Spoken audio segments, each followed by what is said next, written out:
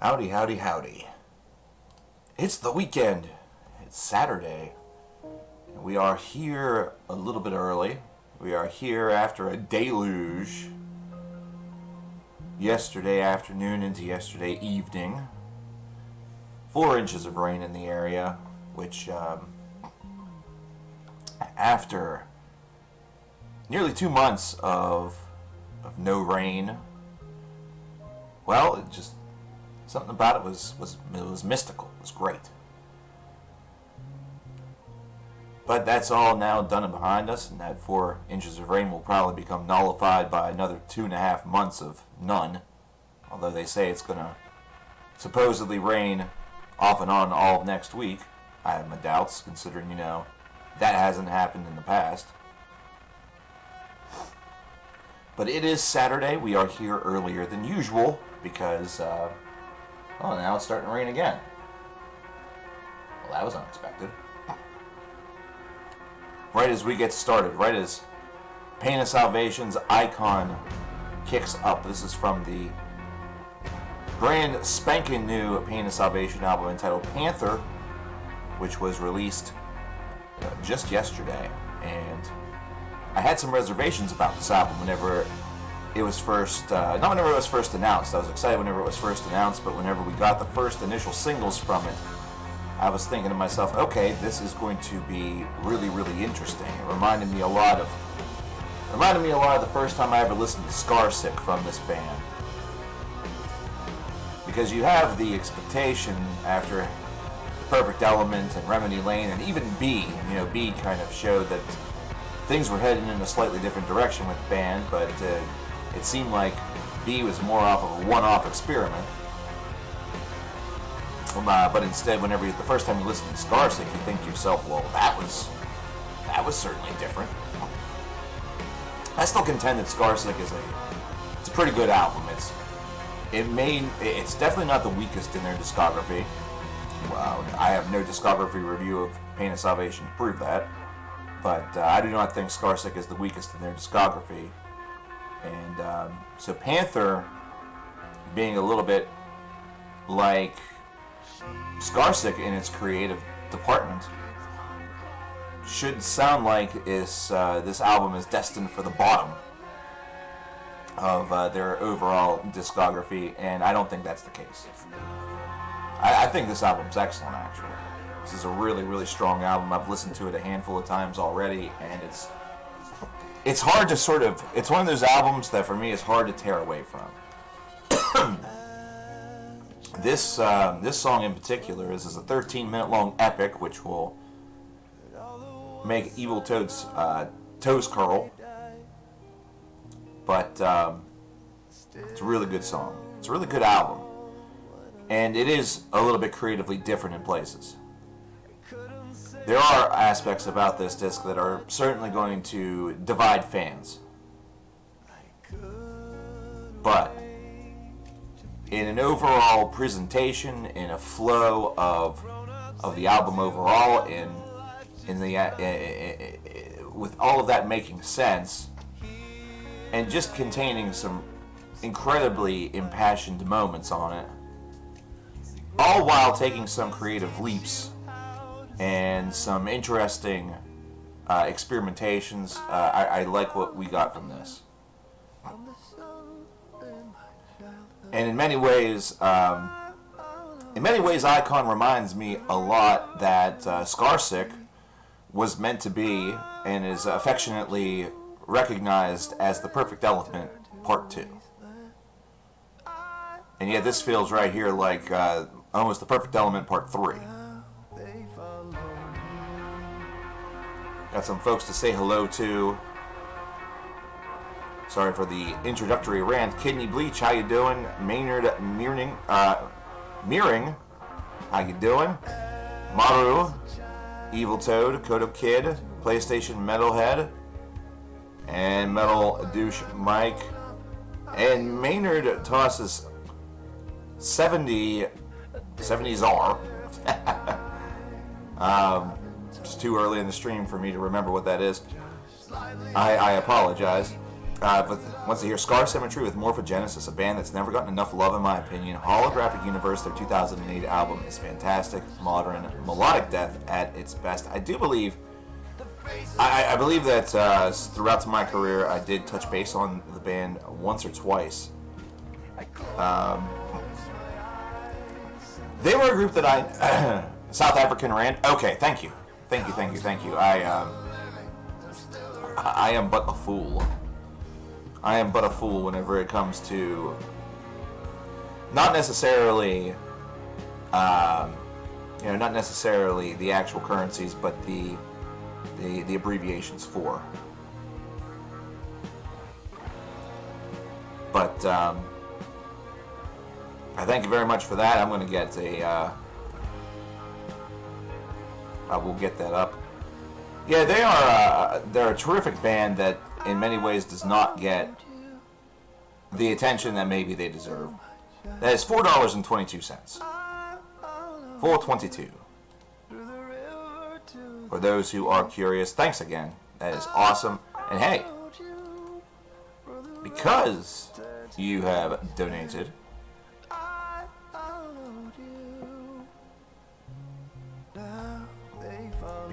donated, you are now in the running for that idea of choice. You will be part of the poll for video number 18.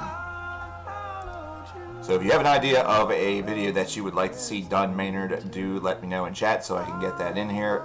We do have enough, actually, to satisfy one of the polls. One of these has all of the players involved with ideas already secured. The other two, we still need a little bit more.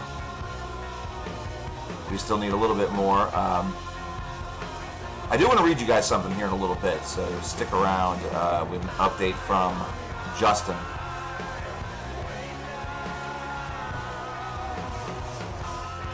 Who's the other dollar from? That was Overflow from, I believe it was Meatmun, from a donation for Skeletons of Light last stream. It's either that or it may have been actually from, it's either him or Justin. Because Justin Neely did pop in for a little while on Thursday, amazingly enough, despite the fact that Thursday was the day when Hurricane Laura actually passed through his area. But he was able to come on for a little bit. Which is just wild. It's crazy. But thank you to Maynard.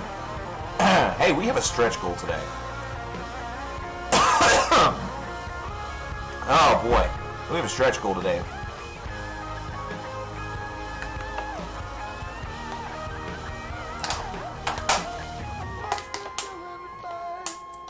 Oh, let's see if we can make it today to. See if we can make it to 22. See if we can make it between 22 to 25 videos. I can also tell you what many of the locked in videos are, because a lot of them are locked in, with very few exceptions. Evil Toads, he has one of his now 2 ideas locked in. Maru's has been locked in. Randall's has been locked in. Meatmun has all but 2 locked in. So we can actually talk about that here during the stream. But just listen to that. I think where Pain of Salvation maybe doesn't get nearly enough credit, or maybe it's not remembered as well, is just how emotive and solid of a singer Daniel Gildenlow is. Because it's honestly incredible. The emotion that he shows, the pure emotion that he shows, is just absolutely crazy. And it's one of the things that gives Pain of Salvation its true punch, and it's something that builds their character even further. You can hear every single difference in emotion in his voice in real time as these performances happen. Who the hell disliked the stream? Probably some rando. Doesn't matter. It doesn't matter. What did me say about my "you the real MVP" comment? I think he did like the stream version of tipping his hat. You know what I mean? You know, kind of like a hell yeah type thing. But he was appreciative of that. He was very appreciative of that.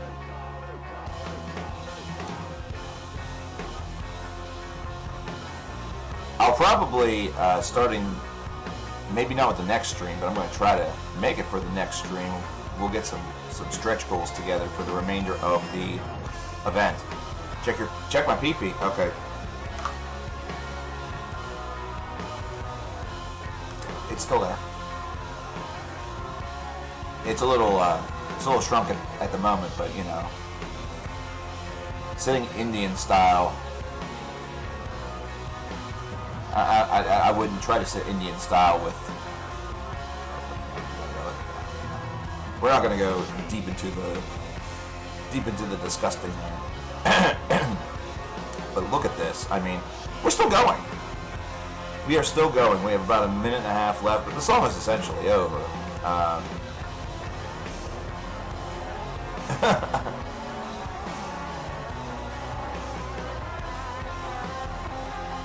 Aaron Hockey, how you doing? Hey, have you been watching the hockey playoffs? Aaron Hockey, since it's right there in your name, brother. What have you been thinking so far? I was morbidly convinced that Colorado was gonna have a better showing against Dallas. You know, it's been a very back and forth style series, but even still, I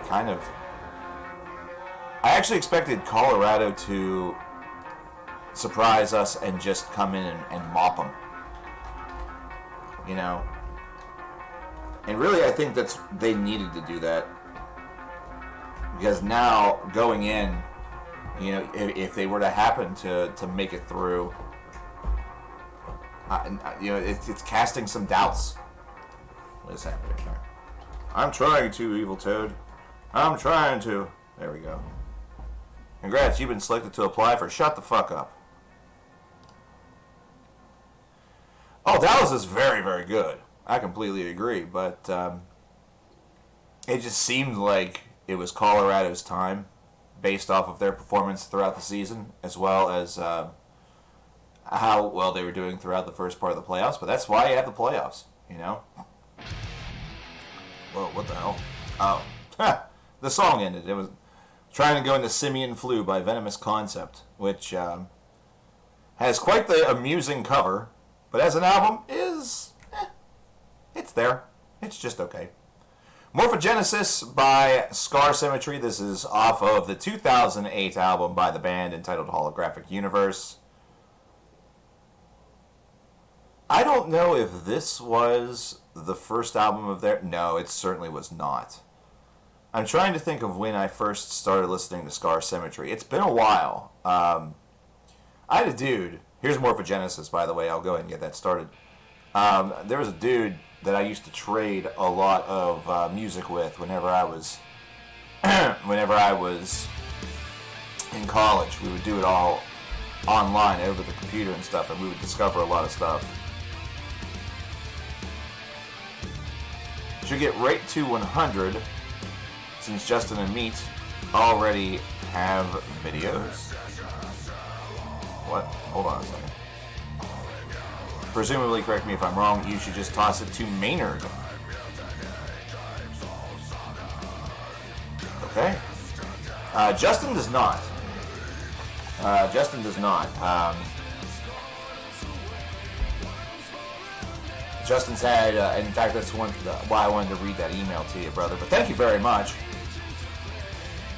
9478. So yeah, it is going to take us right to 100 as has been intended, or as has been shown. So, Maynard, I hope you are still in chat, my South African friend, because instead of it just being a video that could go head-to-head with somebody else, it is instead now yours. It is yours to make. So whatever video it is that you would like to see, Evil Toad has deflected, or deferred, should I say, his entry into the pool for you, my friend. I need to find the right place. I'm just going left and right, back and forth.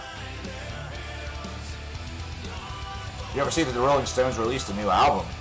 Is it another, is it an actual studio album? Is it another greatest hits? What's up? The last one that I remembered from them was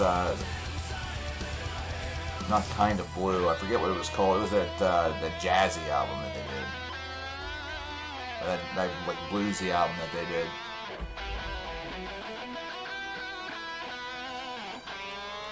I have stuff everywhere, by the way, so I need to... Oh my god, what the hell did I just do?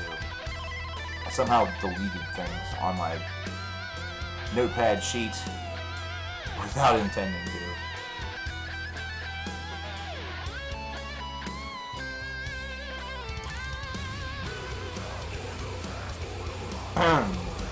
Did Tool release a better album than the last one? Blue and Lonesome, that was it. Yeah, it was an excellent album. It was an excellent album. We reviewed that on the channel, and it actually did pretty well, if I remember correctly. I think it has like 20 to 25,000 views, which was shocking. Like whenever I saw that, knowing my audience, I honestly thought that it was some sort of YouTube glitch. But,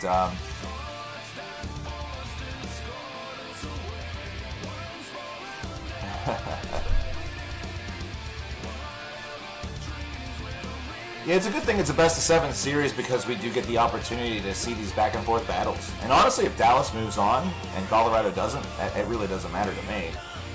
Honestly, at this stage, since the Penguins are out, I'm just in the mood for some really, really good hockey. I don't have any teams that I positively have discussed for at this stage. So, at this point, it just comes down to history. I'd say the only team that I would probably not want to see win, because their fans are really obnoxious, it would probably be Boston. Would probably be Boston. Evil Toad, did you type that comment on your phone? Because I know your phone likes to be ridiculous. Speaking of, hey Toad, what's up? How you doing? Well, what you doing? Oh, you're saying hello to Mark. Hello, Mark. Oh, hi, Mark. Want to toss the football? You hope we get concerts next year? I hope we do too. And even if we do have to make some sacrifices whenever it comes to how they look, you know, in the crowd because of social distancing, it would honestly be worth it just because of the fact that we kind of need some live shows to lift our spirits. Now, the one thing is that there's...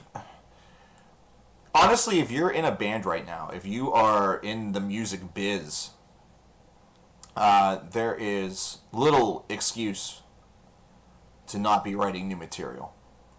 You know, to not be, you know, thinking about going into the home studio and stuff like that. And I don't mean that to say that, hey, you know, dance monkey, do my bidding, I want new music. It's because... You know, here is, you know, one of the things that you always hear is that, well, you know, we didn't release new material because of the rigors of touring, or, you know, it took 3 years for this album to materialize because we were on tour for 2.5 of them. That's great, because that's the way in which a lot of, you know, that's one of the bulk income sources for bands these days. But this is definitely one that feels, this is a time that feels like it'd be perfect and ripe for not only big-time bands to get into, you know, to get into gear and write stuff and trade stuff together online and, you know, maybe get together, because so many people have home studios these days, and so many folks do have the ability to produce things that are pretty not necessarily needing to go to a big-time, all out studio. And plus, you can just mail stuff and all that stuff. You're going to email you a list of... Okay, no problem, Evil Toad. Sounds good to me. But this seems like a really good opportunity and a good time to reach out to maybe those musicians that while you were on tour, or musicians that have been friends of yours for a while and potentially decide to get a side project off the ground, if you were speaking about doing that, or just trying something different. If you're a metal band, maybe you try to do something experimental. Maybe you just decide to take a full 180 with your career like Oliver did and somehow be amazing at all of it. Oliver is a band that I think could tell us that their next album is going to be all about cowboys and will be in the style of polka. And it would sound incredible. And it would sound just absolutely incredible. And would be on a top 50 list. Probably mine. Because Flowers of Evil is awesome. And it is not a metal album. And it doesn't have to be. It doesn't have to be. I'm going to play you Machine Guns and Peacock Feathers off of Flowers of Evil. First of all, take in that song title. Machine Guns and Peacock Feathers. It almost sounds like they want to shoot up NBC. Let's just play the damn song.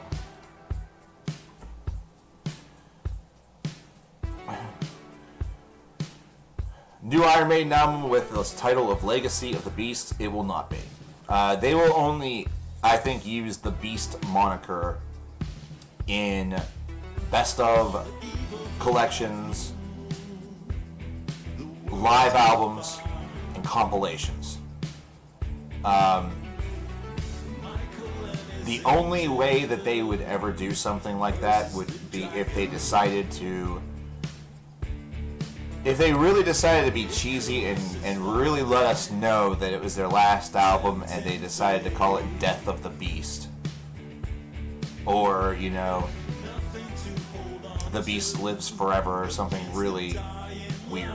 That's not a convention that they went with.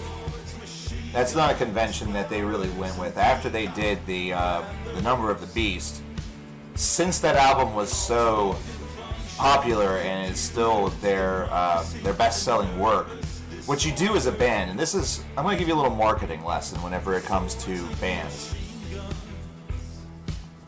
Maybe this could be something that helps you in the future if you decide to if you decided to get into the business. If you decide to get into the business, but if you have a big album, like a massive album, and it happens to not be like a self-titled release, or there isn't something that is popularized by your live shows, or something that your fans all know, etc., etc., it is probably within your best interest to have your compilation or live albums not only be a reflection of the tour, but also be a reflection of something familiar. Whenever it comes to live albums, it doesn't matter nearly as much. You usually want to just indicate where the show was, or if you can come up with something clever, it's worthwhile. But whenever it comes to compilations, whenever it comes to compilation albums, I think it's kind of cheating to just do the best of, Iron Angel, or the best of, Flower Cunt Bandersnatch. Instead you should have something perhaps preceding that saying, the snatching of flowers, the best of Flower Snatch Bandersnatch, or Flower Balls, whatever the fuck it said. It doesn't matter. I don't even know what it said 2 seconds ago. But, for example, Pink Floyd. You guys are mentioning Nick Mason in chat. Their most recent best of compilation that I remember was called Echoes, the best of Pink Floyd. It's named after a song from Metal, the last track on that album, which is over 20 minutes long, influenced somewhat The Phantom of the Opera by Andrew Lloyd Webber, or those two have some serious connections, some serious similarities. Great song, terrific epic. Metal is an album that is oftentimes, I think, not so much overlooked. It's an overlooked album by those who worship Dark Side of the Moon and The Wall and Wish You Were Here. Metal is very, very, very overlooked album in that regard. This is nostalgia. This is also off of the new Oliver album, which is appropriately titled Flowers of Evil. Not the first album to be called that. The album cover, actually, of this CD is pretty cool. It's a scene, it's a still from a scene from an old silent movie. The Passion of Joan of Arc, which is pretty cool. And actually, I guess for some folks, I was reading online, some folks found it to be kind of uncomfortable. Even though it's not really all of that discomforting. That's just me, I guess. I don't know, I'm weird. Meatmun, how's it going, brother? Salutations and good afternoon. Glad that you can make it, dude. Did we hear that Journey is making a new album? I had a feeling that they would be. That band they still have a lot of gas left in the tank, I think. I think they have a lot of gas left in the tank. A lot of those older bands, they just want to keep making music because they're lifers in this stuff. They are lifers. And if you decide that you want to walk away from music, it doesn't mean that all of a sudden you're not getting ideas for songs. Like, it doesn't mean you stop playing your instruments, you stop writing. I'm not even in the business. I'm not even in the business. And I still write lyricism. I still think of melodies in my head that I can't play on a guitar. I'm not reviewing anymore, but yet sometimes whenever I'm listening to a brand new album, I analyze it like I still was. In fact, that happens all the time. That happens all the damn time. Yeah, he's no longer Meat Money, he's now Meat Mod. Yes, I did see the new Bill and Ted just came up. That was yesterday. It was released, and I have heard varying reviews. I've heard some varied thoughts about that, and of course, we just learned about the death of Black Panther. Yeah, we just learned about the death of Black Panther. He died of colon cancer. News came through last night about 11 p.m. as 2020 continues to completely and totally destroy the world we know. I think Maynard disappeared on us. Oh, you are still here. Okay, very good. Well, that was a while ago. But anyway. Just as a reminder, Maynard, you do have a video idea in your back pocket, so you can give or offer that to moi, or you can email it if you want to take some time to think of what it is. Yours is guaranteed to happen. There's no poll needed for that.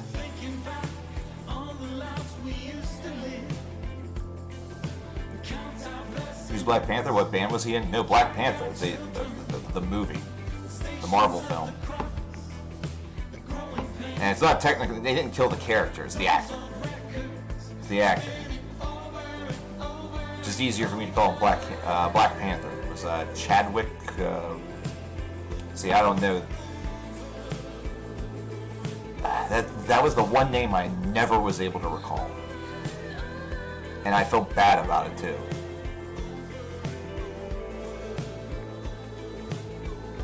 Chadwick Boseman. Yeah, Chadwick Boseman. Considering Mole Bruma, I don't know what that is. Very cool.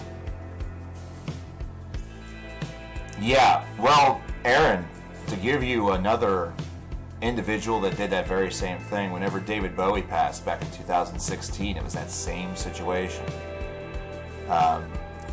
Black Star, the last Bowie studio album was released, and a day after that, he died. And he had been very sick for more than a year, and nobody knew. Nobody knew. So there was that to that's very similar. And you know, when it came to some of the suicides, you could tell by the songs and all of that certain folks were dealing with depression and mental illness, but it was never something that was ever confirmed. You know, it was never something that you knew truly. So I think that came as a massive shock to many. More on a black gaze type thing. I hate the term post-metal, but apparently they qualify for that as well. Yeah, you'll have some folks that hate the term black gaze too. I like both terms, though I feel that post-metal is... Here's how I feel about the post-metal and black gaze thing, and it's very simple. I feel that post-metal is kind of like thrash metal, death metal, black metal. It's the root. Like, you know how whenever you look up an animal, you know, say you look up like a ferret or something, and it shows you the parent family and then the genus and all of that stuff. I feel like you know, heavy metal is the root, post metal is the subgenre, and then black gaze is just a subgenre of it's a subgenre of post metal, subgenre of heavy metal. It's kind of how I feel about it, at least. But that's cool. If Mole, I've actually been, and I've enjoyed black gaze quite a bit. I'll say Harakiri for the Sky is tremendous. Oh man. I haven't listened to Harakiri for a while. I'll have to rectify that tonight, though I have no idea when I'll be getting home. The stream, by the way, we are going to run to a maximum of 6:30, and that is without exception. So if we are knee deep and we still have songs to play at 6:30, unfortunately they'll have to wait. Yeah, unfortunately, they will all have to wait. Doom metal is the grandfather of all metal. Heavy metal is the grandfather of all metal. Were there issues going on with the Rev? Like he thought maybe he was sick or could be dying or something, but didn't say anything? He had bad problems with drugs and alcohol. That was his sickness. As far as a physical ailment, you know, I haven't heard any report of that. Or if I had, I don't recall it. You know, I don't remember that. But I think with the Rev, that was more of just a drugs and alcohol thing. When did Tom Petty pass away? That was a couple years ago. That's still recent. It's still fresh. It still kind of hurts. It still kind of sucks. Hey, we have a donation from Maru, who has been incredibly generous throughout this entire event, and now once again has another video idea that she can either request or not request, what's the word I'm thinking of, offer for another poll. Either that or she can defer it to somebody else like she did with the last one where she deferred it over to Metal Douche Mike. But she offers us $22 and the following songs. Halfway Joe with Hooligan Life. Aeternum with Lunar Ceremony. Ooh, hoo, hoo. Ooh, hoo, hoo. Somebody listen to Aeternum and it's a sexy album. Enzo and the Glory Ensemble is the third band with the song Nothingness, and she comments, yes, this is about Christianity, but don't let that scare you. And finally, Poets of the Fall with Lift, the Alexander Theater Sessions, Episode 8, which I do believe we have listened to in the past. I don't believe you were the one who requested it. They seem to release one acoustic song from that session every month, so there is more to come. Actually, maybe it was you that requested it, but it was another, it might have been Episode 7. For some reason, I do recall that we did listen to another one from those same sessions. Poets of the Fall is just great stuff. I haven't taken nearly enough time to get like intimately familiar with their music, and that's on me. You know, that's 100% on me. So I have to rectify that on my own. But I do like the band. I think they have a lot going for them, and clearly are very well respected. Especially, it seems like in Europe they are massive. Here's Hooligan Life by Halfway Joe. Hey, we had no trouble whenever it came to all that shit. Nicola Christoph, did you miss a lot? Nah, we've only been on for about a half an hour. And Randall McDonald's. Wasn't supposed to be Ronald McDonald's. I'm Ronald McDonald, bitch. It sounds like something you'd see in like some movie that's all about competing fast food chains. And you just have some dude come in a clown mask and be like, I'm Ronald McDonald, bitch.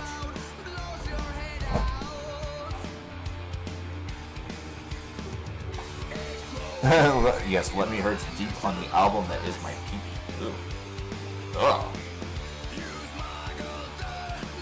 Hey, Evil Toad fun. We will have some Evil Toad stuff coming from his $94 donation from earlier. Maru is going to defer over to Metal Douche Mike again. I'll be damned.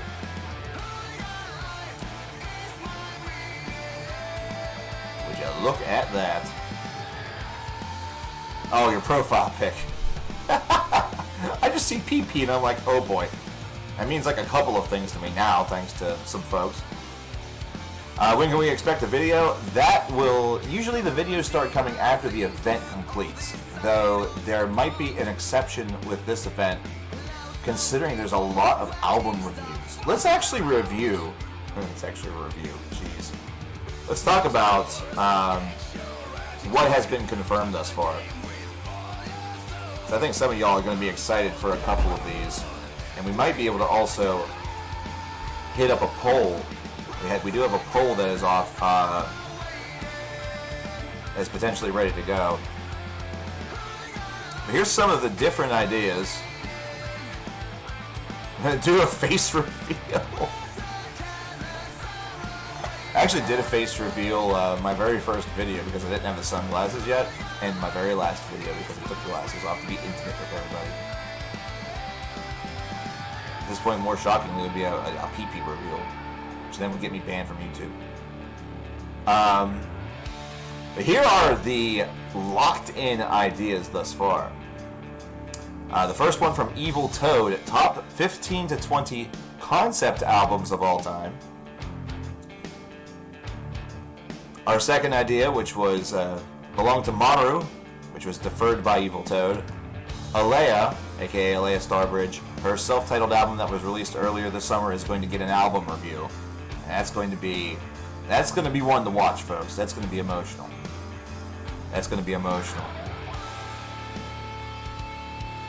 Mole with Burma. So Maynard has locked in his video. We're gonna get an album review of Mole Burma. We're gonna get that going. Let me type that in here real quick so we know that is confirmed. Or Bruma. Sorry, not Burma.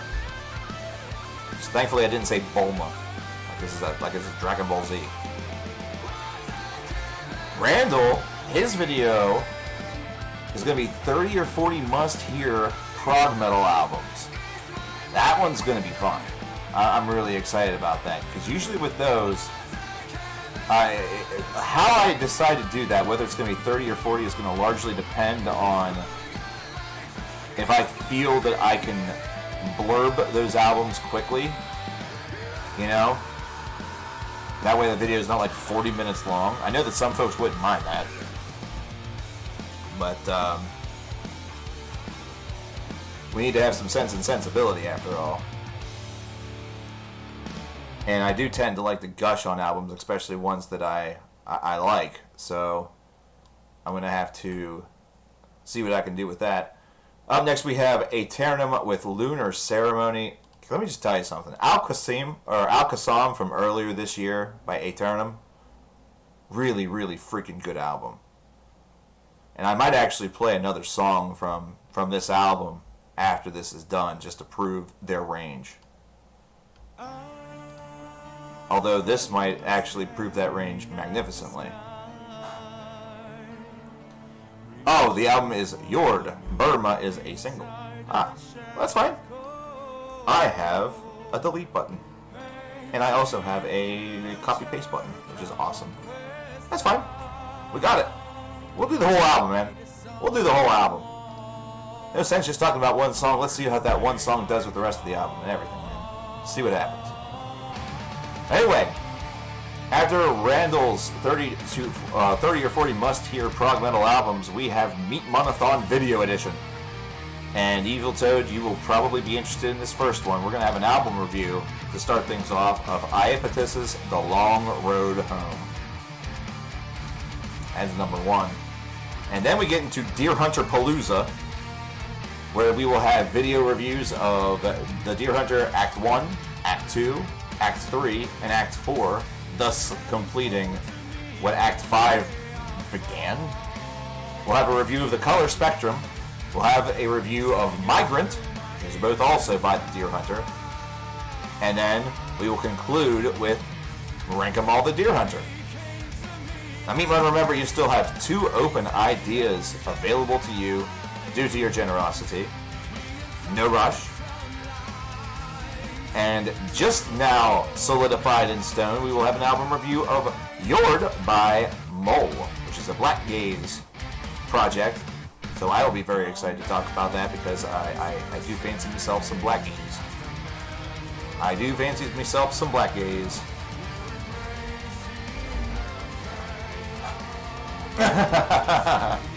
We have a lot of cool ideas, and you know, here's the part about all of this that has honestly surprised me so far in this event, is the fact that whenever I look at this, out of those that have been confirmed, there are only 2 list videos. Everything else is album reviews. Everything else is album reviews. I have a question. You miss me reviewing albums or something? Because I thought y'all love these list videos and stuff. Holy crap, man. So many cool things going on, so many cool ideas, and hey! You know, one of those could be yours too. One of those could be yours too. If you want to guarantee drop $100, that's a video for you. That's a video for you, like that. If you can't do $100, it's A-okay. Any donation that you give to the channel does put you into a poll for that video's $100 period, to where your idea could potentially become a video. Chat would be the one to decide, ultimately. Just the ones we like. And if you can't donate at all, guess what? That's okay. That's okay. Come in, hang out, enjoy the show, and know that there are videos coming.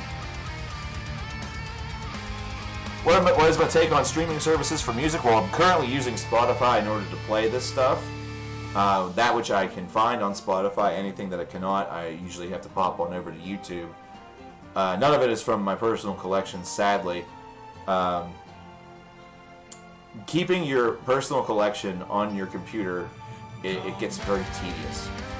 Trust me, I was doing it whenever I had more time in college, which is when I should have had less time because, you know, studying and stuff.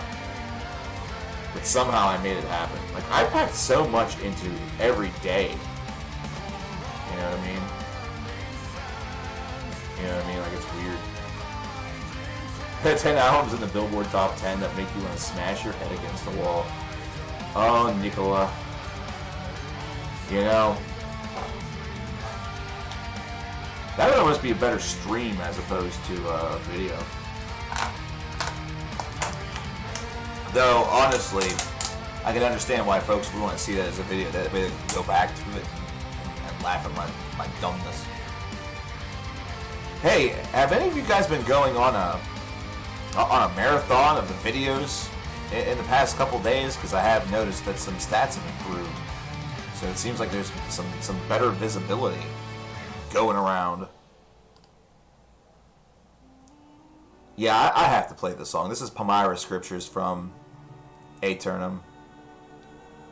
I love this song. This song's incredible. It's, again, very, very soft. So if you're thinking this is all that Aeternum is, you know, just a soft orphan land, you're right only half the time.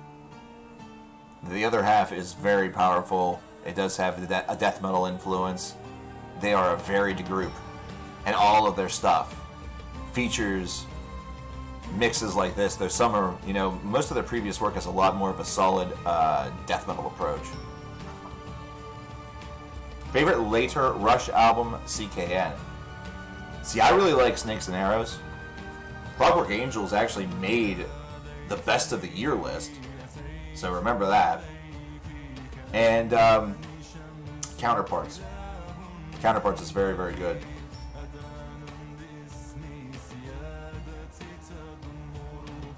It has over 500. Well, there's a lot of videos. I mean, there's a lot of videos in the library. There's over 2,000 of them. There's over 2,000 of them. It's wild to think how many videos there have been. You know, it has been 10 years, 11 years. You know, for the coverkillernation channel, it's been since 2010. There's just a lot. There is a lot of videos that are out there because we made a ton. You know, I made a ton. 2,000 might be too much. I think I made too many videos. That's the reason why I had to stop. I made too many. Ran out of data.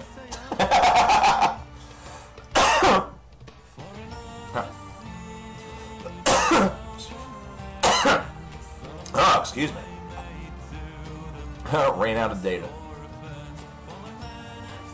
Oh. This song is just beautiful. I love this song so much.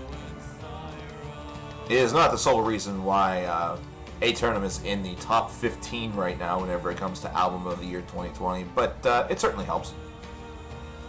It certainly helps. Believe you me, it is an assistant to that.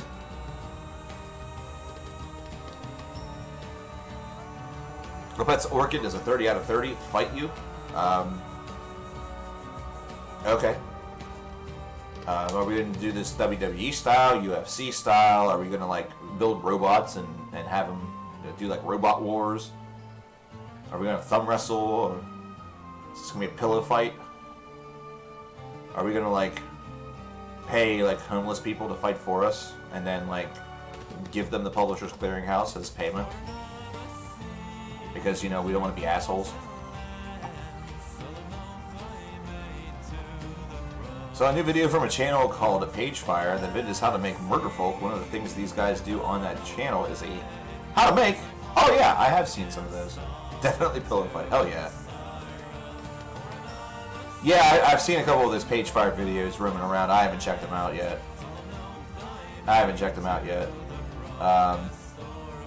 Mostly because I know that I won't be making any of those.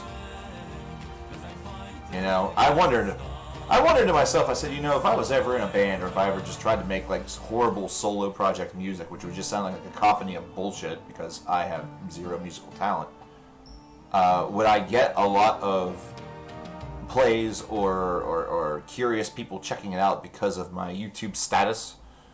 Or would it be just as unsuccessful as everything else I've ever done? Here's Nothingness. It's Everyone's Fate by Enzo and the Glory Ensemble. This is a 2020 release, which guess what that means? It goes right in the 2020 releases playlist. I'm a guy who listens to metal and watches wrestling, sadly a rare specimen. I like being rare. It drives up my value whenever someone tries to trade me to somebody else, I'm like that Babe Ruth baseball card your grandpa claims he had. But somehow, he lost it in the move or in the fire, or, he accidentally took it with him to World War II, whatever the fuck. Imagine if you get as popular as Devin with my hypothetical solo work. Shoot. Yeah, that's the thing, like, Honestly, I think if I just had 2 qualified musicians with me, you know, by my side, we could probably do something pretty crazy. We could probably do something pretty crazy. We could probably do stuff as a trio. You know? Even if there was just a couple of folks online that were like, we really need someone to sing poorly. And I'd be like, me! They'd be like, do you play any other instrument? I'd be like, you don't want to know which other instrument I play. That's private. Do I sing? I do! Not very well. I have no understanding of sheet music, and I'm probably making Maru's head hurt.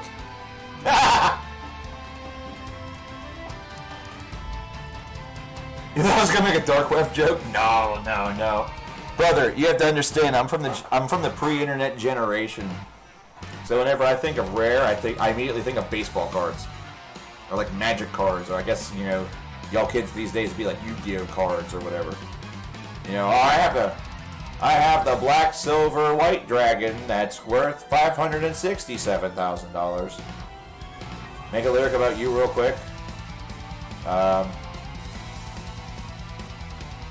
He is here and it's not a ruse. Here he comes, it's Mike the Metal Dude. Can I growl or scream? No. I would be clean. I'm a clean vocalist. I mean, I have growled and or screamed in the past. However, the voice just doesn't take it. It's probably years of smoking have caused that to happen. So no, that's never been my strong suit.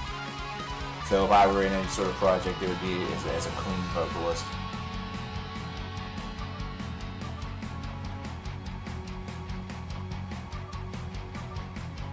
Is shower screaming. You know how they say that black metal sounds like it's recorded inside of a tin box, which is inside of a coffin, which is down, like, buried 3 miles into the Earth's crust? I wonder what vocals on a metal record, or any sort of record, would sound like if they were literally recorded in the shower. And you know, just for added effect, because we're artsy-fartsy here, okay? We are artsy-fartsy people. We're gonna have the water running too. We're gonna have the water running too. Like that one scene in Home Alone 2. Whenever he tapes his uncle singing Cool Jerk. And then uses it later against the folks at the hotel. That's right. That's right. That could even be the name of the project, Bathroom Metal. You can keep up with Michael on Ghost Reveries. I can keep up with his stuff whenever he goes clean. Last year, right after Incarna Venomum came out, I was keeping up with him on All Things Shall Pass. I love that song. It sounds amazing. As well as Lovelorn Crime. However, I recently revisited their songs and realized that in the almost year that has passed, I have forgotten every lyric, which is amazing. Good God, that horrible? Oh, come on, you're not a fan of him saying, "And I'm a king of the cool jam!"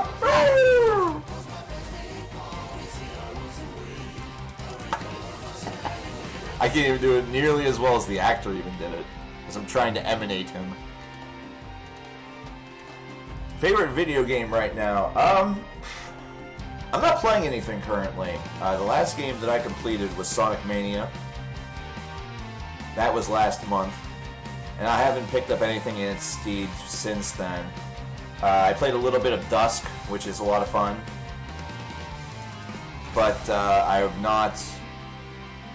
I haven't played anything within the past, I would say, 3 to 4 weeks. The last 3 to 4 weeks, I actually aim to get a little project I've been doing that Evil Toad knows about done. Let me see if I can find this on Spotify. I don't know if they're releasing these on Spotify or not. I'm curious.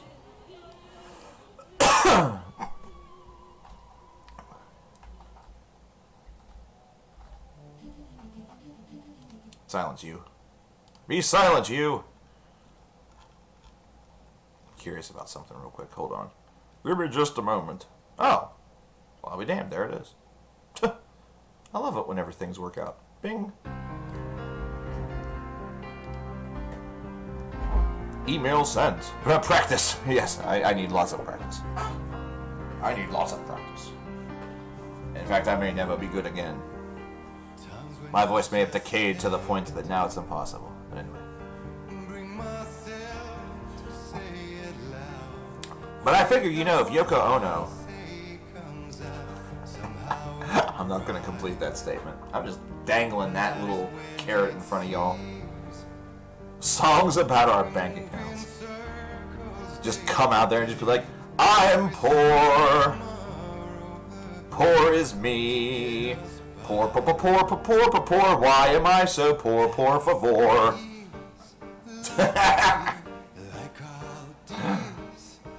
Email has been sent by Evil Toad. It is the evil email. Speaking of emails, I want to read this email to you guys from Justin before we get into the evil email. The evil email. Yoko Ono is an abstract artist. I know, that's what I mean. That's what my music would have to be. My music would have to be considered abstract art to avoid just being called shit. That's why the comparison was made, my brother. Benji, what's going on, man? Thanks for showing you In the Woods, Modeling the Well, in Agawak. It is my pleasure.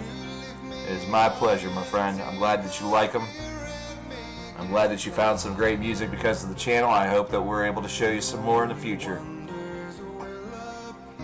But anyway, one of our own, our Lord and Savior, Justin Neely, typed us this email.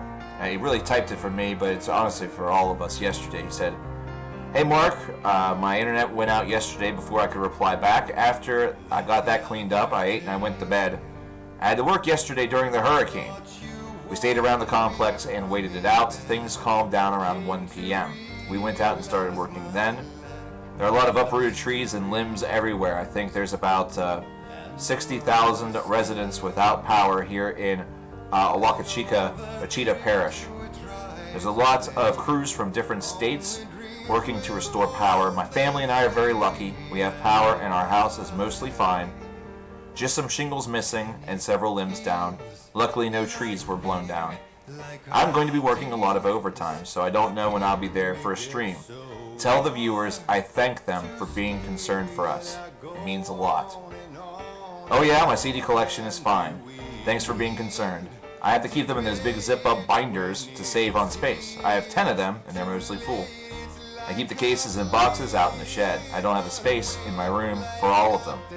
My room's 11 by 13 feet. I can understand that. Mine's maybe around the same size, if I'm being honest. It's enough space for me. If it was any bigger, I would buy more stuff I really don't need. And I know that feeling too. Because I was looking at... I've been... Listen, Meat Mun, that CD shelf that you shared to me over this past week, I've been like looking at it lustfully for like 5 days. It's bad. Anyway, he concludes with, well, thanks for thinking about us down here in Louisiana. Take care and have a good one.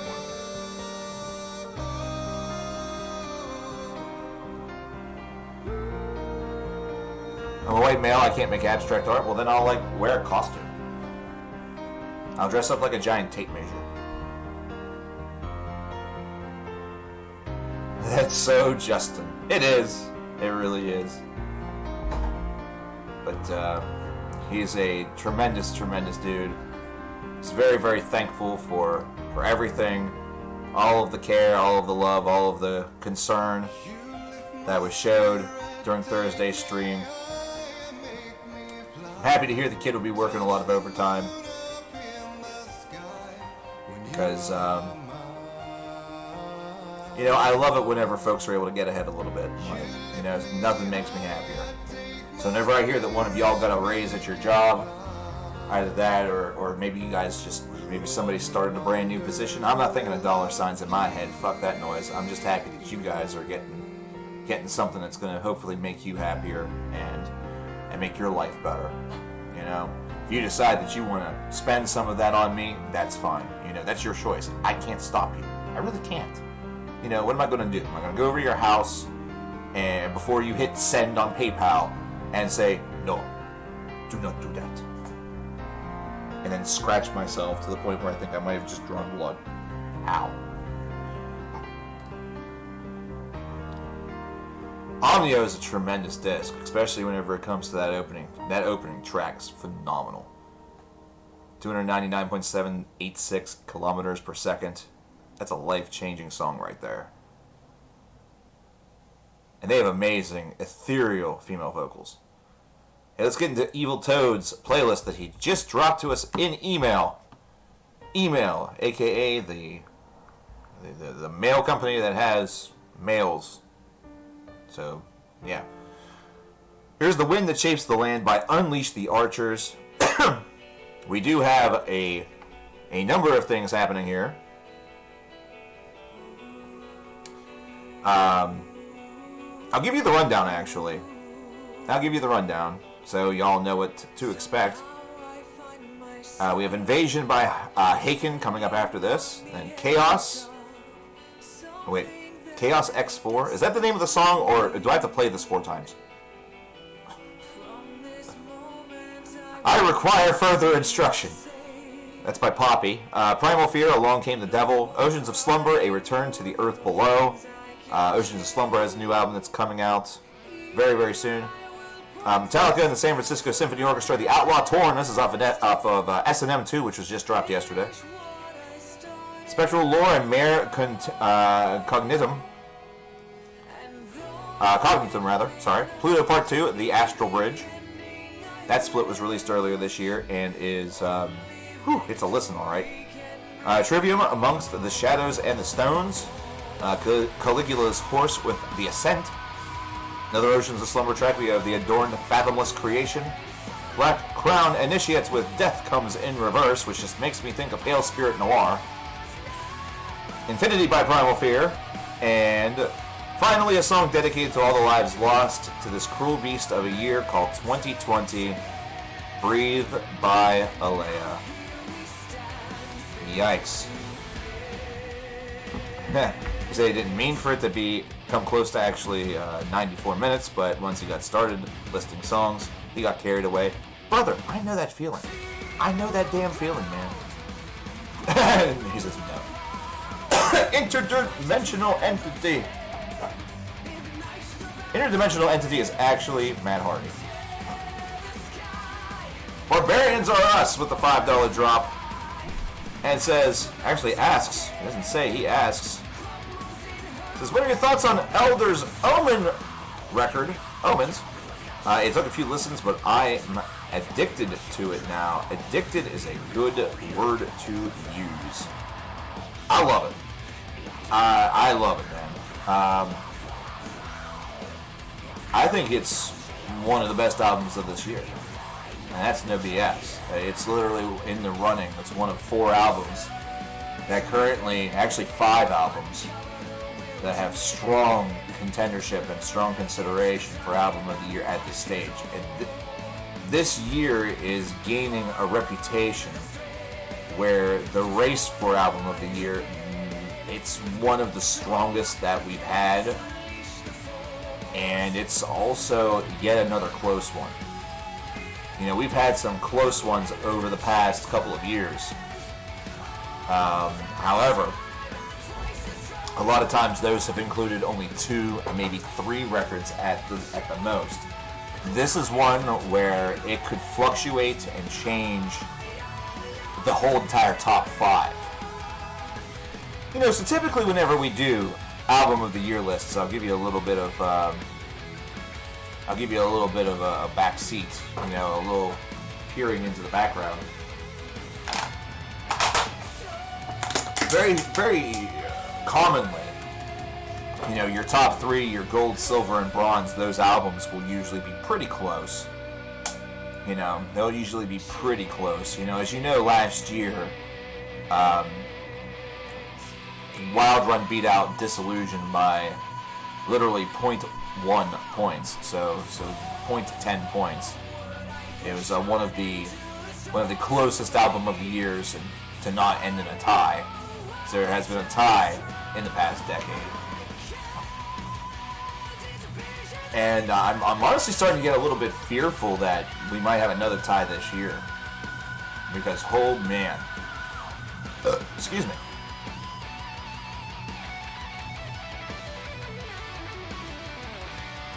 But, yeah, right now there's about 5 albums that come to me, that have come to my head, that they're right there. They are right there.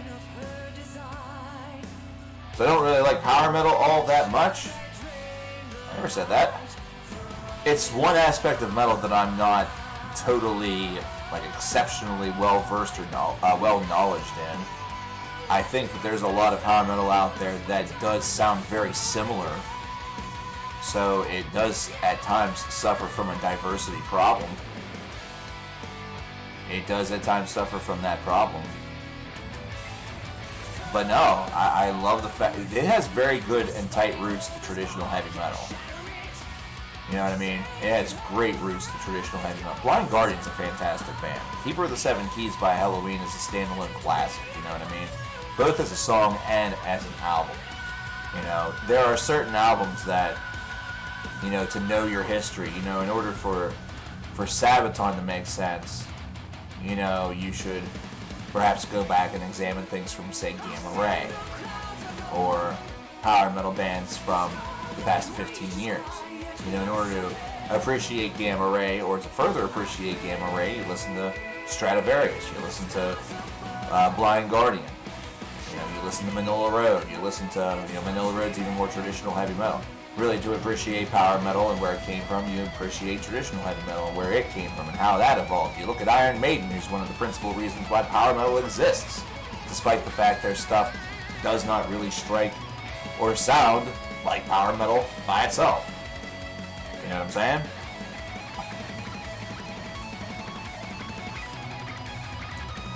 So it's one of those genres that I feel gets some bad rep. But it's also the genre of heavy metal that is most closely related to what traditional heavy metal was whenever it first, you know, was really getting its legs with bands like Judas Priest and Iron Maiden and members of the new wave of British heavy metal such as, you know, the Tigers of Pantang or Diamond Head, etc., etc. You know, the stuff may not sound exactly like power metal, but it's through the evolution and the growth of those bands and where they took the sound of heavy metal, the direction that they went with it, that eventually allowed the influence of groups like Iron Maiden, etc., and people such as Jack Starr, with bands such as Virgin Steel or Burning Star, you know, things like that, or even just looking at how some of the thrash started to lean a little bit more into that direction whenever you got further to the underground. You know, the Dungeons and Dragons is a huge influence. Not only whenever it comes to music, but also whenever it's come to fantasy novels over the course of the past 30 to 40 years. I mean, it's crazy. You know, if you listen to Echoes of Battle by Kaladin Brood, you have Dungeons and Dragons to thank for that, because Dungeons and Dragons is what caused the novelization of the Malazan Book of the Fallen series, of which Kaladin Brood's Echoes of Battle is inspired by and is all about. You know what I mean? So there you go. There's a lot of different things. You just got a notification from Black Metal Werewolf. He just released a video. Oh boy! What's it about? And what's it about?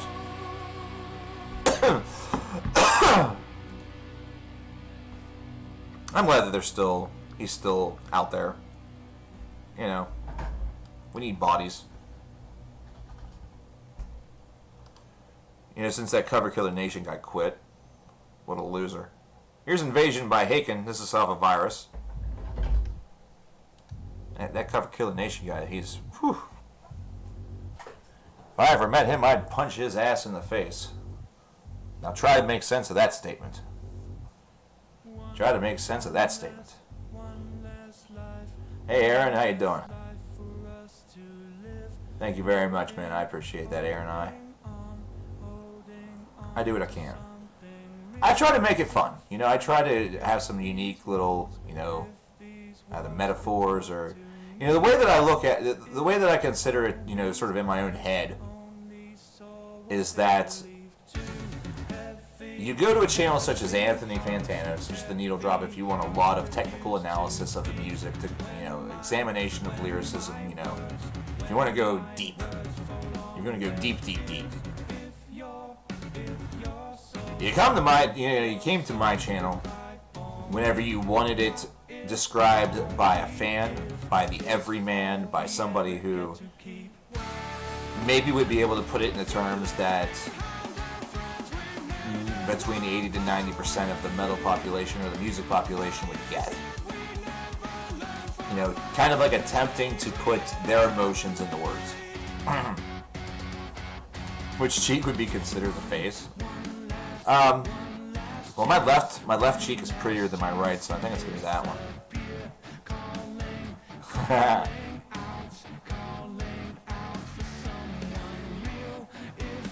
If he wasn't him, he would beat him up too. Why does it sound like that stupid Meghan Trainor song? If I were you, I'd wanna be me too. Well, I'm not you, and I don't want to be you. I don't want to be you. I'll never want to be you.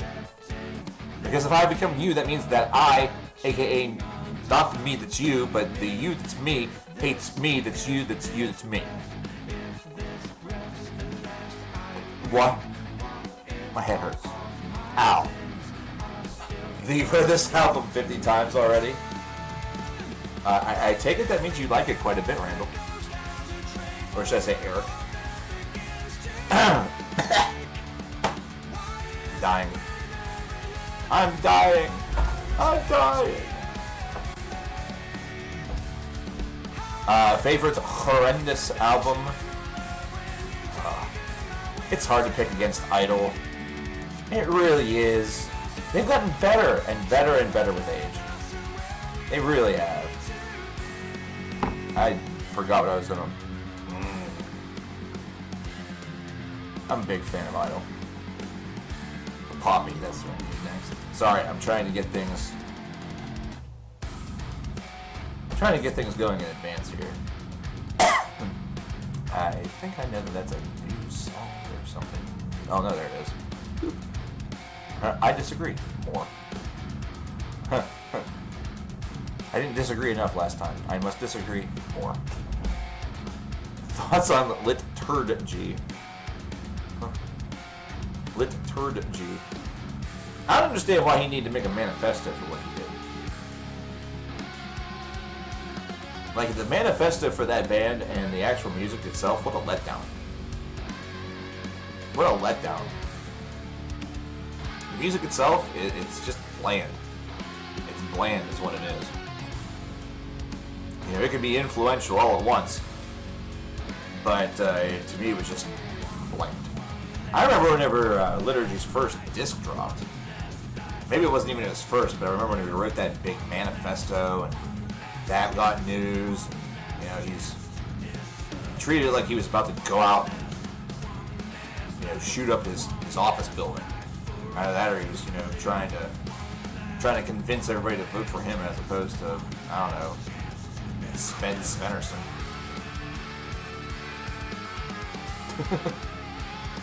That's not right, because Sven Svennerson has some great ideas for this country. Yes, Gyro Lane, that's what I'm talking about. Yeah, that manifesto. Just like whenever, what's-his-ass from All That Remains said that they transcended metal. Yeah, and I was like, yeah, you transcended metal into shitty music. That's what you did. You transcended metal music to become a really, really simplistic bullshit entertainer. That sucks. And the funny thing is that it really didn't get all that much over.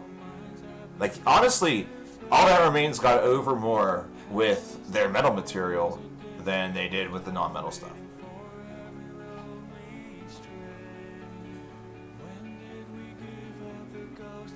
Any reason for choosing Heritage and Grace for Drowning as my stream cover?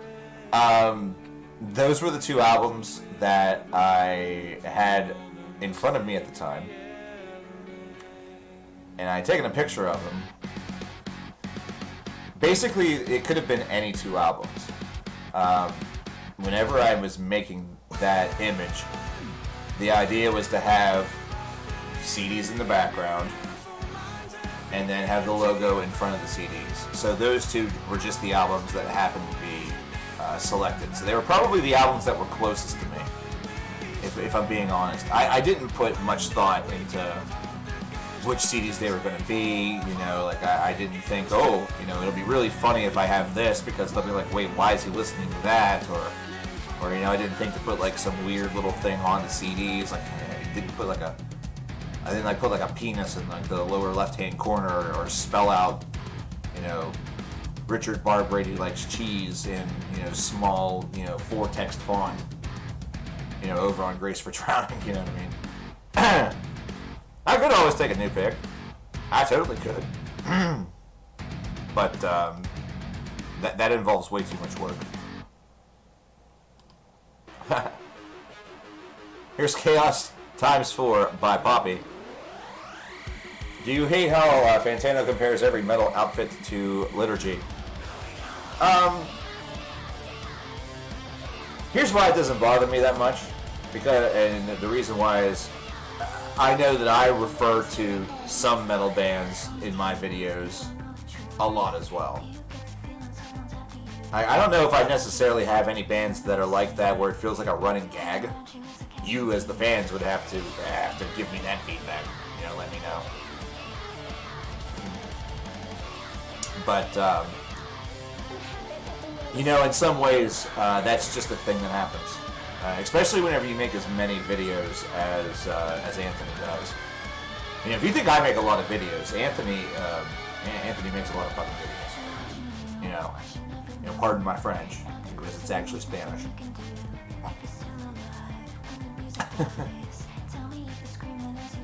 This song right here, it's called Chaos X4 by Poppy. And not because it's necessarily Poppy. Reminds me, I need to get a straw poll going. Create.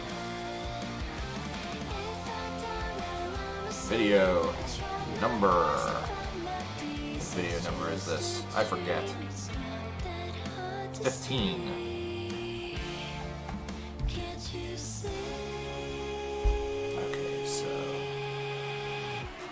Please talk amongst yourselves as I do this. I will be with you momentarily.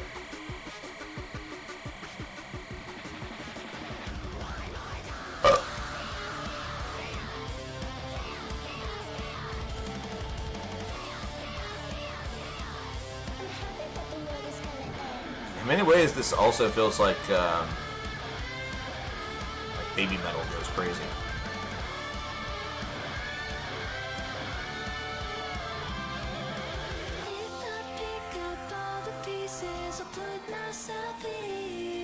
It's Baby Metal gone wild!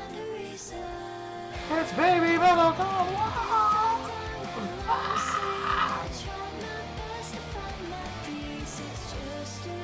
I am purposely going to leave out who made these recommendations. That way we don't get any what do you call it?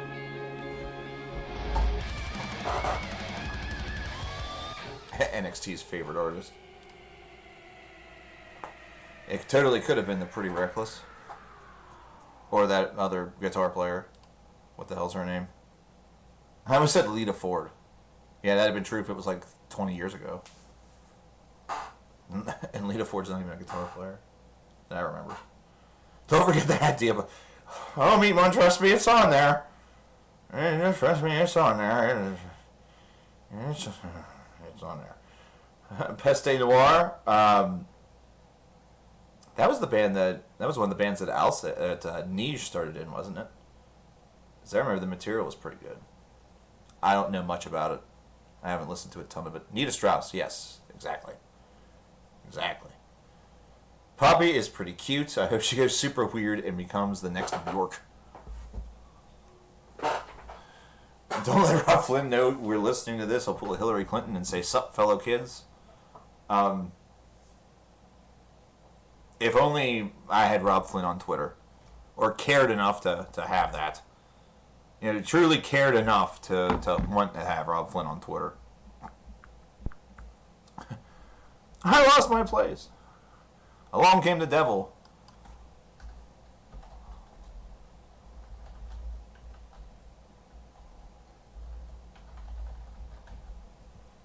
Let's go. Boom. Okay, I think this poll is good to go. No, we're not going to allow multiple choices. Free poll. Okay, here we go. Which one do I actually... Which one would I want to do? Alright, I got my vote in.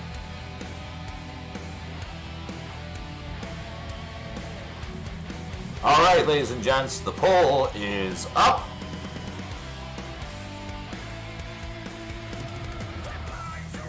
Vote for your favorites.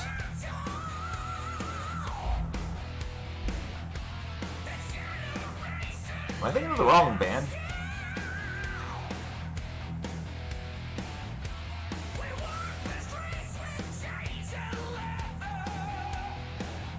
This here sounds like a Forgotten Halford song, by the way.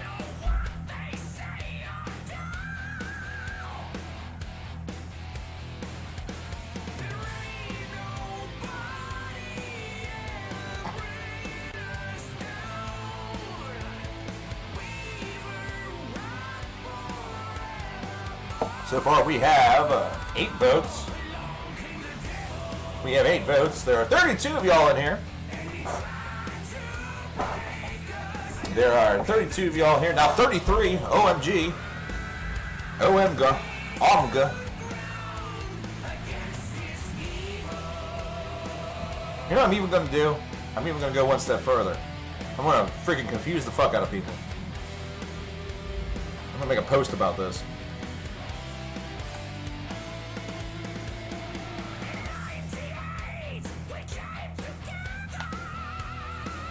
What we're going to do is we're going to leave this post up for a little bit. We're not going to immediately make a decision. We're going to give this some time. So who will win? Which video will be made? Find out next time on Dragon Ball Z. I can tell you, after 14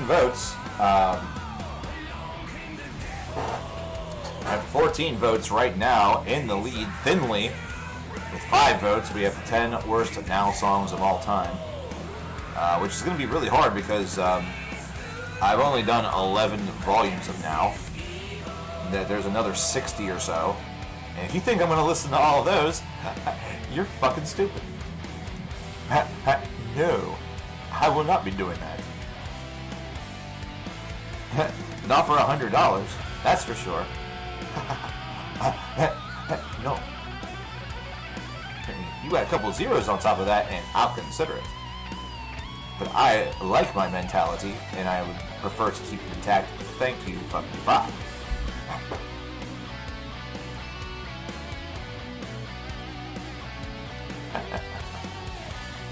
I love the young people. Yeah, I know this. I know this is from Metal Commando. I'm just saying this sounds like a Forgotten Halford song. This is Primal Fear. What does a Devin Rank-em-all entail?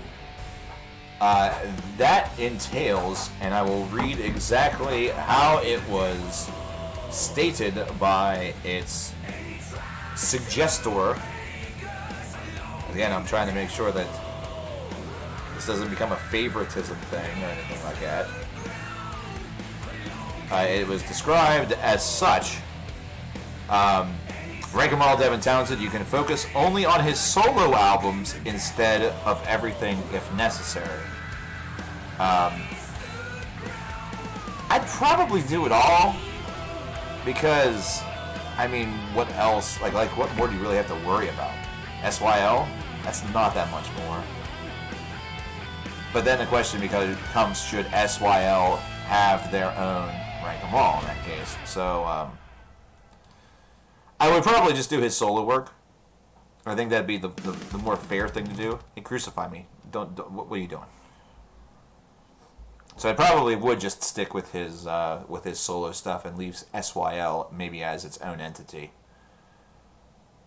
You know, I think that lists that involve everything by everybody, by one guy or something like that, those are really neat in like text form. But I think in a video format that can get a little confusing. I think in a video format that has the potential to get a little confusing. But we'll see.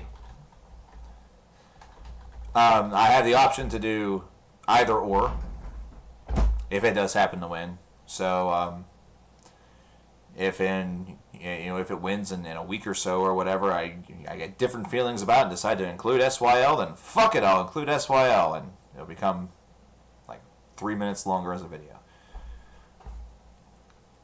Return to the Earth Below by Oceans of Slumber is up next. We are currently experiencing Toadfest. Oh, excuse me. And I'll be taking a break here very, very shortly. Before I even do that, though, I'm going to take some Pepsi. The video sounds really cool. You hope it wins. Well, right now I think it's in the lead, or at least tied for the lead. Are you still tied for the lead? No, you're not. 19 votes so far. The top 10 worst now songs of all time in the lead with 6 votes. Well, Devin Townsend, second place with 5 votes. Blood on the Dance Floor review, which we never did get any specifics on what that was meant to entail, so I guess it would just be whatever the fuck I wanted it to be. Has 4 votes. Vampire Bathtub with Looney Moons. That album review has 3 votes. And the Diabara discography review has a lonely 1 vote because 1 is the loneliness number.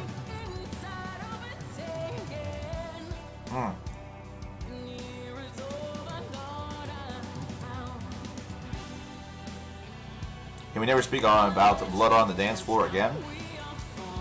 If it wins, I'm going to have to.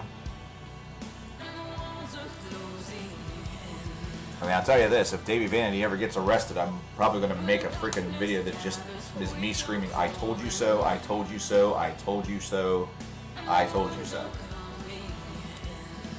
Because I told you so. Literally all the way back in 2013. And again in 2014. And probably again sometime after that too.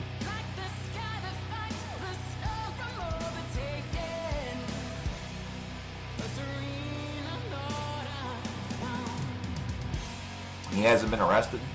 No.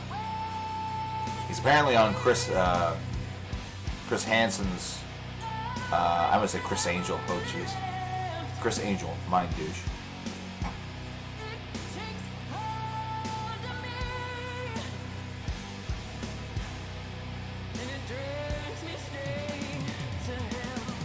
And the only thing that I've seen that he's done is he's taken off his makeup and dropped his wig, and he's now bald. It looks like literally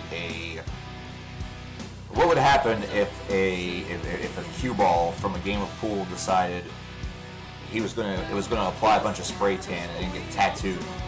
He thought that was gonna make him look like a cool dude. Instead, it makes him look like the biggest nerd.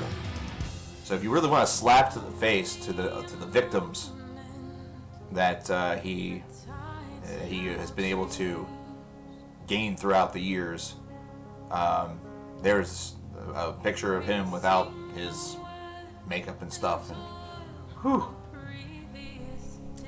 something about his face and everything and his head just screams, I touch little kids. It's my favorite metal musician personality wise.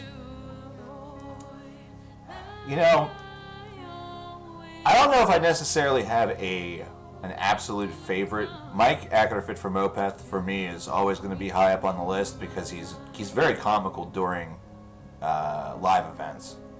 He's very soft-spoken, but somehow that just makes it hit all the harder. He's naturally funny without intention at times. But I'll tell you whose voice I've probably heard the most whenever it comes to talking about music and what has made, and who has made definitely an impact for me as far as being a collector or wanting to just keep on exploring and digging deeper and hoping that one day I'll be able to speak about this generation's worth of music with the same level of passion and memory as Stephen Wilson. He does a podcast actually over on Spotify called Year in Review, and or the album years. So far, they have done. It's him and Tim Browness, who they've worked together. They've collaborated together. Which, I mean, right now there's 9 different episodes that are available, and and what they do with this podcast is they specify one particular year and they discuss, sometimes at length, other times, they just sort of briefly pass it over, a bunch of albums from that particular year. So the years that they've tackled have been 1980, 1973, 1992, 1984, 1967, 1976. They spent 2 episodes on 1979, and the latest episode, which was about 2 weeks ago, focused on 1989. And most of these, and here's the thing, like the thing that might make this appealing to a lot of you is that it's just an hour-long podcast. It's just an hour long.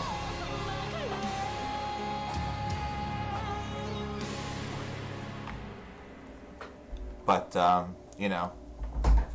those are 2 folks that, it helps that I'm a huge fan of both of their, bands or their solo material, because those are, Porcupine Tree and Opeth. They're my 2 most scrobbled groups. I've seen them live either multiple times, or in the case of Wilson, I got to see Porcupine Tree once, and that was right before the band dissolved, before it went on hiatus.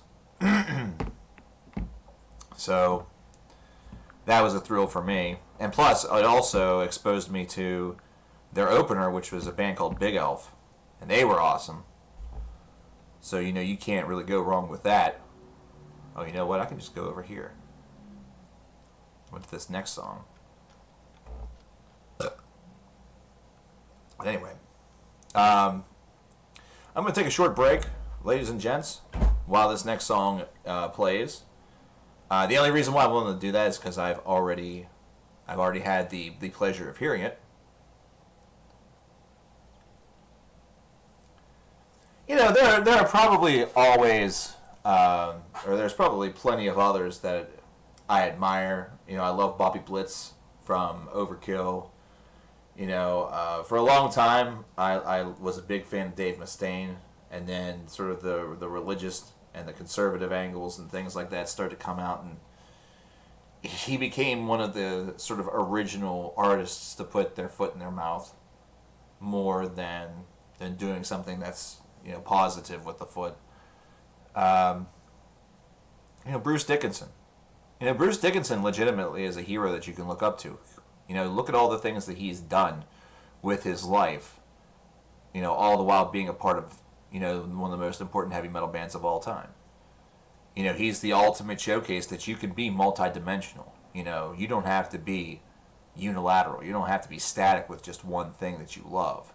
If you have other loves and other desires, it's kind of like how I talk to you guys about how I love music, but I also love talking about wrestling or sports.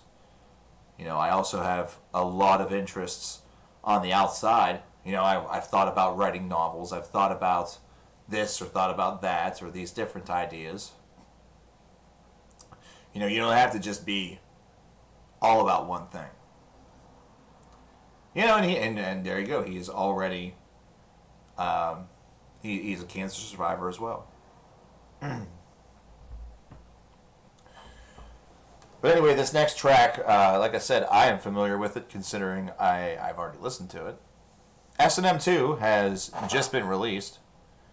There's a girl that I went to college with, who was in fact one of the very first friends that I made down in college that was not, a dude that was on my wing of my very first dorm. She's a huge Metallica fan. Went to the show, went all the way out to San Fran to the show. got the band's autograph, got this on vinyl, and really got it without having to pay for anything. You know, it was a gift that she received. I don't know if it was like a Patreon thing or part of the show, you know, part of purchasing, you know, maybe she got I think she got like a VIP package or something. Like, she got some ridiculously expensive package. Like, she saved up for legitimate months to do this. However, this is a cut from that show. This is the Outlaw Torn, live with the San Francisco Symphony Orchestra and Metallica. Bam. I will return momentarily.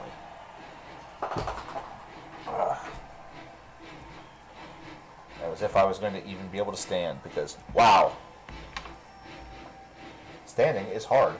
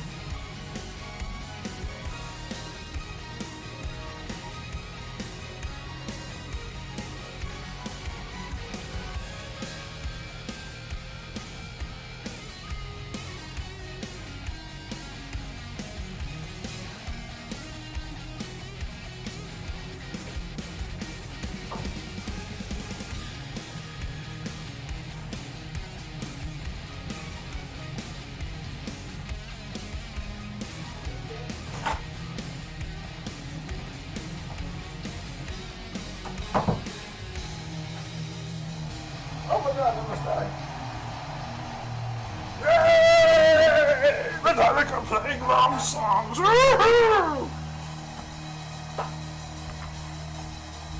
These our song get long.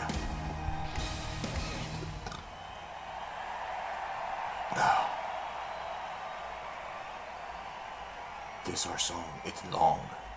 We play with pretty string instruments. And horns and shit. We interrupt this program for me looking at something real quick. So while I was on break, I was scrolling through some stuff, and some dude posted that he just got in the mail an album called Time Wheel from a band called Gloosh. I don't know who Gloosh are, but I really like the name, Gloosh.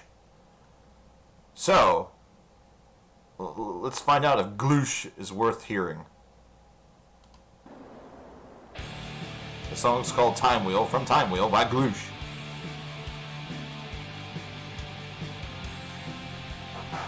Yeah, I have heard the song. Yeah, Evil Toad's the Grand Master of Neapolitan Scars. He gets to wear fancy hats and stuff. But Evil Toad, I warn you, if they start making you wear robes to go to shows and stuff like that, you might not be in a nice group. You might be in a cult. It may be a cult.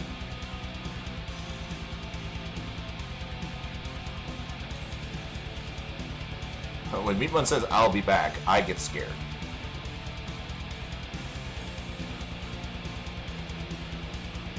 Well, right now, our video poll currently shows the top 10 worst now songs of all time in the lead with 7 votes. There's a 2-vote lead on Devin Townsend. So we're gonna pop that straw poll link in chat once again for anybody who has not voted yet. We're gonna spam it. A hat is probably the only thing they didn't give you. Well, it's time to contact them and be like, "Hey, where's my hat?" All the cool groups got hats. All the cool groups got hats. Why do we have no hats? What's up with this hatlessness? This hatlessness is unacceptable. Neapolitan Scars. Everyone's going to start thinking we're actually just Neo fans as opposed to Neapolitan Scars fans.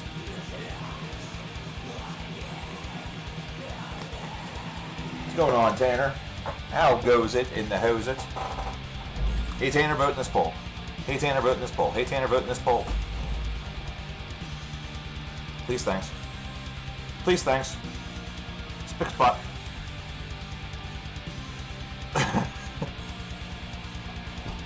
I know I'm a big fan of the word hatlessness. You know what? I don't have a Cover Killer Nation hat. There are no Cover Killer Nation hats. We're not a cool group. So I just have to be a redneck right now. I'm gonna be a redneck. I'm gonna... Yeah. I'm gonna leave tonight and I'm gonna go watch cars go around in circles a bunch.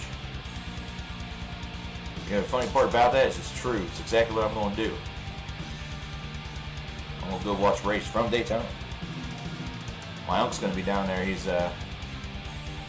actually works for the track. That's pretty cool. But I got a hat. Might not be a Cover Killer Nation hat. Just imagine that this isn't here and the color is different. It says Cover Killer Nation up there. You know what? We're gonna make an official Cover Killer Nation hat. We're gonna make it an official hat. We're gonna make it an official Cover Killer Nation hat. Hold on. This may require some time.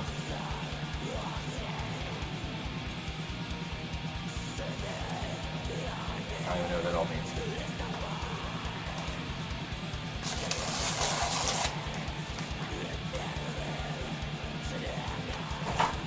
What in the world?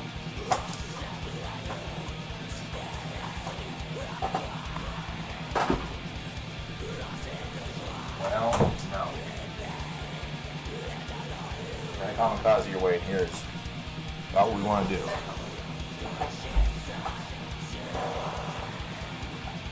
What did you miss? Be telling Evil Toad that his status in the Neoblivious Scars fan club is not real until he gets a hat.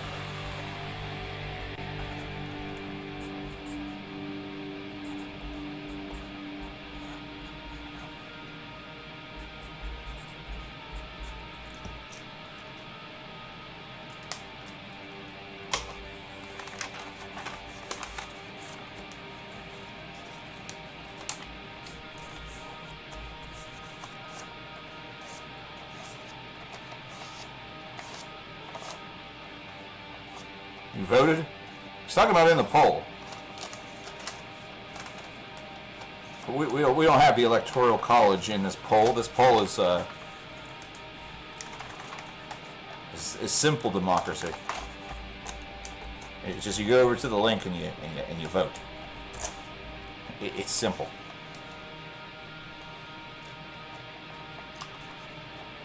Take some medication. Yes, I know. My hat is that loud. Oh, for Christ's sake. You need to cooperate with me. Material that I'm currently using for nothing. Oh, for fucking God's sake. Are you kidding me? Oh,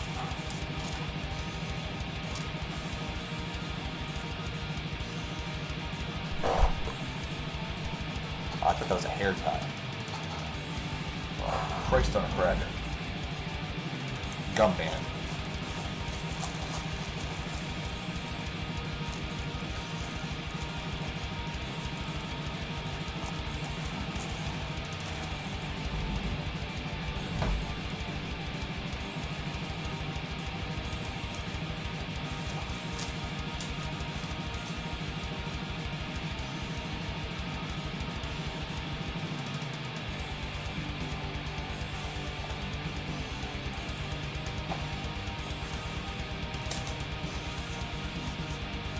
This is not working out.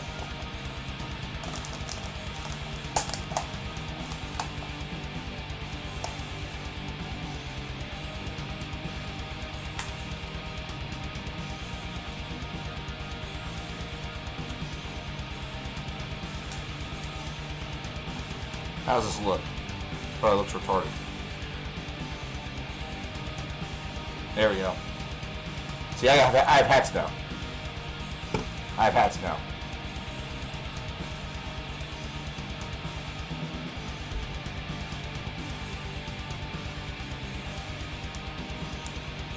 I don't understand how camera left and camera right work.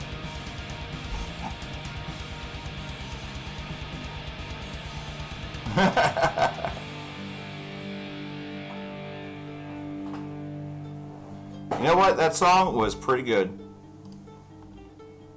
That's pretty good. That's pretty good. Put in the old 2020 releases. Yeah. And these hats right here, including with gum band, available never. Yeah, this is gloosh. This is gloosh. Whoa! Whoa, whoa, whoa, whoa, whoa! How did I miss that? How did I miss that? Hold on. What a huh? Oh shit.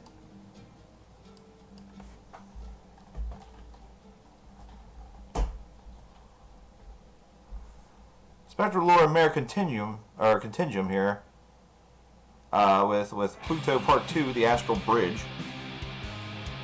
And we have to talk about something. We have to have a discussion here.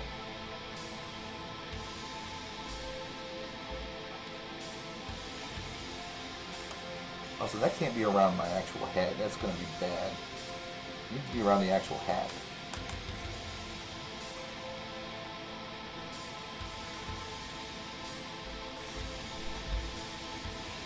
I forgot what I was doing.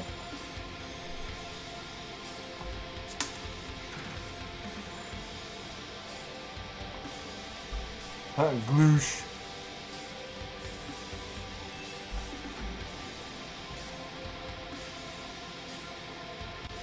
A Grand Master.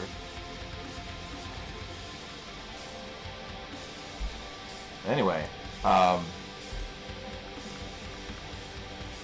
I doing? I don't know what I'm doing. I just don't know what I'm doing anymore. I really don't.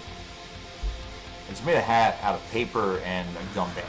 Clearly, I am just the master of innovation. Yeah, this is going to slowly but surely cut off circulation in my brain, which is probably a good thing. Maybe I'll get some sense in my skull.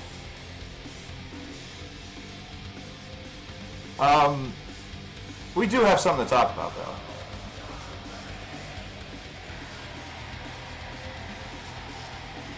Maru is continuing her gift-giving ways.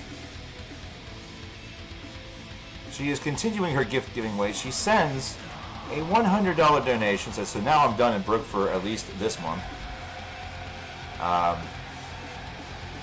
And she is going to have a video, not for her, though. Not for her. Not for her. She is instead gifted the video idea, the video that will be made, to Mark Palavos Rahotes. So to other Mark in chat, Mark, Mo, Banana Fan, Fark. Guess what? You now have a video suggestion in your back pocket as a result of the kindness of Maru.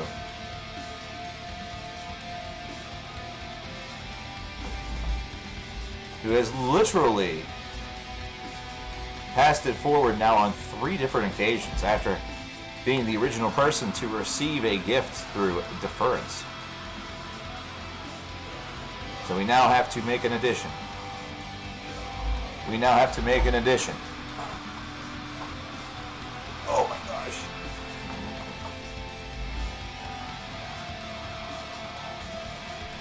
We now have to make an addition.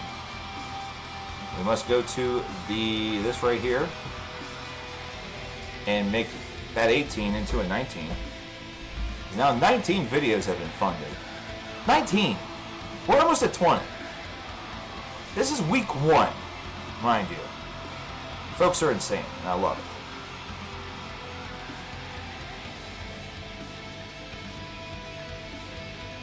I can now put officially on this little page here, and that right there.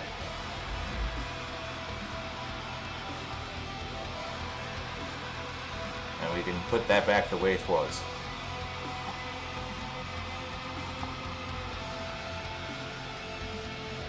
Merciful Fates, don't break the oath. Done. I will do that for you, my friend. Another album review. I like this. I like this.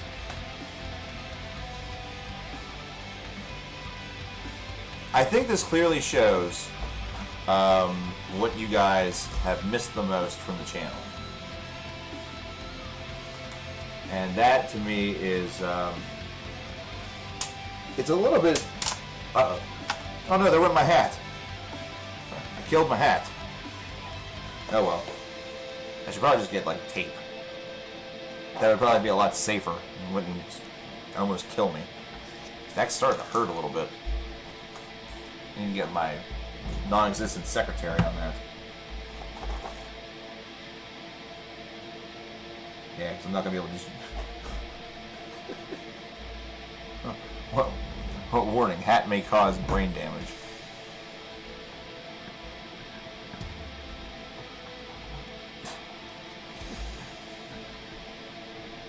I don't know, I should...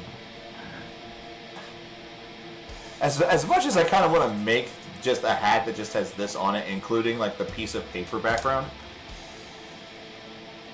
I don't know. That sounds really stupid.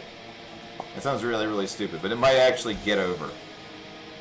Like, that might actually get over, is the weird, stupid part about it. How long is Videomania for? Videomania will be running for the next 2 weeks, at least. And it does have the option to potentially add a third week to it. I'm going to go ahead and say that. So, as of right now, the tentative date that Videomania will end will be the 12th of September. But there will be an option that it could run until the 19th. Now, here's the reasoning behind it. Hey, Lurch, what's going on? Yeah, watching streams on your phone just kind of sucks. You know, whether they look as good as other people's or look as bad as mine. If you were to sell that hat with a rubber band and all, you should create a waiver that says wear this and you may get brain damage, so don't at me. No, what I probably would have to do is I'd probably have to find a way just to like put the rubber band as part of the design.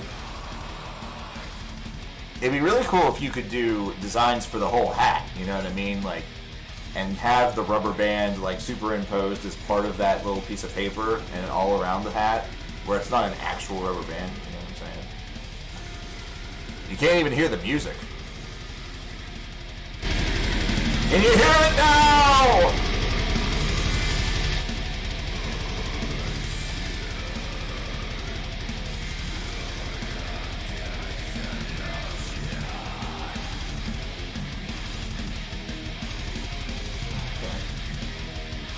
Was the music volume okay before I did that? Did I just like completely and totally like rip headphone users? Did I just rip headphone users right there? If I did, I'm sorry. I don't need to turn it up. Whoops. Too late. I apologize for deafening any member of my audience.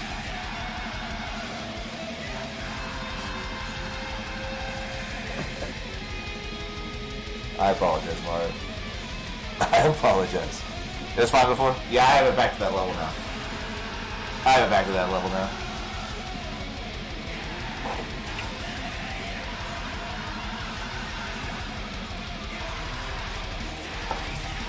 Late to the party fans' choice video of what? Like an album review. Rutwick. Here's how it works. You donate $100. It's a video that's basically whatever you want. It can be an album review. It can be a rank 'em all. It can be a like a 5 reasons video. It can be a list video. Basically, whatever your heart's content is, with limitations. You know, we don't want the video to be 4 hours long. For example, we're not going to do rank 'em all Buckethead because you wouldn't see that video until like 2027. Whenever I finish up, you know, keeping ahead of all of that idiot's albums.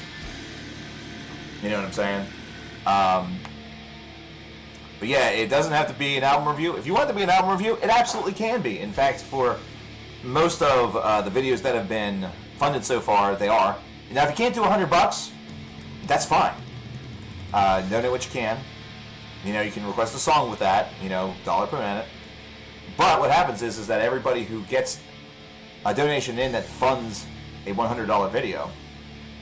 You see, we have that counter up to the left that says $22 out of 100. Actually, I think it says 27. It should say 27. It does. Then there's a poll that occurs, and the winner of that poll, their video gets made. This is a little bit, it's similar yet different to the Videomanias that we've done in the past. The previous Videomanias, I have come to you guys with 30 video options, and they've been funded that way, kind of like a buffet or like a Chinese, you know, order menu. This year I wanted to do it differently. I wanted it to be completely fan driven because I had no plans, and I still have no plans to come back to making videos full time. However, I will gladly make videos based off of requests such as this one. But anyway, that's kind of the rundown of what's going on. Speaking of polls, by the way, Rutwick, pick your favorite, pick your favorite, pick your favorite, pick your favorite, pick your favorite, pick your favorite, and hey, in case you haven't yet, pick your favorite.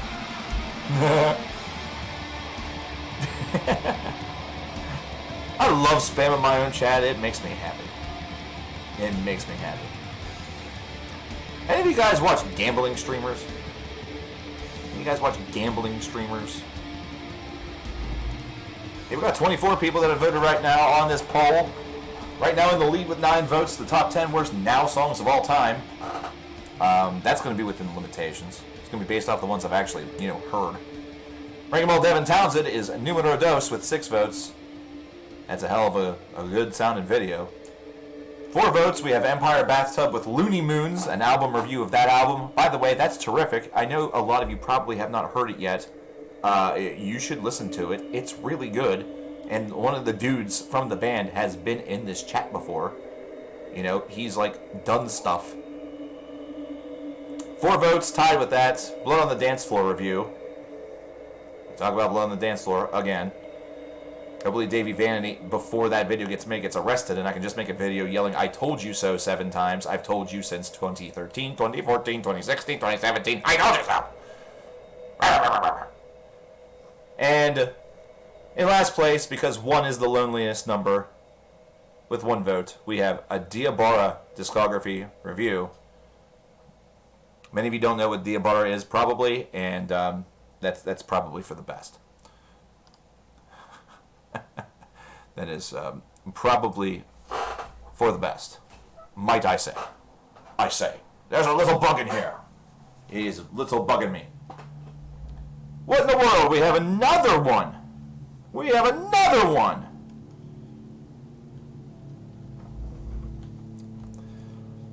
Because Meatman has come through with another $100, thus funding another video, which I will thus run into everything, and also, whoops, I went deep into the next song, which is off of a completely different album, and not part of Evil Toad Palooza Fest-ness thing, that, yeah. So let's read the comment here as we change 19 to 20. 20 videos funded already. We are in week 1. We might make it to 50. I tell you what I'm going to do. Probably before the next stream, and at the very latest for Thursday's stream, I'm going to have some stretch goals for you guys. Some things that if we make it to a certain number of videos, I'm adding to it. I'm going to run wild with this idea. I'm going to run wild with this idea. I just need to think of things that are either enticing enough or demeaning enough to me, not to you, to me.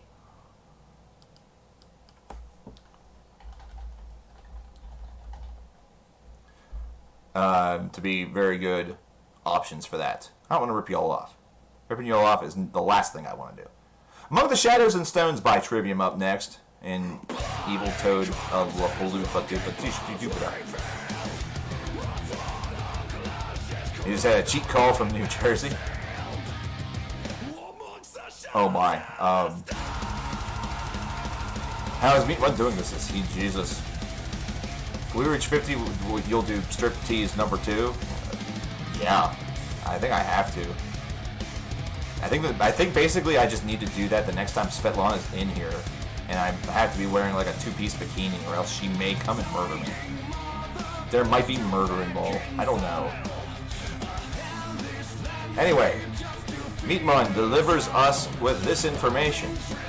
He says number 9 and number 10. These are videos that he's funded prior, beforehand.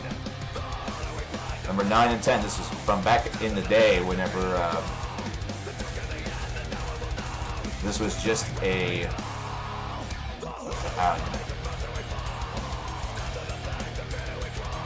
but anyway, those last 2 videos will be full album reviews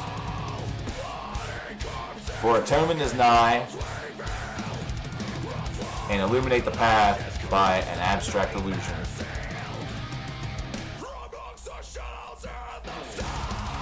And number 11, aka the one that he just funded, and I believe that Meatman will make Evil Toad. We may make him happy on this one. Blind the Huntsman. White Eyes album review. We're going to talk about a lot of album reviews. I do kind of like this idea that it's sort of like a greatest hits, almost. More and more people have voted.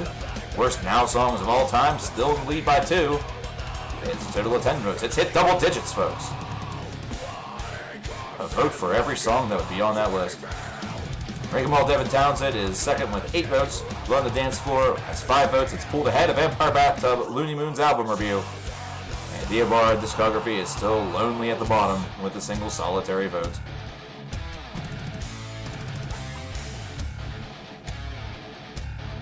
Music shouldn't come with a gimmick. Chad Kroeger. His gimmick is that he writes the same song over and over again and then releases it, and it gets over because it's the same song over and over again. He's basically just written Photograph 47 times.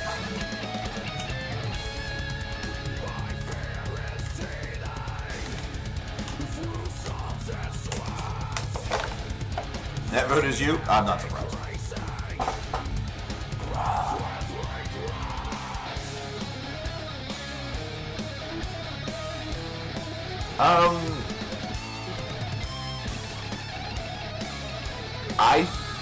I need to check something. I actually need to check something, Meat Man.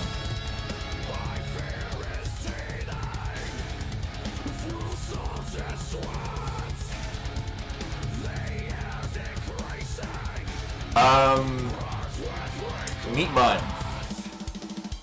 I have already done a full-length album review for an Abstract Illusions Illuminate the Path. I have already done that. I'm not sure if that means that you just want me to update it, review it again. I've certainly reviewed things multiple times before. Or if you would like to change that up to something else, do let me know.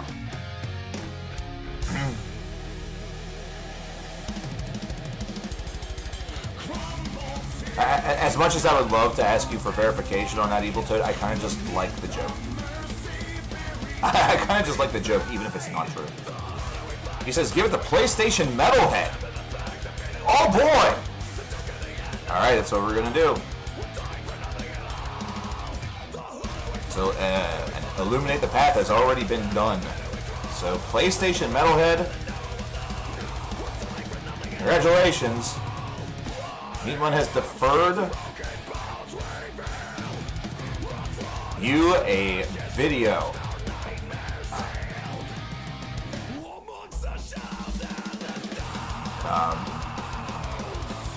Consequently, if you want to watch the video, if you want to watch the Illuminate the Path album review in case you missed it, you can actually find that right here. Paradiddle diddle, the cat and the fiddle. Is that Jigsaw in your avatar? It's really, really tiny on my screen. Would you like to play a game? Would you like to play a game? I want to play. I want to play Twiddlywink. Jesus fuck.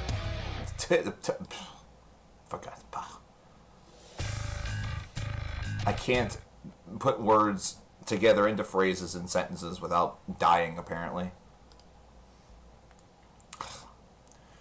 So yes, PlayStation Metalhead.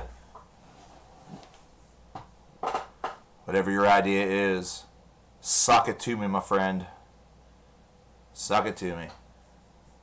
Yeah, that YouTube link that you see right there, that is the album review for An Abstract Illusions Illuminate the Path.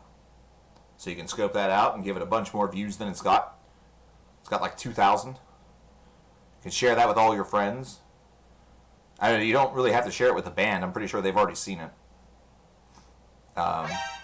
Important album, considering it was considered one of the top of the decade, as opposed to or not opposed to, as reference to a video that was released last December.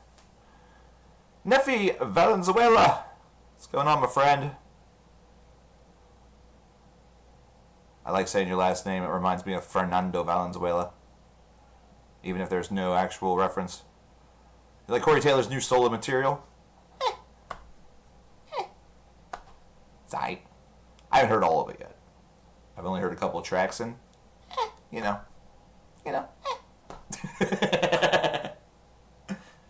It's okay, you know. Did you get the $10 I sent you? I don't know. Did I? Oh, I did. It's right there. It exists. Then yes. I have not heard the new Strokes album. I have not heard the new album by the Strokes. I will have to add that to my list of things to listen to, and in fact, I can do that right now. I have tools. I have ways. I have ways to do this. I am the new abnormal. You're a 2020 release, so you go in 2020 releases. There you go. That's simple. Why are Sundays so depressing? Because a lot of people go to church thinking that it's going to fill their souls with some sort of like happiness, but then they remember that tomorrow's Monday. And as a famous orange cat once said, I hate Mondays. That's my story, and I'm sticking to it. Yeah, Mark tossing us the $10 over on the PayPal. Thank you very much. And hey, guess what that does for you, Mark? Even though you just got gifted a video from Maru, because of that donation that you just made, that nice thing you just did, you can actually recommend yet another video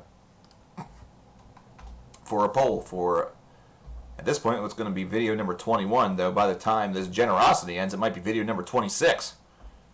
This has been nuts. You guys are crazy. I love it. I love y'all. Y'all drive me nuts. Meatman, by the way, you do still have another video option available from a previous donation that was smaller. That was for video like number 17 or something, like 16, 15. It was a while ago. But yeah, you do have another option on your plate. We need to get some music on in here. I, as per usual, am doing many, many things at once. How many songs are in the queue? Currently, we have 1, 2, 3, 4, 5 that I know of that are in the queue. That's a fiver. That would be a fiver. American Tail, fiver goes west.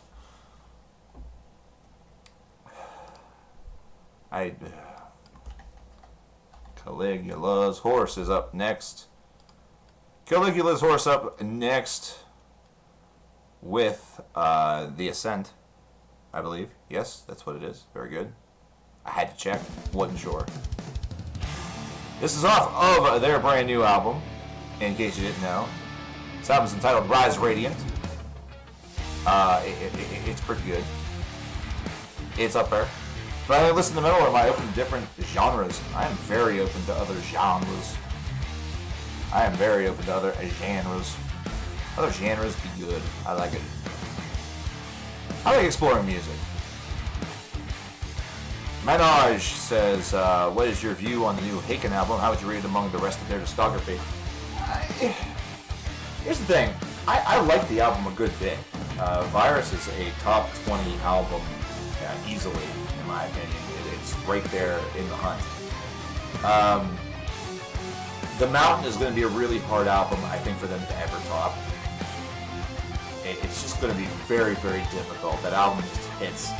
You know, sometimes you have an album that feels like, and this is a trap that bands will get sort of trapped in sometimes, is that there will be an album of theirs that'll be so well received that they sort of chase the dragon of making an album that supersedes it for the rest of their career and never get close. Or if they do get close, they just aren't able to quite, fully execute the job. But I would consider Virus probably within their top 3 or 4 albums. So, as for official positioning, I don't know. I'd have to probably sit down and do a rank 'em all of the band in order to try to make that distinction in my head. But it would be up there among the. It's definitely within the top 3 or 4 within their career. I was really impressed with it because I didn't expect much.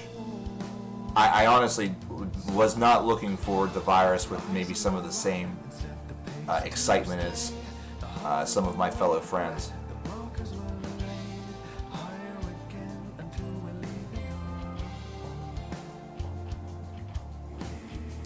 Wild Run Olden Tales and Deathly Trails Review.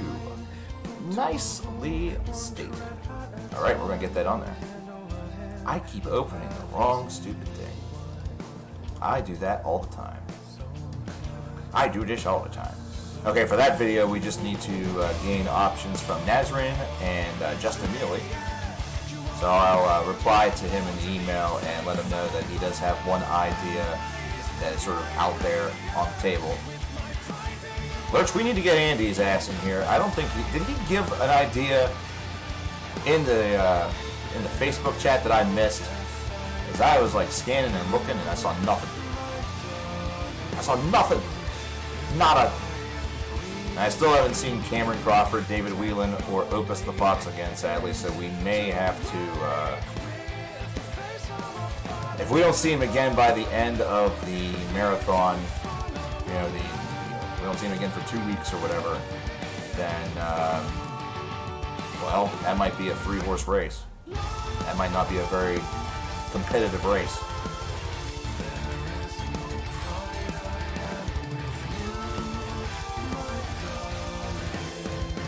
My nearly 5K Scrabbles of Trivium says all it needs to about my love of Trivium.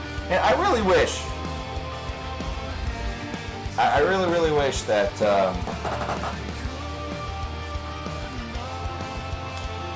there was an option that I could just tweak with in order to make it where y'all could, all of you could drop links.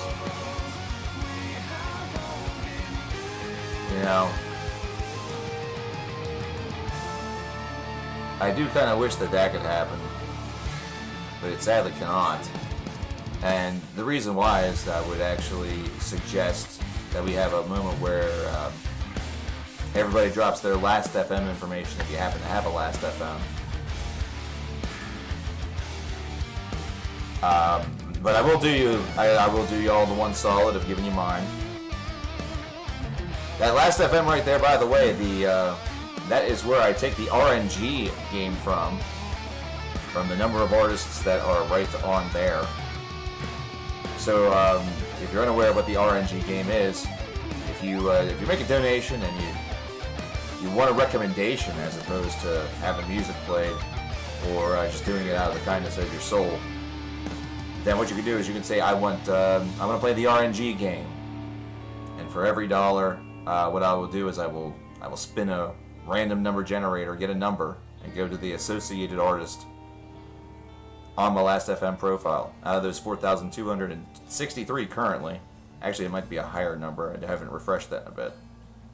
4,266, because of course it needed to add gloosh. It needed to add gloosh after all. I mean, really, what is life without gloosh? A statement I never thought I would say at all. Hey, Metal Melodies. How y'all doing? How goes it in the hose it? Hey, Metal Melodies. I know you just got here, but vote in this poll, vote in this poll, vote in this poll, vote in this poll, vote in this poll. Buddha, Buddha, Buddha, Buddha. Vote in the poll. Vote in the poll. We've officially hit 30 votes. And not much has changed. In fact, nothing has changed. Worst Now songs of all time still in the lead with 11 votes. We're going to let this poll ride till probably about, I don't know. Probably until the end of the stream or until 6 o'clock, whichever comes first. Because remember, I have to depart by 6:30 my time. So that's about 2 hours and 2.5 hours from now as the latest that I would be on, unless something happens before then or whatever. We just run out of steam. I really hope nothing happens. It's the big thing. I don't want to be in that situation. That would be shitty. Machine Head Circle the Drain review. More rants. Yay.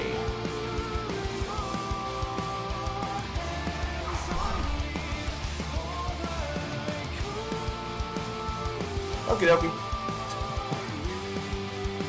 Done. I just was looking at that song.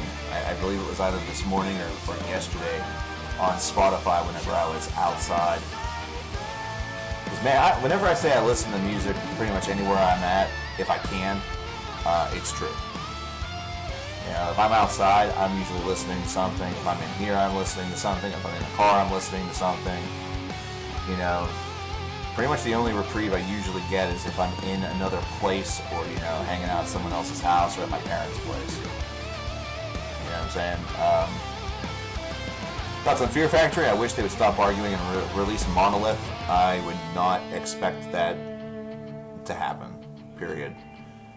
That has unfortunately become a really, really bad situation where it is actually certainly better off that they do not work it out. That's unfortunately a situation where we should just let it die. Car versus outside versus inside when listening to music. There's a lot of sort of like dependencies on that.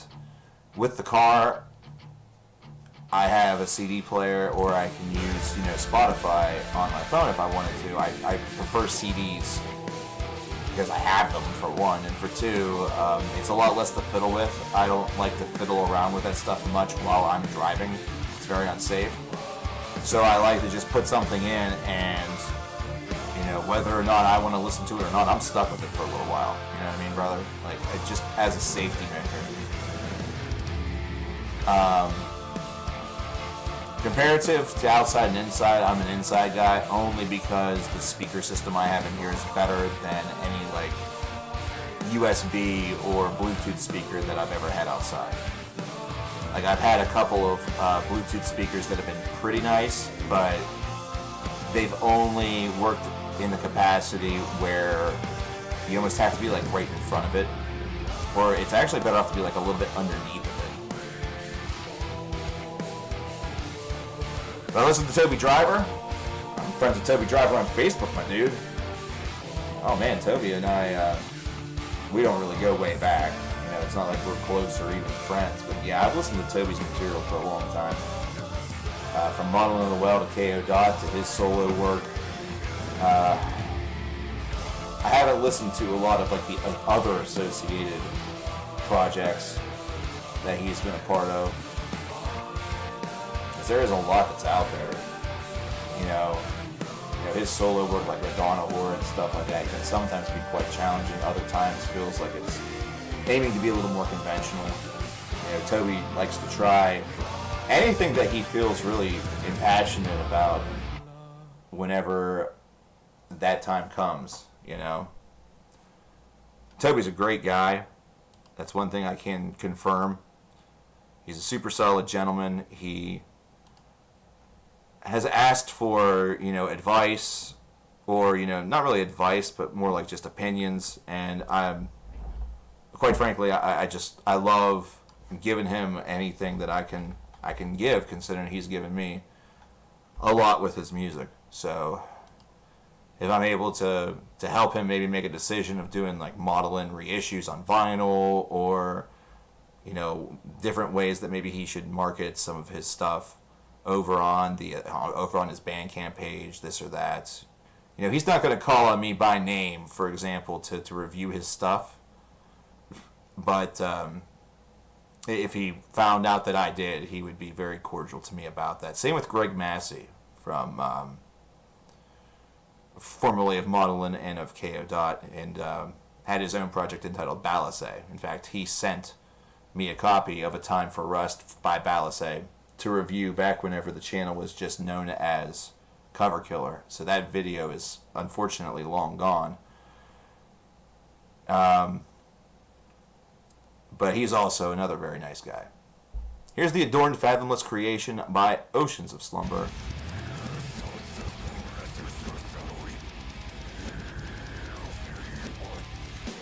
I do believe that I missed something else here.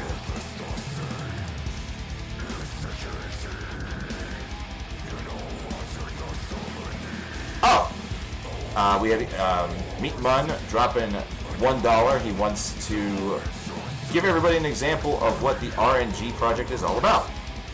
So, let me firstly add that $1 into this over here, make that 48, or 38 rather, I'm sorry.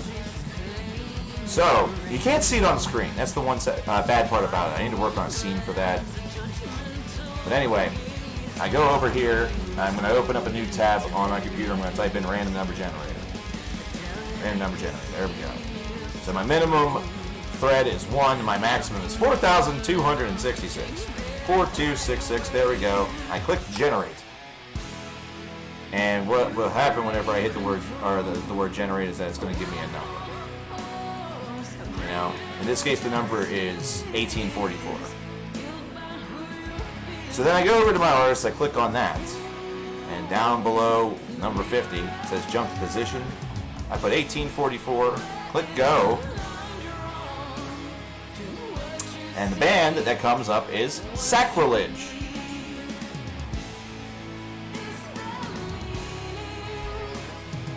Take care, Tanner.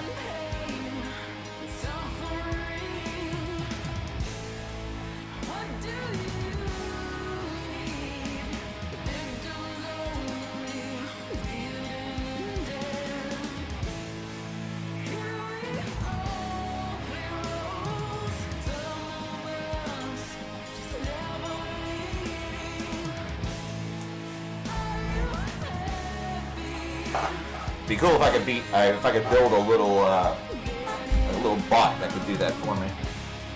Is this Oceans of Slumber? It indeed is. Any plans on buying S&M 2? I've already heard S&M 2, and I like it. I like S&M 1 though. You know what I mean? I hope you aren't pissed at me by that request. Oh no, not at all. No. No anger there. Hi Scott, how you doing, my friend? How are you doing, my friend? Ooh. Pardon me, I hope y'all didn't hear that. If you did, then that's embarrassing. Well, Meat Run just gave us a great example of what the RNG project is all about. The one thing is that it is RNG.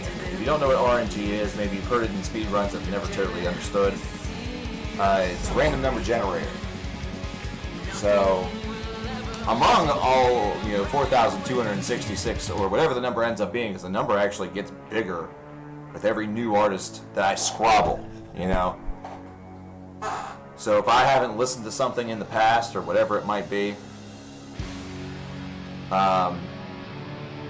it's the first time I've ever listened to that band that adds to that number, which is really interesting considering that means that, shut up Domino's, no one cares.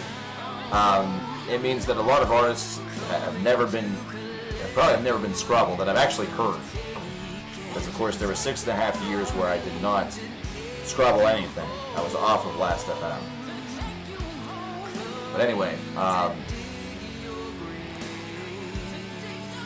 it also includes a lot of stuff that you may not want recommended to you. That's the risk that you run. Because remember, for CKN, I have done reviews on people like Justin Bieber, One Direction, Taylor Swift. We have done 11 Now That's What I Call Music albums, which is littered with pop that is probably not the pop that you like. There's no Pet Shop Boys on there. It's not 21 songs of Adele, though she has a lot more scrabbles than that. In fact, she's pretty close to 100, I would think. But anyway, So you do run the risk that your suggestion may not be a favorable one. Now, there is a benefit that I can give to you. There's a little bit of a silver lining. Have I heard this band called XI?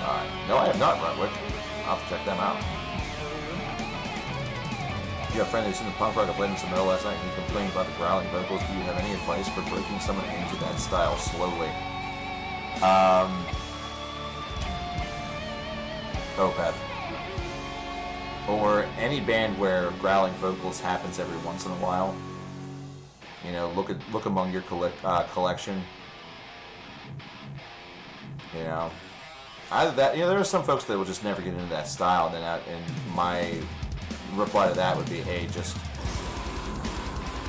tell them that there's a lot of heavy metal out there that doesn't utilize growling vocals. You know, power metal might be for him, which is weird if he likes punk and he's not a fan of that, considering some punk music's vocals can be quite interesting. Adele was probably on it now at some point. I just probably was. I can guarantee it. I don't think that she was on it now that I did a top 10 worst songs on now for. If I really wanted to be a masochist, if I truly wanted to be a masochist, since I did have to listen to them at the store, I could go back and add all the artists from Now albums from 2009 when I started the job to 2013, where I think that was whenever I did the very first top 10 worst songs on Now. But am I going to do that? No. But here's the silver lining. A lot of the stuff you probably would not want.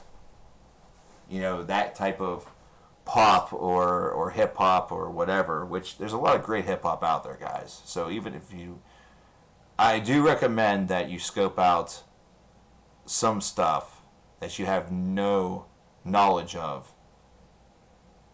You know, just because maybe you read that it's hip hop, don't dismiss it.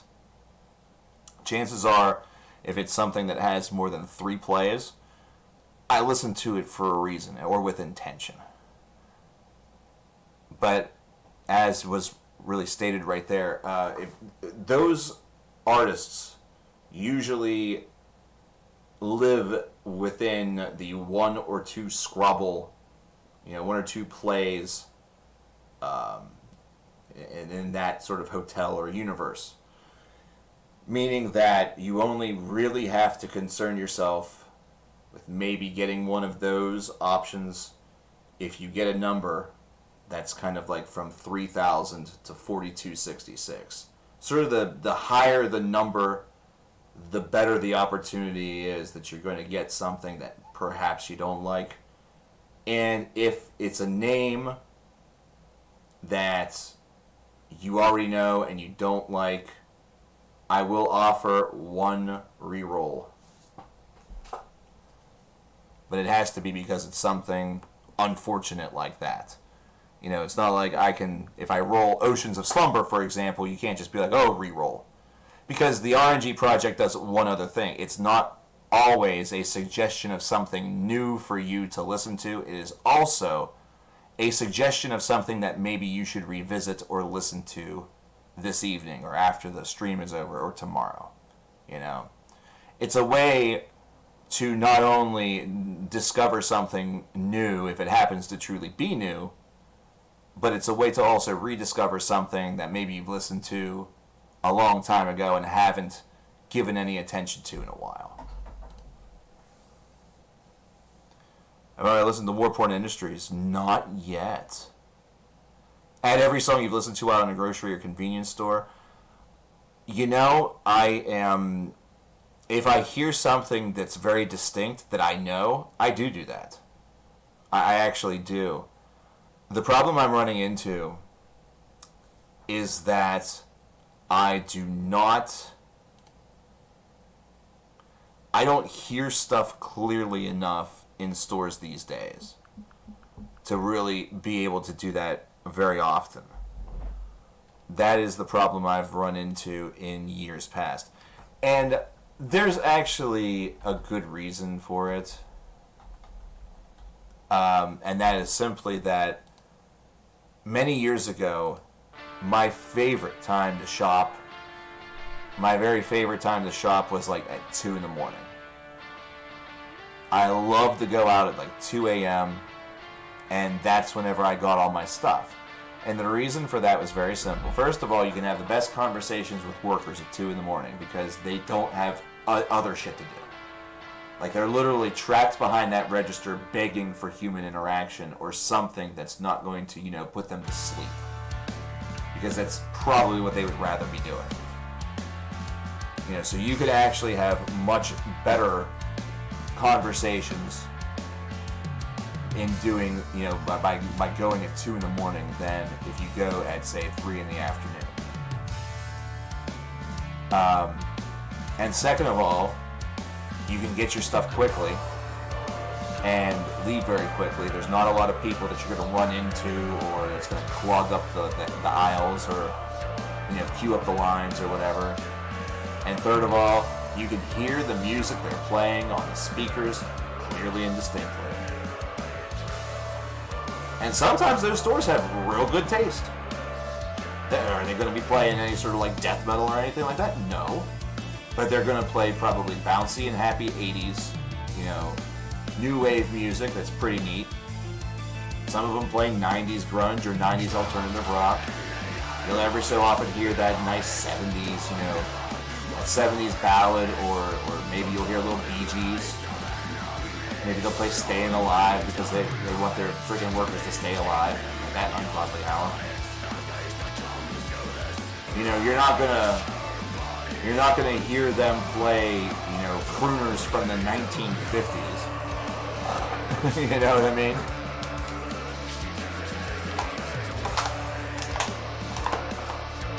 I have actually never listened to. No, I was about to lie to you. I was about to lie to you. I've listened to a grand total of 1 audiobook in my entire life. And that was a John Stewart novel. It was John Stewart. It wasn't even a novel. It was a John Stewart book. America, a process of, I think it's like a process of democracy in action. In action meaning, not acting, something like that. That was back in like 2005. I only remember that because I just did all the scrobbling from my old Last FM account to this one as part of my update series. And those were a bitch to scrobble.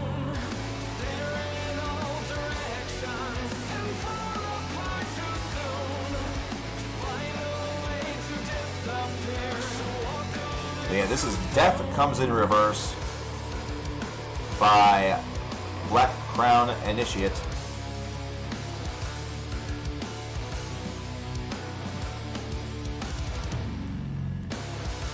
Honestly, I feel like playing Crossroads after this by Hail Spirit Noir.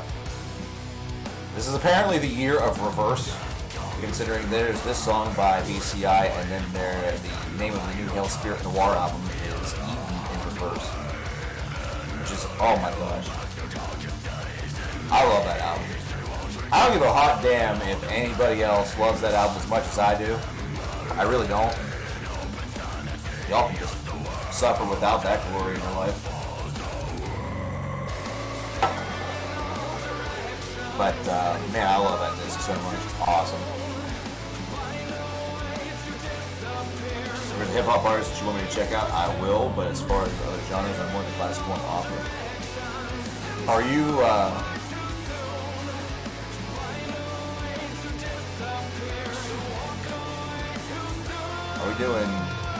Are we doing RNG with that donation, Mark?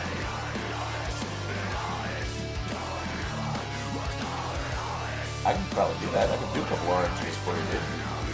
Well, go ahead and do a couple RNGs for you. I'll pop you a couple RNGs, Mark. The very first smoke cigarettes. in video like I used to. No, thank you. No, I don't smoke inside my house. Pissed that I haven't done an NSYNC or Backstreet Boys discography. Listen, Metal Melodies, I am too. I have all of this love inside my soul. You know, I don't care where you are, where you're from, what you do, as long as you love me. You know, don't be so quick to walk away. Maybe dance. Oh wait, that's Justin Timberlake. That's not NSYNC. Damn it.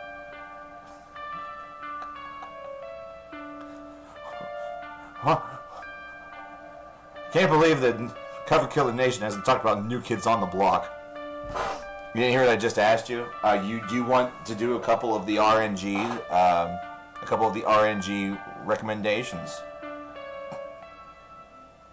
Because you do have it. You did pop that $10 donation without a track, without anything. You know, you just did that out of the kindness of your heart. I could pop you a couple recommendations just to show you how it works. Might not be rap either. Up next, we will have a song that we have played actually a couple times in chat. But we're going to do it again because it's just that good. Off of Metal Commando, we have Infinity by Primal Fear. 98 Degrees is amazing. I don't even remember what a 98 Degrees song sang. Did. What was 98 Degrees' big song? Some music expert I am. I don't even know 98 Degrees. I didn't like 98 Degrees because why would I like 98 Degrees whenever there's Britney Spears and NSYNC, and Christina Aguilera, and LFO, and other groups. There's Eiffel 65, there's Chumbawamba. Jesus Christ. Oh my God. Sitting here in the morning, remembering what my father said. Another day. No, truly the cave of 2020 is The Devil Went Down to Georgia by Nickelback. We recommend check out Warpoint Industries mixtape Offstream. It was a spur of the moment thing they did with Everlast, Sick Jackson, and Divine Styler. Used a lot of samples. Nice. We're gonna put that in the old Curious Things to Check Out playlist. Not sacrilege. Not sacrilege. Oh, I don't think they're on there. Oh, they are. What the peepee? I'll skip it out on YouTube. That's a shame. Hi, Mark. Have you heard Amog Symphony by any chance? If not, may I suggest you give their latest album 4 a try. It is one heck of an experimental band, and the latest record features Sean Reinert. I have not heard it. I will have to hear it. It's on YouTube, by the way. Well, shit. Okay. I will have to keep that in mind. I would have to keep that in mind. That way I can what the shit. Oh, what is that song title? What is that song title? These are some pretty crazy song titles, buddy. Okay, I'm definitely checking this out. This just looks really sick. I love it. This looks really cool. Okay, where's Curious Things to check out? Right there it goes. And Curious Things to check out, and there we go. Nice! I want to find that song title in particular. That's off of what? The Quantum Hack Code? The Quantum Barrier Code Interpretation by Mainframe. Oh, that looked like it was going to be a lot more interesting than that. Remastered sound designs of EGM sections of the Quantum Hack Code. Oh my Christ. These dudes. We were here, they are here. Spectre of Nectar, Feeding Vector. 1289, Voyeur will shine. Fight for distinction, evolution is mine. Tongue of fire, burning wings. Torment, dormant, breaking black rings. Weather report, shortening of days. Change their minds, clash of rays. Okay, I officially, like, this band could suck, but I'm still going to like them because that naming construct they have going on rules. Draining colors from the rainbow while dancing between raindrops. I think I'm in love. Even if this, like I said, even if this band sucks, I think I'm in love with the way they titled songs. XI is just one self-titled album. Colin Stetson plays the saxophone on it, which is the lead instrument on this album. The other members are from Liturgy, Secret Chiefs 3, John Zorn, etc. And it is metal. Interesting. There's Liturgy again. Maybe Liturgy is just everywhere.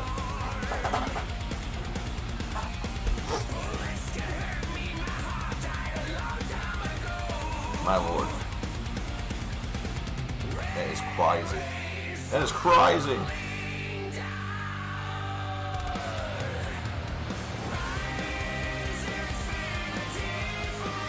Wow. I'm really curious, man. Like, it's hard for me to look away from this. It is really hard for me to look away from some of these. Consume ectoplasm before it runs. Resume chakras because it burns. Juniki, Ozenki, Drumba Saki. Desolate. Mayamoni Bora, A. Dohrat.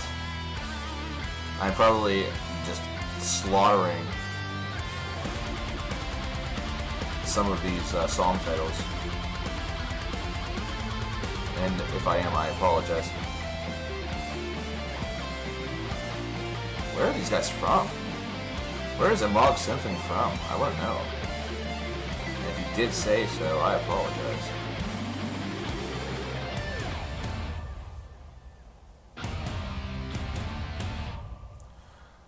Black Sabbath debut versus Zeppelin debut, which had a stronger start. I actually think Sabbath kind of got off the ground running a little bit better. I think Sabbath got off the ground better. They're running a little bit better. You know, Zeppelin had respect. You know, they had respect from the early points of their career. You know, you knew that they were going to be stars. But in terms of which band had sort of the better first album, I'd give that to Sabbath. The X Factor is your second favorite Iron Maiden album? Hey, that's a really good album. That might be a hot take to some because of some of the other 1980s material, but it's a really good album, so it's hard for me to say that's a bad take.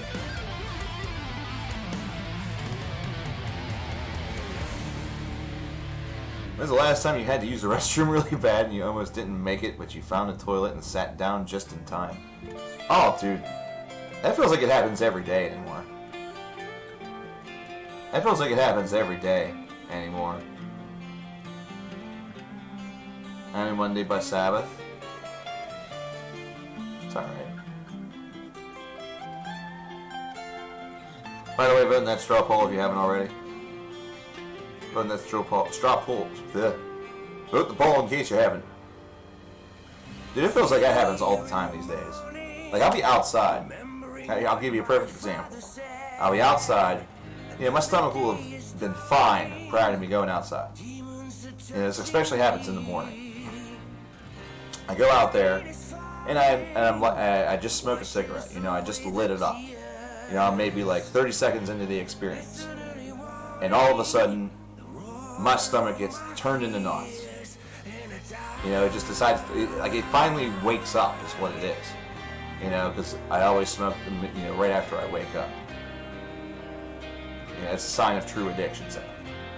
But, I think to myself, okay, well, I just need to hold up. You know, I just need to hold off. I'll be fine. Everything will be great. Whatever. No big issue. No big deal. No big problem. 2 minutes in, I'm about halfway through the cigarette. And now I have a decision to make. Now I have a really, really big decision to make.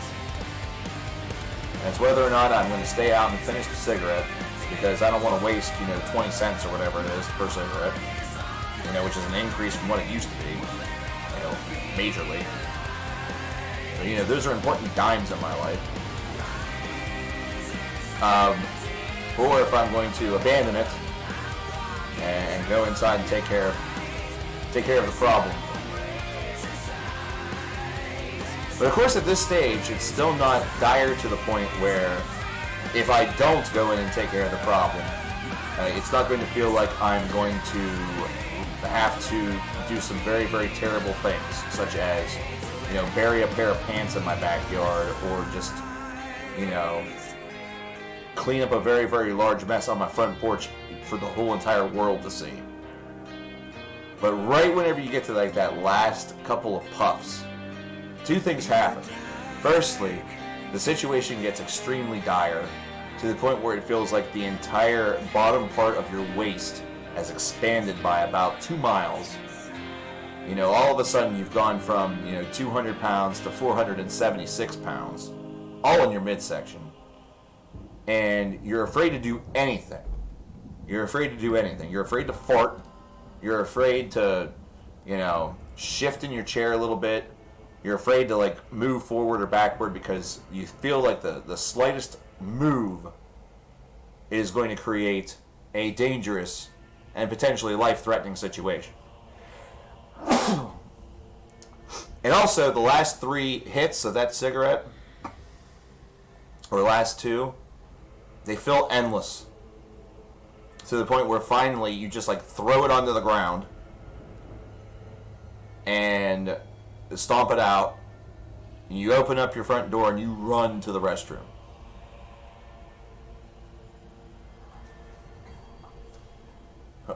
Evil Toad with $12 says, "Why my pee hurt?"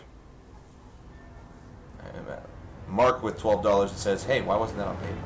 No, I'm kidding. Thanks, Toad.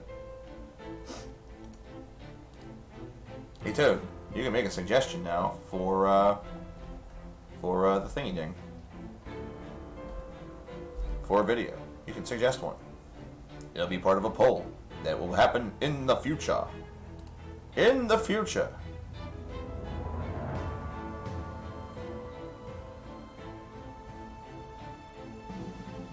Yeah, the whole thing with smoking is just blah. But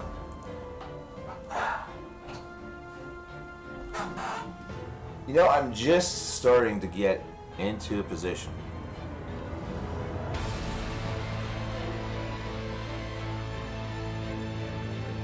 you have to watch that video on your own time, not on the stream. Yeah, I know. Oh, I thought that was... What do I smoke? Pall Mall Black 100s. I smoke these right up here. These bad boys. Because here's the thing. I am not about to spend $10 per pack on a pack of cigarettes in Pennsylvania. If that happens, I will quit. Or I will move. And I don't see moving in my future, so for those of you who are concerned about my health, pray that the overlords in Pennsylvania decide to hike the tax up on smokes another $3 or so, and well, there you go. But yeah, Mark, I'm gonna watch that on my own time, and then I'll review it. It's raining again. And it's really, really windy. Well, that might be bad. Hopefully Atlantic Broadband does not shit the bed. You smoke American Spirits Black. I had an ex who smoked the American Spirits, the green menthol. Like the mint menthol or whatever it was. I can't remember, it was like 10 years ago. I was hooked on those whenever she was up here. Because we had met in college. And she lived in Georgia and I lived in Pennsylvania. So that relationship obviously didn't last very long. But at any rate, I was hooked on them, whenever she was up, and whenever we were hung out, until I saw the price per pack in Pennsylvania. Because back then in Pennsylvania, those were already at prices that are commonplace now. And in fact, were even more expensive than that. They were pricey here. So,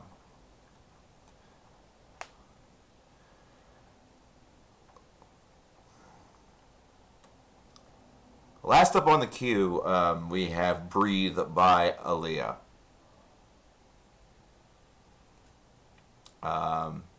And Toad actually wrote a little message for this one. Says, this is a song dedicated to all the lives lost to this cruel beast of a year called 2020. So here we go.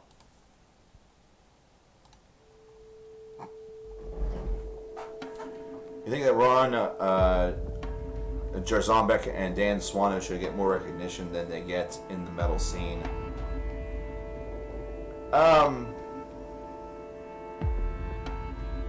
Please don't review it. Okay, well then, okay, I won't review it in that case. Then there is whenever I say you have a video that's in your back pocket, what I mean is that you can recommend, you can recommend a video for me to make, Mark. You were gifted that ability by Maru.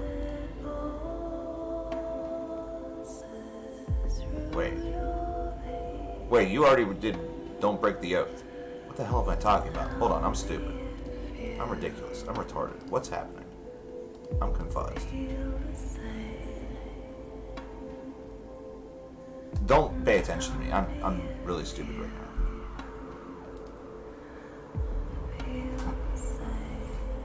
I pay no mind to the man behind the curtain.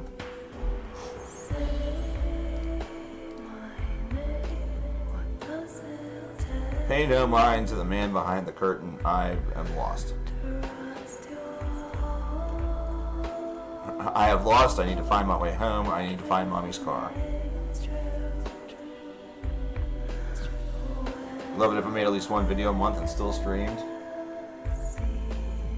Well, the way it's going, that might be realistic. We'll definitely be making one video in December. We'll definitely be making one in December, at the very least. I doubt that I'll be doing a worst of the year because there's really not been many albums this year that I've listened to that I've not, it's the same situation as last year. Nothing has felt like shit. Like true shit. True ass.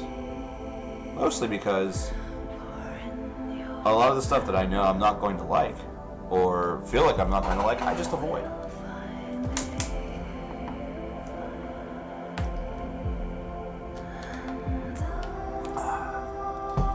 And we've lost a lot. We've lost a lot this year. So, beyond Chadwick Boseman, we've lost Neil Peart.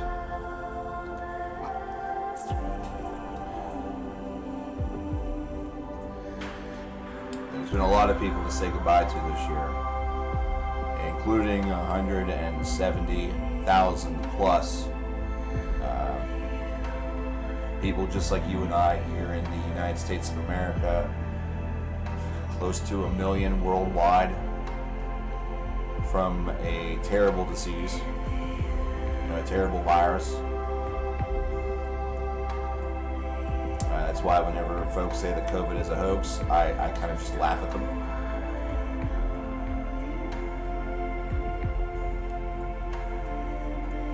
But may they all rest, and rest well. Certainly missing the fun. How many people in the chat do I know on a personal level? A couple of them. I know about as much as folks are willing to share. Have I gotten the opportunity to hang out or meet any of them? Unfortunately not. It's coming up, but the song is Forget Not by Neo.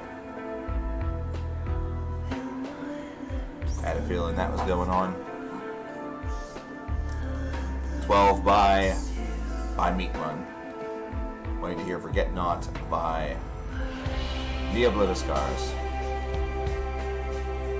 Which after that is completed, I am going to take a short recess, and then we'll get into our last hour or so of the stream. I don't understand what time it is.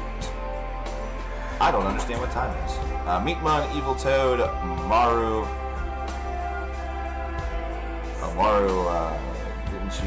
Maru actually deferred that to Metal Douche Mike.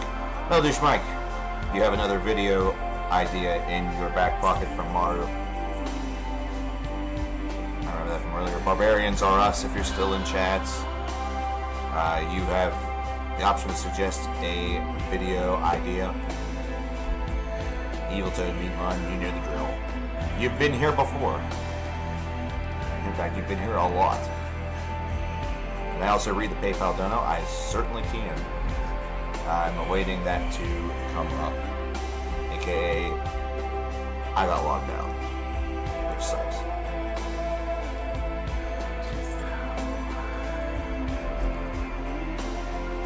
Meatman says this song is also dedicated to all those who have lost their lives due to the pandemic, and also to those who have lost their lives during these riots protecting their or others' property.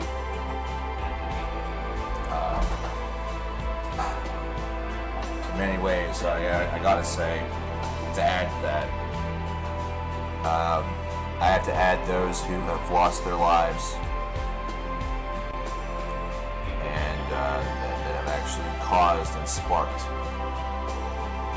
all of these riots and all of these protests. You know, there's a lot of senselessness. There's senseless violence, senseless killing, a lot of just real bad shit. Not only in this year, but the world has been trending in this direction for a while. There's really no place on Earth that feels like it's been immune to the destruction of the last couple of years. Can I be really cheesy for a moment and say this one also goes out to the wildlife that has been consumed and claimed in the fires, not only in California and other states in the west part of the United States, but also in Australia from earlier this year. Those horrid fires that were out there. And honestly, this song is just for anybody out there who's hurting right now. This is Forget Not by Neobliviscaris off of Portal of Eye.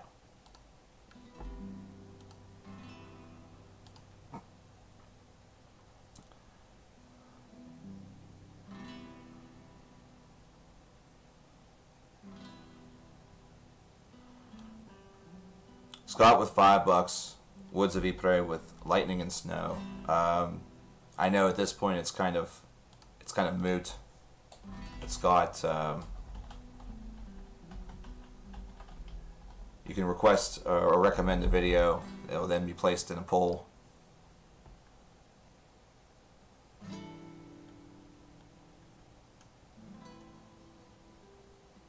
Randall is going to get the request.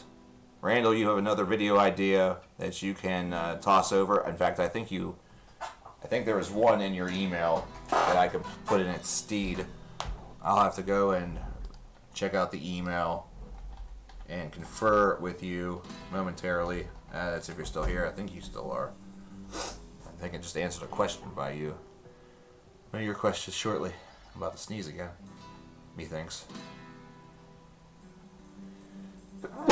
Excuse me. We like say rest in peace to like my allergies or whatever the heck. I've been sneezing a ton. so far. There's ever since the comeback.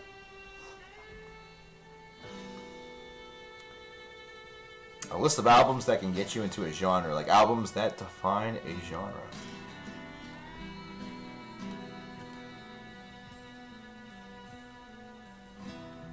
Because we have 20 or 30 unknown masterpieces as an option for another video. How's that sound, dude? Shall we do the albums that can get you into a genre idea?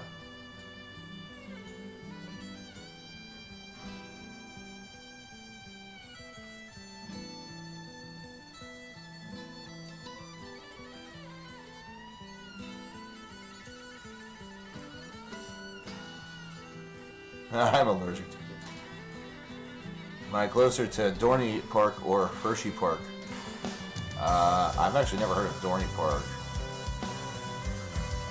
I'm closer to the West Virginia state line in that corner, the lower left-hand corner of the state. Yes, it sounds nice. Very good.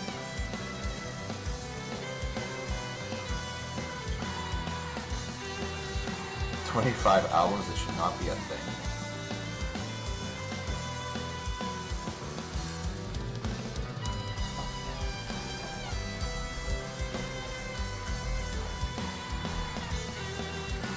You'll have to be a little more specific than that.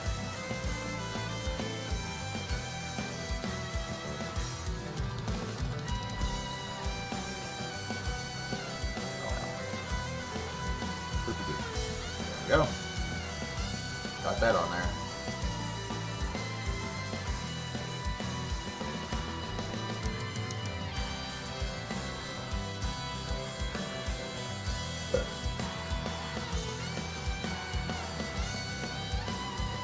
Rest of these, yeah.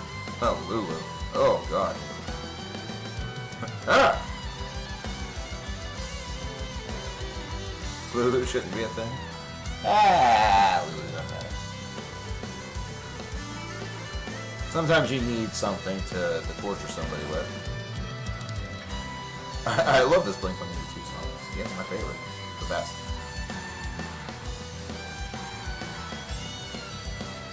10 worst albums of all time, regardless of genre. Oh, God.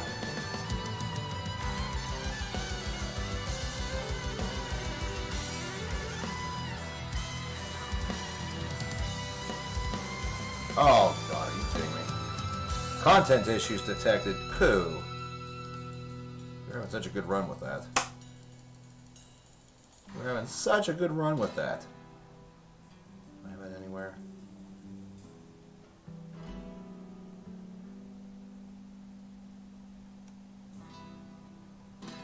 Actually, yeah, we do. Okay.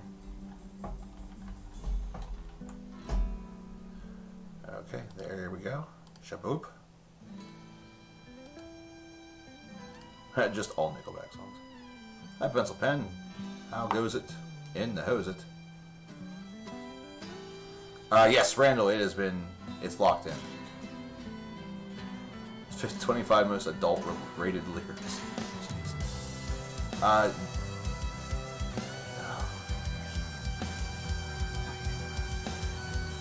I'm going to use the restroom. 1 minute.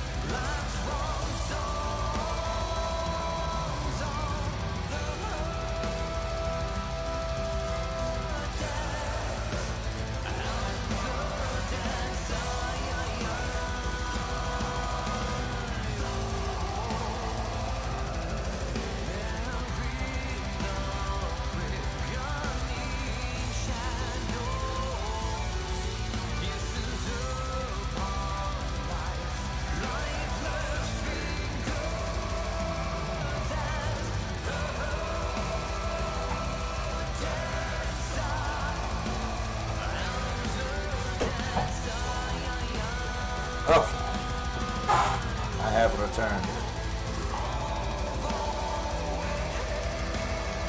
Like I said, we will, I'm going to have to take a small recess here shortly, and then we will probably have about an hour left in the stream once I return. I'm sorry that I'm going to be taking 2 breaks back to back, but I really couldn't wait. Speaking of not being able to wait, Scott, I couldn't wait for that. That was not going to be a wait thing.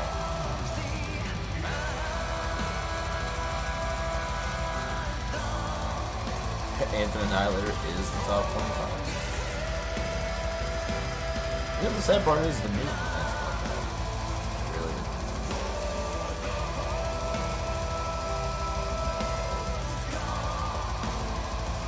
I haven't brought anybody with me. I just saw all of them. They are all very asleep. They are all very asleep.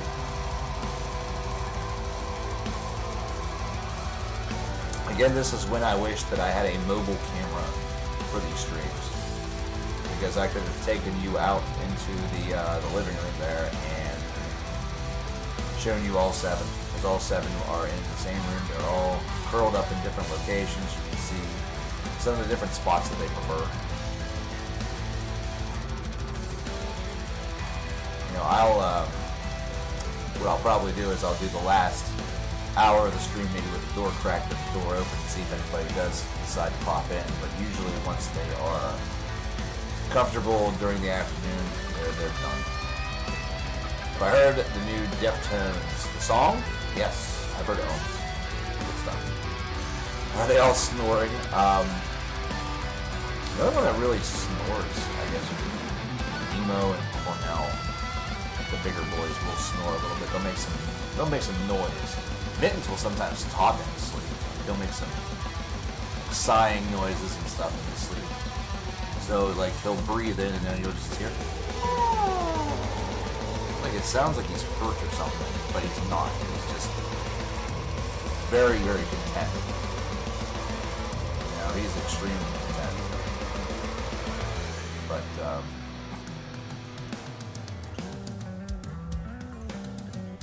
have I heard the new Necrot album? I've listened to it once, and I think it's pretty legit. I like it. I liked what I heard.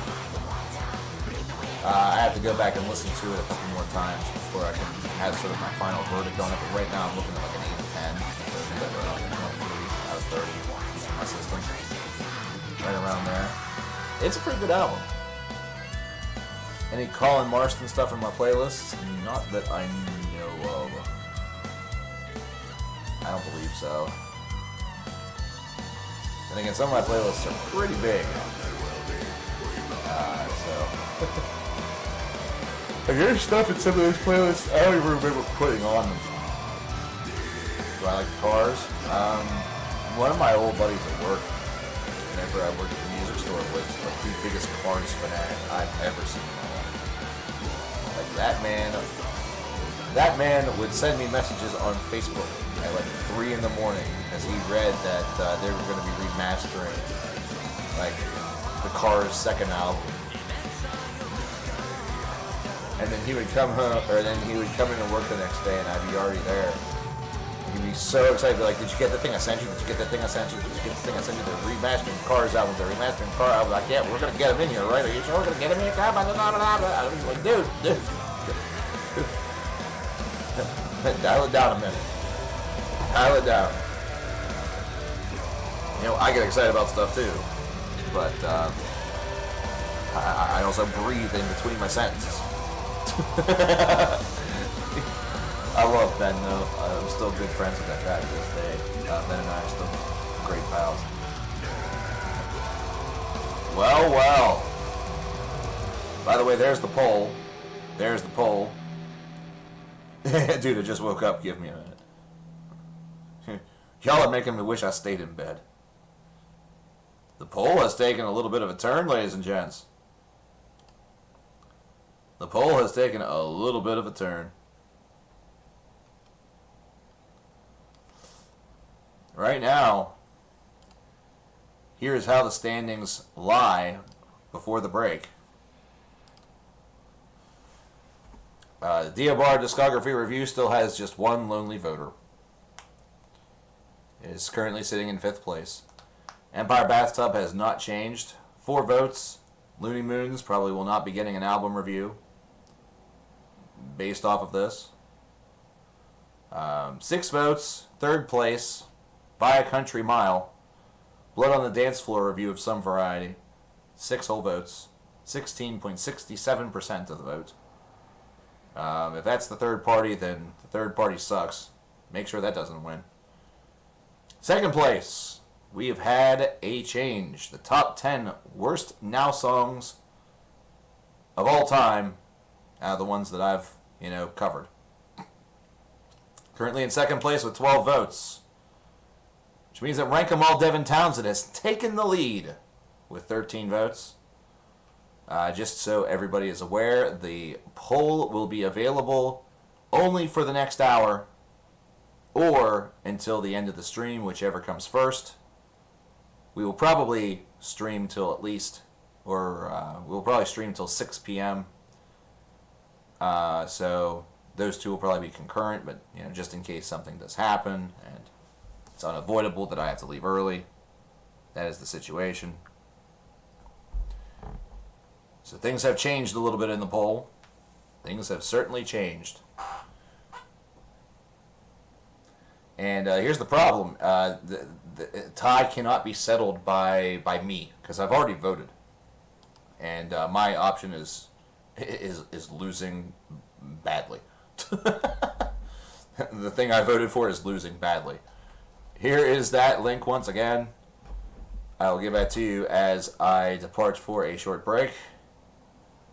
Oi, oi, oi. Let's see here. I want to leave you guys with something cool. Tell you what I'm going to actually leave you with. I'm going to leave you from something from the 1180.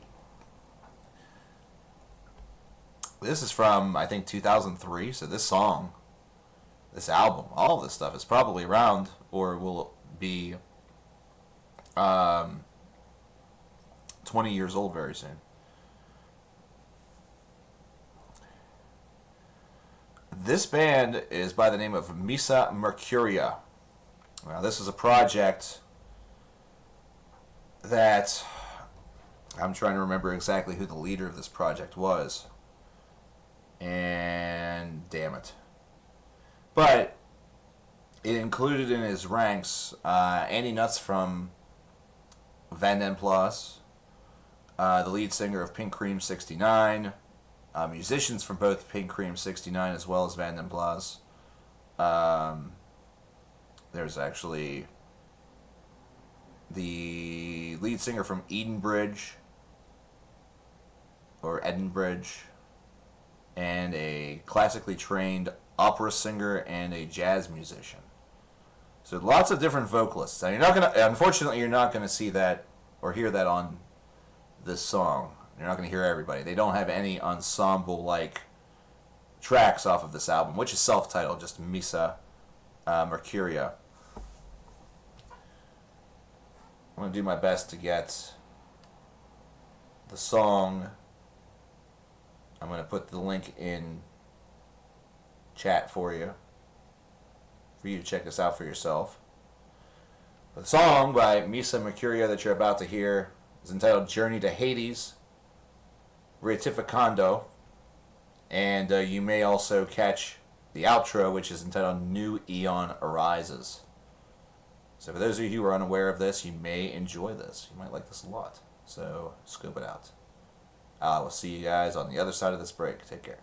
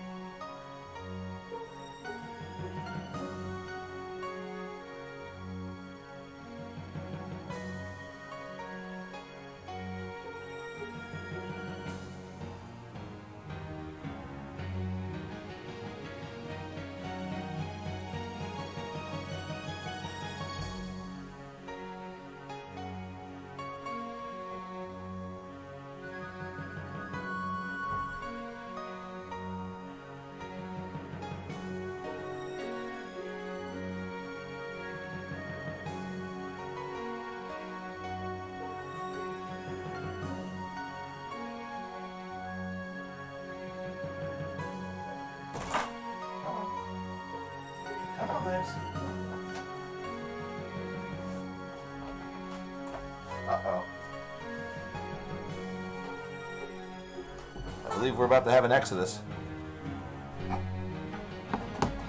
We're about to have an exodus.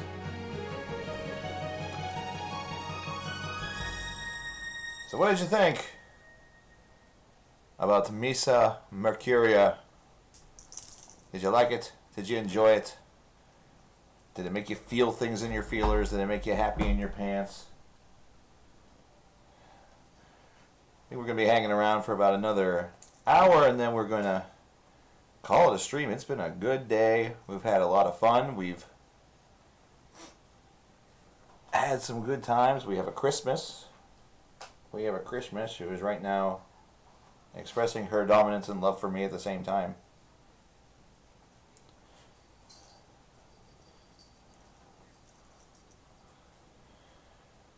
Oh man, I'm starting to run out of things to talk about. Oh, that's it. Stream's over. No, I'm kidding. We're going to keep going. I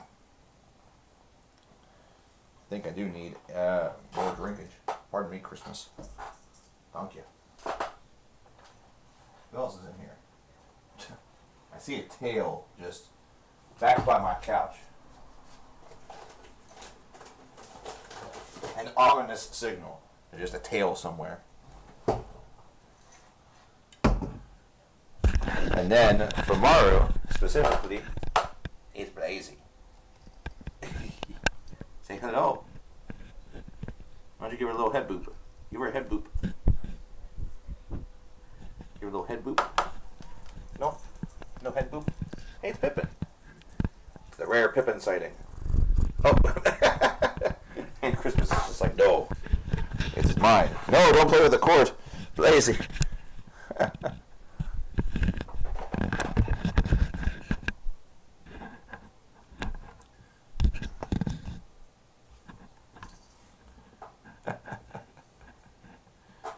There we go.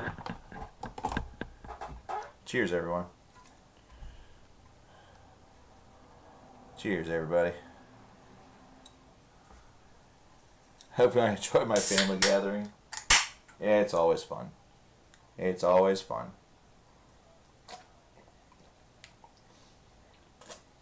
It'll be a good time. It will be a very good time. We do it just about every week. Oh, boy. Aichi mama. Sometimes I have to take these breaks just so I can stretch my legs. My legs are one of my problem areas.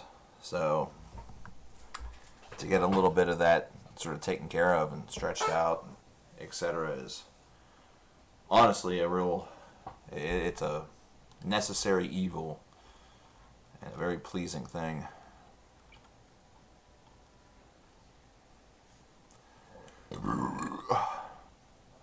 Oh, excuse me.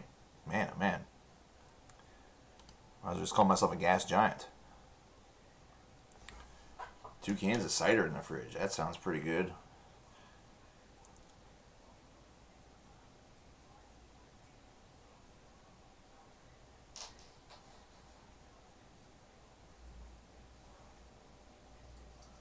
I'm hearing stuff from out in the main room there, and I'm trying to determine what it is. I don't know what it is. I thought I did. I thought I knew. But I don't. This was merely just my imagination running away with me as per usual.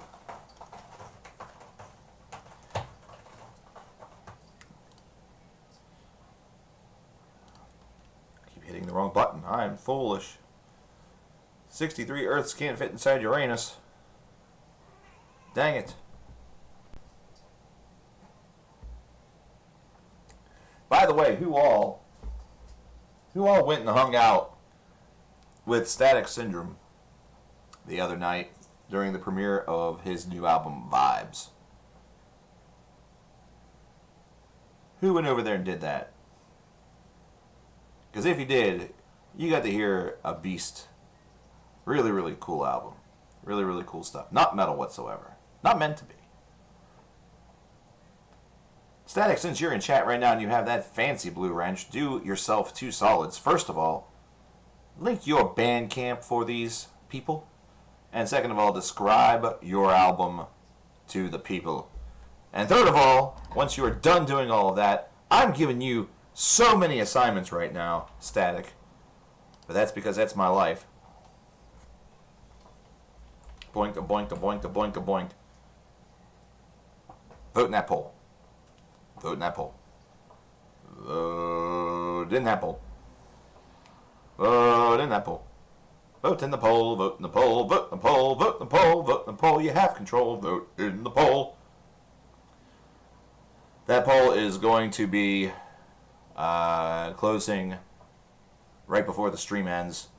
So 6 p.m. is whenever that's going to be ending. So you want to get your votes in. Are you married to a wife and have kids? Multi-James Bond fan? No, to both of those. I have no chitlins and I am not married.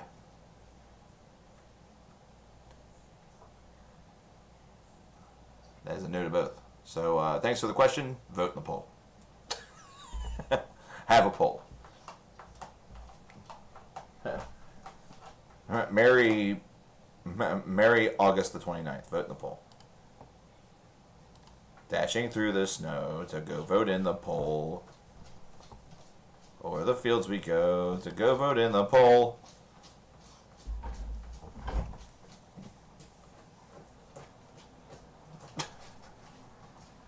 I am not going to be rude, but the position Ember was just in was hysterical. No, that's Christmas. Their collars look not similar at all, but in the light. Dance on the pole. Dance on the pole. Dancing on the pole. Dancing on the pole. I'm dancing on the pole. I want to hear Anestize. Again, Mark, thanks for so much for showing me this song. And Porcupine Tree's Fear of a Blank Planet. That song and The Count of Tuscany are my two all-time favorite tracks. Can you name a couple of similar songs that can compare? 6 Degrees of Inner Turbulence, the whole entire movement by Dream Theater. Stay right there within the realm. You can also do that same thing with A Change of Seasons, same band. Listen to Haken's The Mountain. Listen to... Let's see here. Chat, give me... Chat, let's help him out a little bit. Randall wants some songs that will... You know, I'm going to get to Anestize. I don't know how deep you've gone into PT's discography. I don't know how deep you've gone in. I type P-O and the very first thing I get is Porn Star Dancing. In a word, no. Thanks, but no thanks. I appreciate the offer. Let me think about it. I thought about it. Fuck you.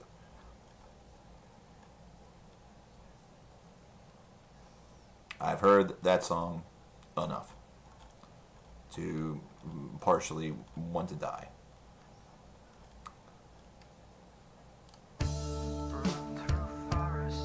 But there is, this is entitled Radioactive Toy. It's also about Porcupine Tree. This is great. You don't care about anything that Roy Stolt does, so basically no Flower Kings for you. Flower Kings are actually pretty good if you like some of the lighter moments of PT. They do a lot of epics, like Adam and Eve was one that I can recall. Flower Power. It's a little bit more prog rock as opposed to prog metal. You might like some stuff from Chant. I'm a big fan of their album Wounded. Redemption's another great band to get into if you like a little bit more of the harder, more metal edge. I forgot what I was doing. Oh yeah, I remembered again. I forgot and now I remember and everything's okay.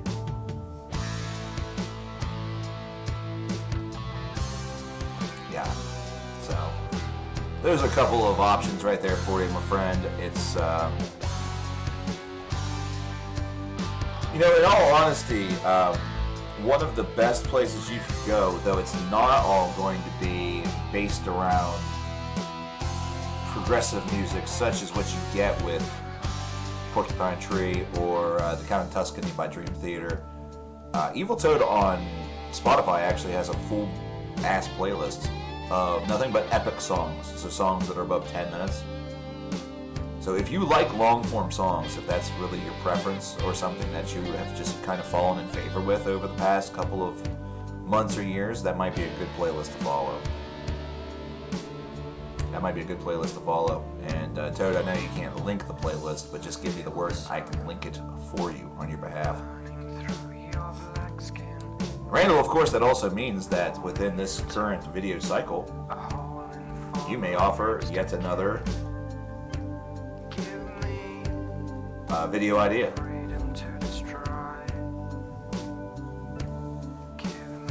Scott McCumber, if you're still here, did you give me a video idea as of yet? I'm just trying to do a little bit of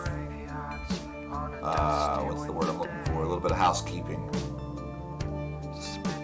I don't know if I missed anybody's suggestions. Metal Douche Mike, Barbarians Are Us, Meatmun, Scott McCumber, and Randall all have video options that can be suggested.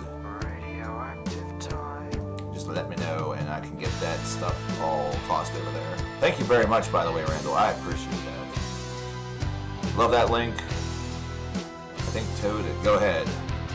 Toad's giving me the go ahead. I doubted that he would say anything aside from go ahead, but really, Randall, or for anybody who is interested, this is an ambitious playlist.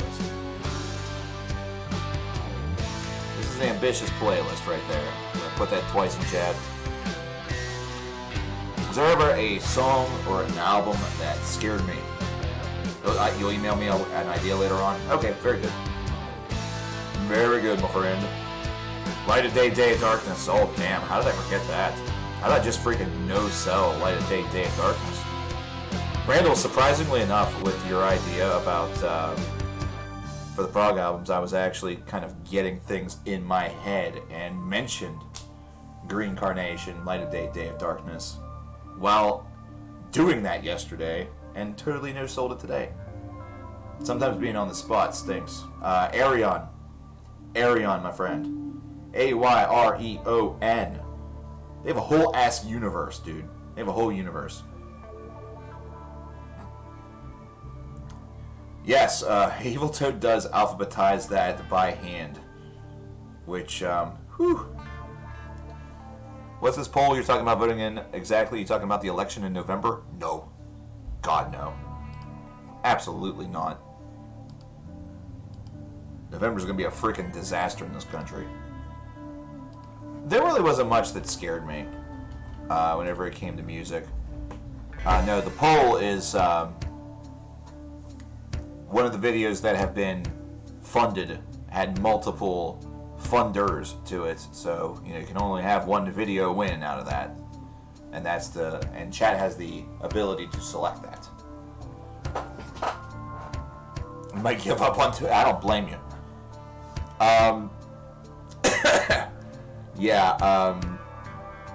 The big thing that I need to remember is, like, Spotify has an option where you can alphabetize things by band name, correct, Evil Toad? I know we talked about this previously, but I forget what we concluded. And I'm only thinking about that because of, first of all, because of the 50,000 playlist that I'm going to be making personally for myself and, to share to others. But then also for the 100,000 that we're going to do collectively as a community. You think so? Good. All right. Excellent. Because in many ways, I don't want that. Because I would like it to be a little more random as opposed to having that sort of, like, neatness to it. But I feel like I might have to succumb to placing everything in that sort of neat box, because I'll be separating, like, the 10,000 songs for the 50,000 by the alphabet. That way I know that I will not have repeats on it, you know what I'm saying?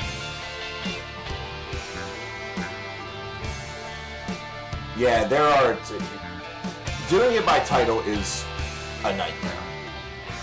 You would have, you would be in the thes for probably like, what, 100 hours?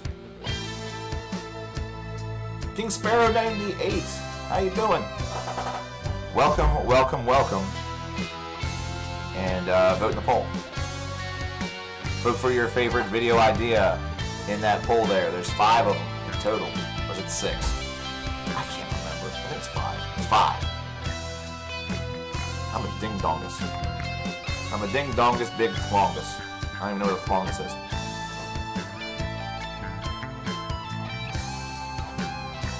Yeah, there has been some... Evil Toad's got a lot of help from some good folks over on the CKN Legion, the Cover Killer Legion Facebook group, where he's been extremely active, and I'm thankful for that because I'm not very active over there. I should be a little bit more active there. I have not done a lot of stuff on Facebook recently.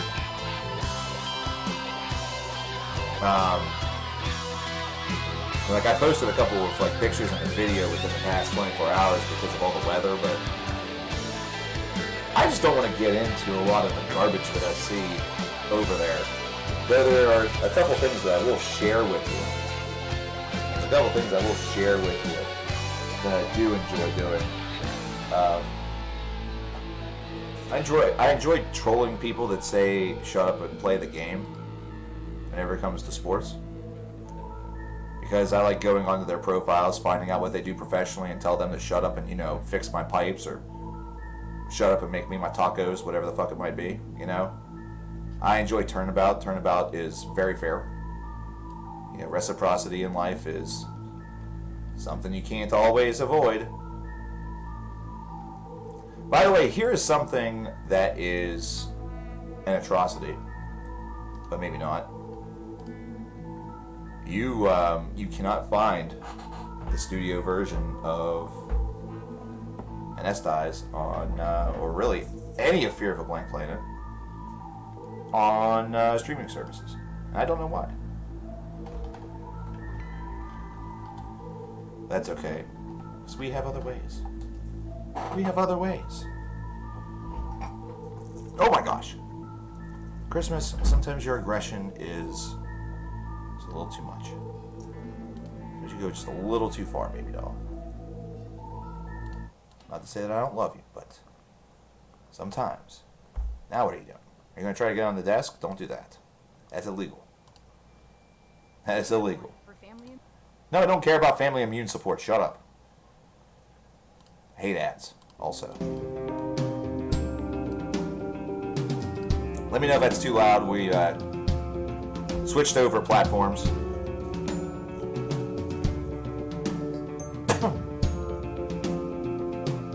Talking about Public Enemy Fear of a Black Planet from 1990? No, I'm talking about Fear of a Blank Planet by Porcupine Tree from 2007. I believe it's the year. Well, bye everybody. There went the camera. Oh god, tally ho. Where'd he go? I don't see him anymore. Whoops. Professional streamer, ladies and gentlemen. Professional streamer. Is it too loud though? Be real. So I can turn it down. It's over on YouTube as opposed to the streaming services.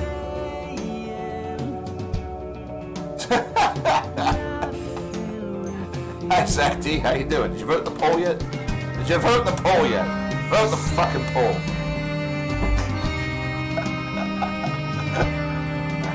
What have you missed? You've been done. You missed kitties. There were cats for a little bit. I just knocked my camera into the back part of my desk, so you saw blackness and probably cords and crud for 2 minutes.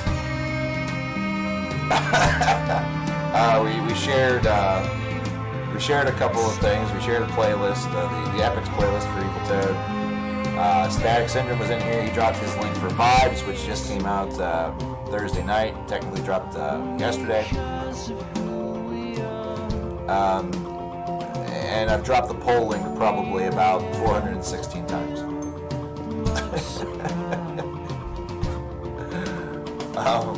So you know, it's overall been a pretty solid 23, 24 minutes ever since it came back from break. Oh, and radioactive toy. Give you an update on the poll, by the way. We have 37 minutes left in this poll. We have 37 minutes left in this poll. With one vote, Diabar's discography review is down there in the basement. Neat Bun, just know that if Justin Neely was here, that would be 2 votes instead of 1. I can guarantee you that. Fourth place with 4 votes still, Empire Bathtub with Looney Moons, an album review of that superb disc from 2020 has 4 votes, including one from yours truly. That's what I voted for. I might as well just let the cat out of that because it ain't gonna be. Third place with 7 votes. One on the Dance Floor review that was recommended by Najrin. Not a lot of information as to exactly what you wanted to see, but it's third place. Then there's the dogfight at the top. We've had a change since our last update. Rank 'em All Devin Townsend is now sitting in second place with 16 votes. That means that the top 10 worst Now songs of all time out of those that I have talked about is now in first place with 17 votes. This dogfight, I think, is going to go on until the end of this poll, which is going to be 35 minutes from now. There is not a lot of time left. Everyone, including me, what would you give this song from 1 out of 30? I think the lyrics and all the good points Steve Wilson has made makes it a 30 out of 30. This is like a 1,000 out of 30. This is my most scrabble Porcupine Tree song, and I think it's actually the best song of their career. Period. I don't have much else to say whenever it comes to that. That's an opinion that's pretty much unflappable at this point whenever it comes to how I feel.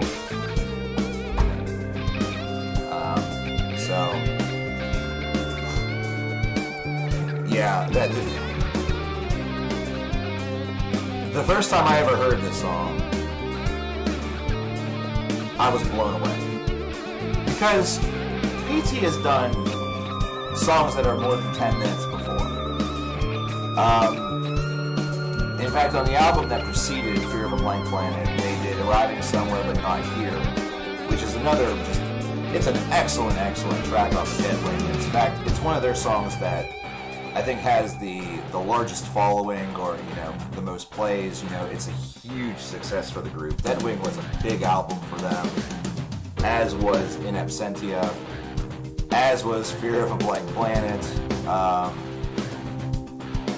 And then honestly the career kind of died, or excuse me, like the band they went on hiatus after the incident and kind of left on, I wouldn't necessarily say a low note, because there is some really strong material on that album too, but it was different by comparison to the last 3 albums, and it didn't seem to match what the 3 albums prior to it accomplished.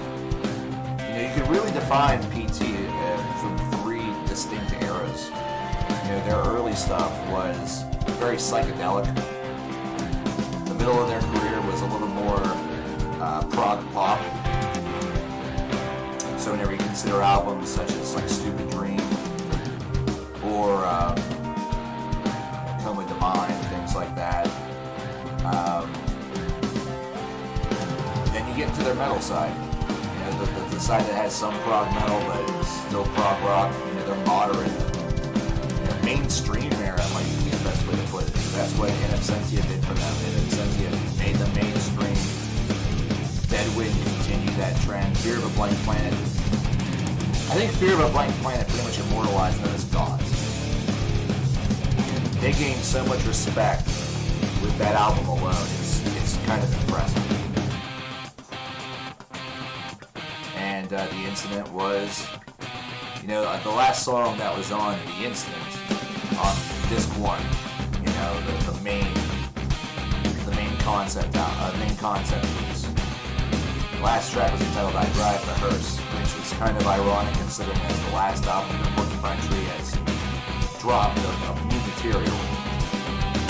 There's been releases in the past,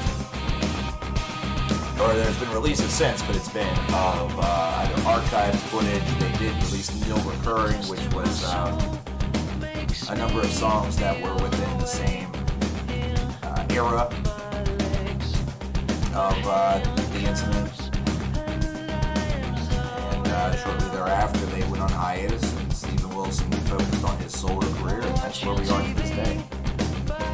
There's a very, very good chance that we will never see another Porcupine Tree album in our lifetimes. As a result, also in Steven's lifetime. They really don't need to come back, is the funny thing. They really don't need to come back. But, if they were to decide to, I would certainly not be... I would not necessarily be upset. I want to make sure I had that in there. Remember, Randall, you do have another video idea that's... we already used the other one. Did we not? Oh, actually, no. You actually have one on here on the cycle already. Never mind. Just kidding. JK, I forgot that Evil Toad deferred over to you. We already have that up there. Albums that define a genre. We got that. I need to read faster, as Mitch Hedberg would say. We got that. Probably going to be a photo finish. Yes, indeed. It is going to be very, very close. And like I said, the very sad thing is that I can't break ties. I have come very unprepared for a tie. I can't break a tie. So, yikes.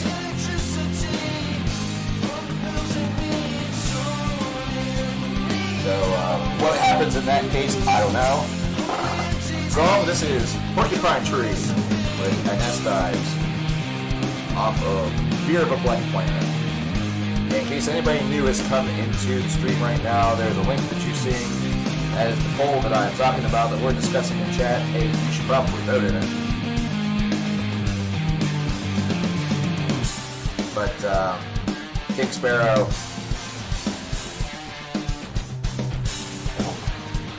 Whoa. Okay, who's got the heavy? Who's got the heavy? Down with Christmas, who is typically very fleet-footed, not very heavy.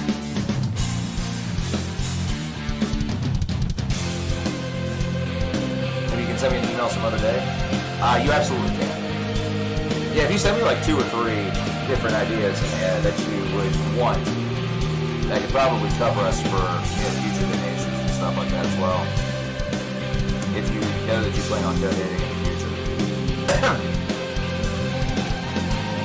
Sometimes it's just a good thing to have sort of in the back of your mind. I'll do one thing further for everybody. I will let you know who has suggested each of these videos in the poll. I initially was not going to do that, but the cat's been out of the bag on a couple of them, so we might as well just go for it. The Empire Bathtub Looney Moons album review. I have it attached to Stephen Forrestal, who is actually a member of the band. He didn't actually say that he wanted to do that. He actually just sent me characters and some more information about the album very kindly through email. So I put it on there because I wanted to vote for it. Nazarene was responsible for the Blood on the Dance Floor review. Rank 'em all, Devin Townsend. That idea has been suggested by Maru. Meat Run requested and suggested, should I say, the DFR discography review. My 4 years. And the person who has suggested the current leader, which is the top 10 worst now songs of all time, was PlayStation Metalhead.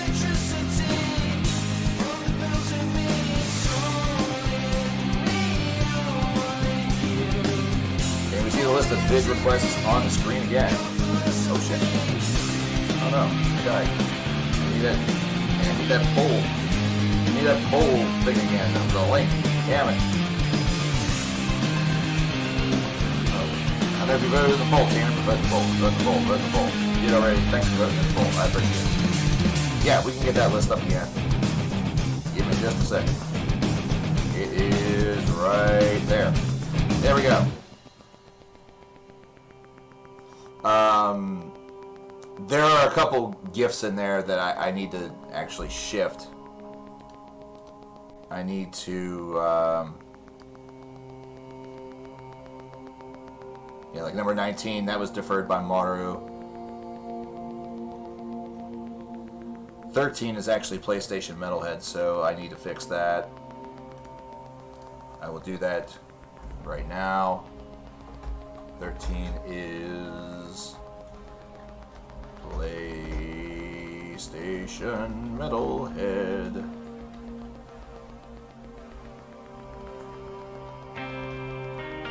From Beat 1.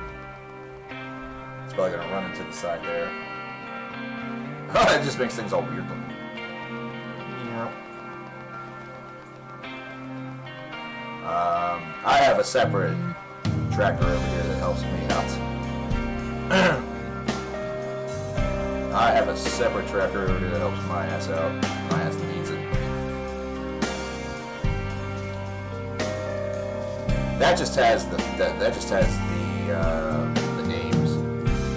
I need to create something that shows the actual videos and stuff. I need to do that. Well, the Devin Townsend project albums be included in Devin Townsend ranking them all. Yes. Yes, the Devin Townsend project stuff would be on that. The only thing that may not be on there would be Strapping Young Lad. And I'm starting to lean more towards including that too, because why not? I'm already this deep in, I might as well just do it all. So that's why Devin Townsend project, Devin Townsend band, and Devin Townsend.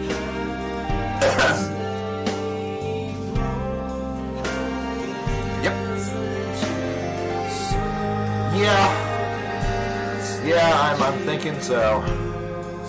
I think that's it's gonna be it'll be a longer video, but the thing is that I'll probably, like the DevLab stuff, I don't have to say much about. You know, this is my feeling. You know, the DevLab stuff I don't have to say a lot about.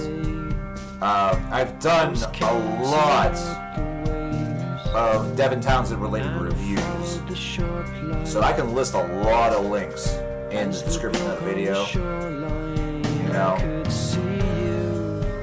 there's a lot that people can go and see whenever it comes to how I felt about them initially whenever they dropped. You know, I think every time there was a Devin Townsend release in the 2010s, we talked about it pretty instantly. What about his work with Steve Vai? No, I'm not going to go that deep. I'm not going to go that deep. I'm mainly going to go with bands that he either formed or that he was a main fixture in. And I know he was a main fixture in Steve's work, but he was there as a musician as opposed to really a principal songwriter and things like that. Casualties are cool. Yeah, we can probably talk about Casualties are cool. That's the project he started.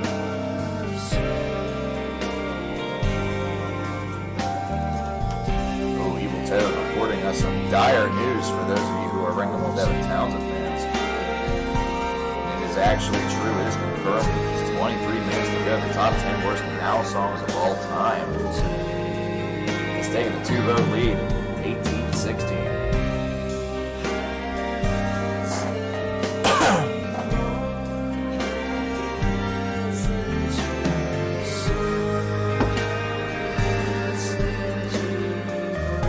Poor Lonely, Abora, and Empire Bathtub. Especially new single from Ascension of the Watchers. I have not. I can want to make a more beautiful ending to a song than this.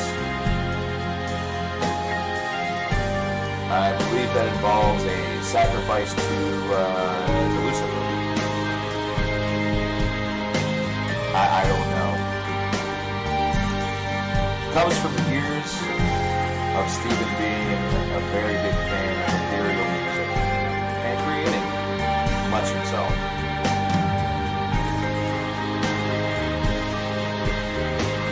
I do the EPs as well. That's TBD. I'm thinking just full lengths. You can't get in shape because you don't have an hour to go do cardio every day. Well, nobody has time for that. Pardon me for a second. I hate what just happened there. Do you know what that is? Do you know what that is? That was Facebook, or YouTube, not Facebook.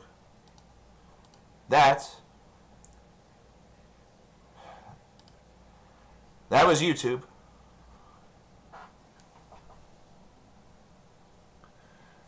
It likes to throw ads now, right before a video is set to end. Not in the middle of the video. Not the first 2 minutes of a video, though it's done that too. Not at the end of the video. That's what they used to do.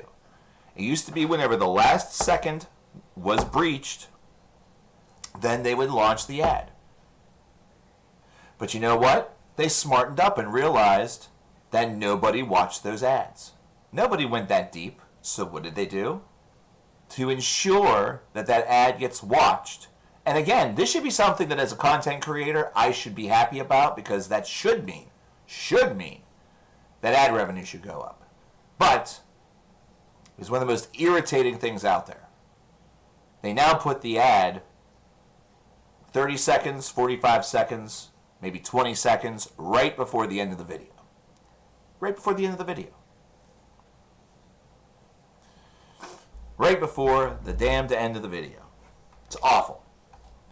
Vote in the poll, vote in the poll, vote in the poll. If you're not here, or you haven't been here, and you just got here, vote in the poll.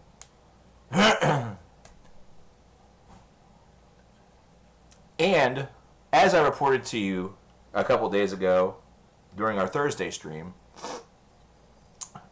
there was one video that I watched. That had a total of 16 ads in it. And the video itself was less than 10 minutes long. Fortunately, on some of those, there was a skip ads button that came up. So the first ad was longer than 30 seconds, so they had to give me that option. But on most of those, there wasn't that option. So you had to sit through ad after ad. I didn't make it through the video.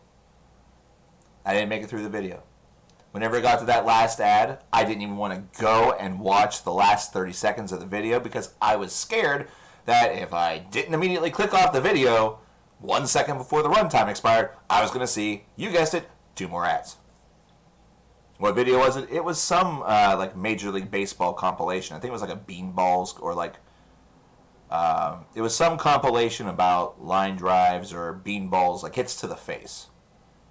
I'm not necessarily, a fan of that stuff, but I've been going through a lot of compilations like that, and I remembered some of them that were on the compilation because they happened to either Pittsburgh Pirates pitchers, or they came off of the bats of Pirates hitters. You know what I mean?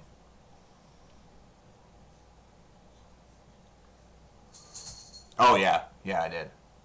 Liked it a lot. Any thoughts about the lyrics in Anastas? It was true back then.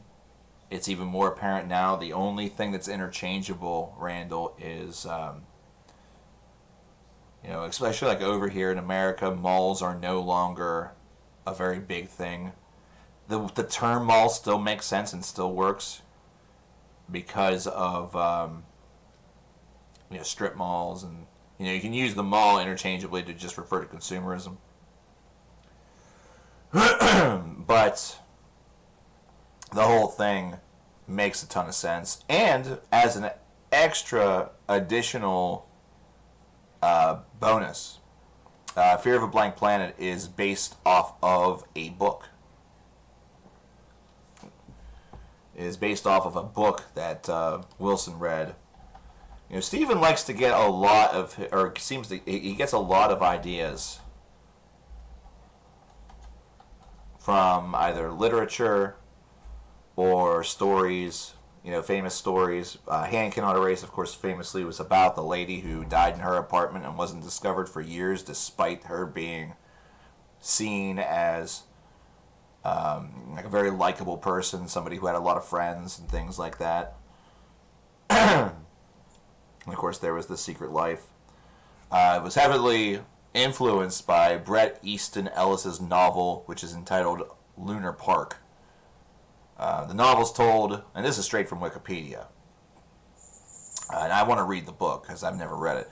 The novel is told from the perspective of a father who bears the name of the novel's author himself, whereas the album, Fear of a Blank Planet, is mostly from the son's perspective, which is an 11-year-old kid named Robbie, and there are a lot of lyrics on the album that are lifted directly from the book, particularly in the song My Ashes, which is an homage to the last chapter, in which the ashes of Brett's father are scattered and cover the memories of his life.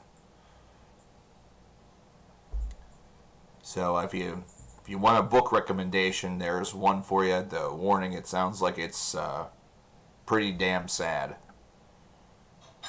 Sounds like it's pretty damn sad. The mills in Century 3 are especially going under. Century 3 is gone. It is dead. It is deceased. It is deceased.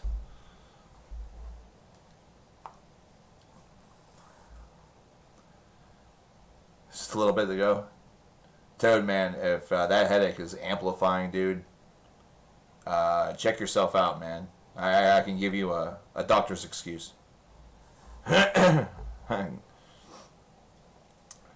The title of the book, once again, is Lunar Park, Lunar, Park, P-A-R-K. The author is Bret Easton Ellis. What I'll actually do is I'll just lift this part of the article and just put it right there in chat. Bam. There we go. See, we share all sorts of things in here. We share a little bit of everything in these here parts. Hey, that's right, we have only about 15 minutes left. If I'm looking over here at my tracker, we are $9 away from video number 21 being funded. And I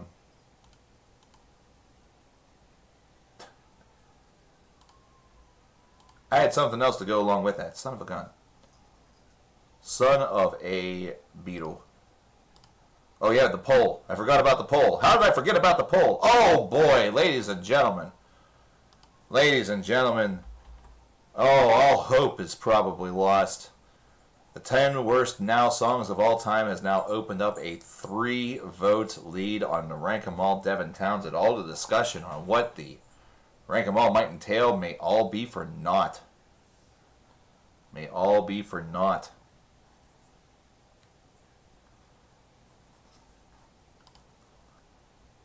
And Evil Toad just says, funded. He drips the 9 as a tease to us all. Not really as a tease to us all, but as a kindness. Thank you very much, Toad. Just going to put that back to the old 0. Spins the wheel. 21 videos now funded. Got to take a look at things here. Which means, Evil Toad, since you deferred the last time to Randall, you're back on the list here. You can defer again if you like, or you can actually keep this one. 1, 2, 3, 4, 5, 6, 7. So there's 7 people that have funded this one in total. For number 21.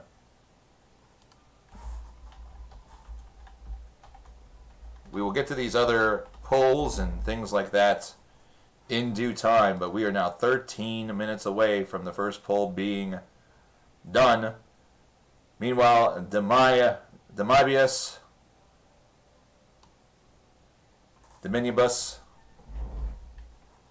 with the 5. Thank you, thank you, thank you. Let the other 6 decide on it, so it'll be 6 people.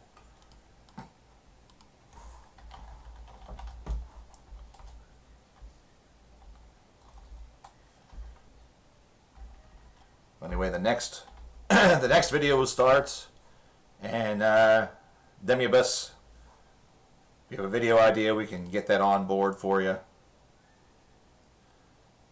Very, very good, very, very good. Very, very good, very, very good, doot, doot, very, very good, very, very good, doot, doot. Boop, boop.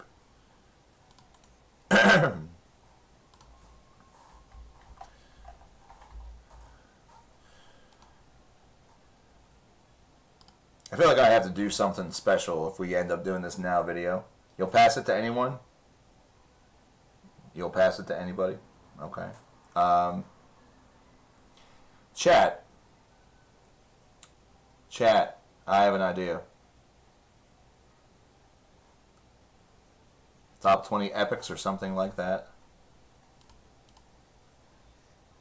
Have I done a video like that yet? I don't think that I have. Anyway. I do have an idea, chat.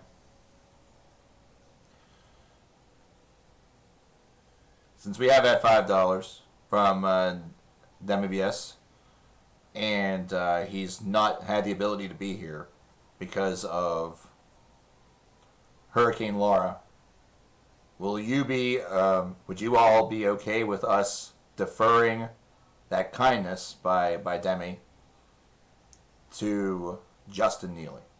Would you guys be okay with that? Justin's been very, very good to us in the past. And, of course, just went through Hurricane Laura. MDM saying yes. By the way, vote in the poll. And by the way, vote in the poll. By the way, vote in the poll. Hey, by the way. Did you vote in the poll? I know, I've said your name like 17 different ways because I'm awful. Because I am awful. It's kind of a stream tradition. It's kind of a stream tradition. Well, let's be real here. It kind of is just what happens. Alright, cool. Yeah. So we'll do that. We're going to toss that over to him. By the way, vote for Diapar Discography. If you're wondering why he's talking about voting, poll. I have to put that in chat like 500 times or else the world ends. We need something. We need to play something in order to get this, the finito this streamo uppo. You know, we've been listening to some PT, some Porcupine Tree. Let's end with one more. Let's end with Arriving Somewhere But Not Here. Awesome song. Who is Justin? Oh, that's right. You are a little bit newer. Justin is a gentleman who, unfortunately, he watches streams on like a PlayStation or something. So he doesn't have a computer. If I remember, that's how that goes. So he's able to just watch. He's not able to comment or to chat with folks. So the way in which he chats is usually through donations. And he's been a long-time supporter of the channel for about 4 years, basically ever since, or shortly after we started streaming. And prior to, as Evil Toe just said, prior to Meatmun's $1,001 donation this past Saturday, Justin was the previous owner of the record with $1,000. He and Meatmun are the only two people to ever give $1,000 US dollars, obviously, to the stream. You are the first to give 1,000 Norwegian krone, by the way. So there's a record for you. Can't you hook a keyboard to a PlayStation? Maybe. Well, I'm stupid whenever it comes to modern consoles. Is Justin watching now? I don't know. He might be. I kind of doubt it. He's probably working overtime with the cleanup effort. He works for the, I forget if he works for like the sanitation department or if he's like garbage collection and things like that. He works for the city that he lives in. You know, he has a city job, so they just got hit with Hurricane Laura, a pretty devastating storm. So I guess that there's a lot of cleanup that needs to be done around his town. So he and his fellow crewmates will be doing a lot of overtime in order to get that done. Yeah, Rust in Peace is not my number one album any longer. It has been replaced by The Mantle. And I have purposely not listened to The Mantle pretty much yet this year. My Last FM will say it differently, but that's because of the update series. I am purposefully waiting for late fall, early winter, and then I will probably spam the unholy crap out of it. I will probably play it just like crazy. Favorite Pink Floyd album? Let's see. Oh. You seem to like more obscure picks. So Wish You Were Here is out. The Wall is out. Animals is maybe in, but that might be selfish because that's my favorite. Obscured by Clouds? Nah. Metal? Nah. You're an Ummagumma guy. You're an Ummagumma guy. Yeah, and also Ashes. That's very true. The first Snowfall? That will be a guarantee. That will be a guarantee. I may play it a little bit beforehand, just like whenever it gets super cold, like the first super cold night. But the first Snowfall, that's a guarantee. That's more of a guarantee.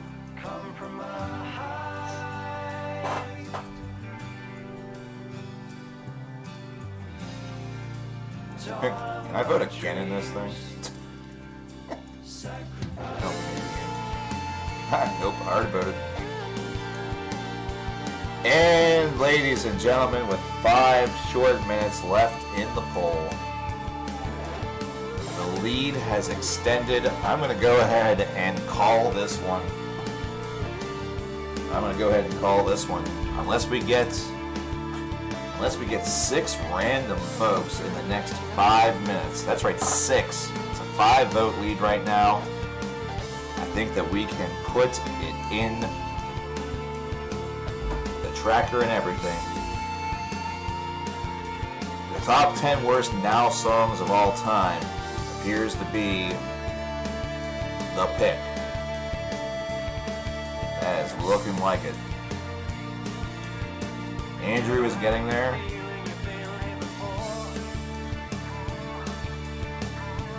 It's real early Floyd.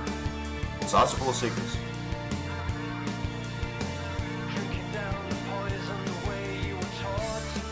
If it's not that, then it's got to be more. Or Adam Hart Mother.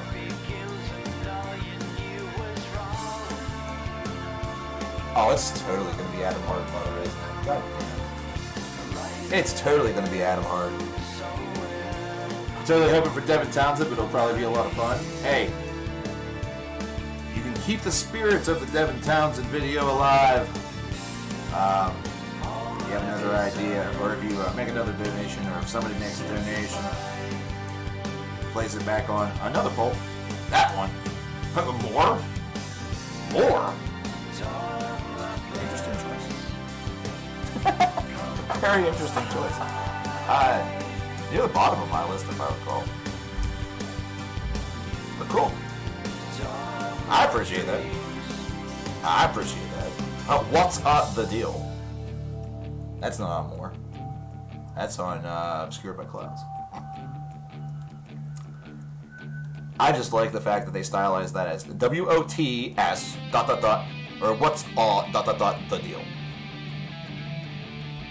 Hope you bring the energy to the worst now songs video. Oh god. I'm not going to have a choice. And the sad part about it is that a lot of the folks that view it are probably going to be confused why there's not been anything from the past 2 years. Because I haven't listened to it, you know. I made a pact to stop doing those videos because they stopped being fun.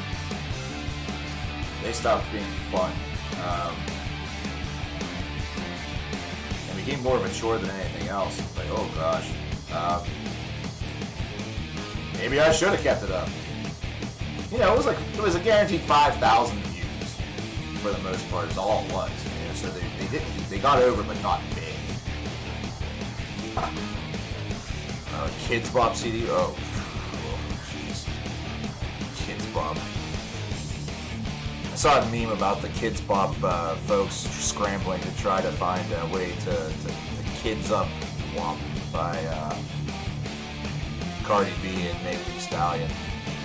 You guys had to let me know like who those people were, and it wasn't Nicki Minaj. Y'all were the ones that didn't do that to me.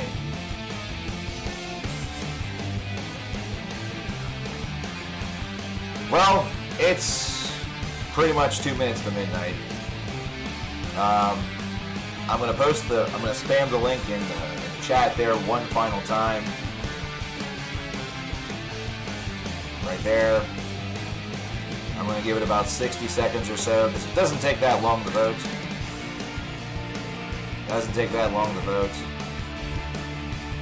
We're going to give you, but we're going to actually extend it to beyond 6 minutes. Or to beyond 6 o'clock, we're going to extend it to about 6:04. We're going to give it to the end of the song, is essentially what it's going to be. Where's the music in the background? This is Where's Mary? Arriving Somewhere But Not Here by Porcupine Tree.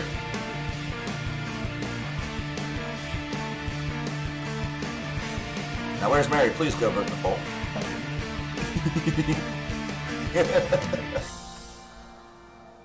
Also, what is that in your what is that in your avatar? I'm very curious. At first, I was like, that's like a yellow apple. Or is that like a 3-ball or like a 9-ball for billiards? Also, the funniest reviewer whenever I like something or dislike something. If I get into a tizzy, and especially the reason why I didn't do a lot of those videos during the last couple of years was that a lot of it would have had to have been forced. And I don't like when things like that are disingenuous. So that's why the amount of rage went down way low. Lightning bug on a ping pong ball. Random pick. Oh, so the lightning bug's lighting up the ping pong ball. Neat. I like that. I like that a lot. And Evil Toad, I think you now know what your next rank 'em all is going to be over on the Legion page. You have been challenged. This is like the Ice Bucket Challenge, only this is the Pink Floyd Discography Review Challenge. That's the one thing I fear about the video that I'm probably going to eventually have to do now. I do hope that I'm able to match expectations. I do hope that I can match expectations. It's all I can hope for. It's all I can desire for. And it looks like we're going to find out. It looks like we are sure going to find out. So,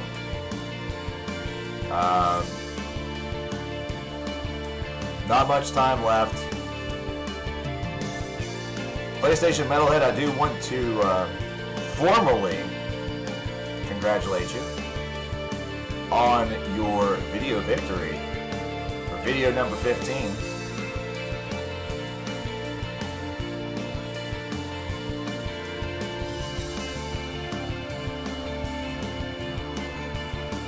And your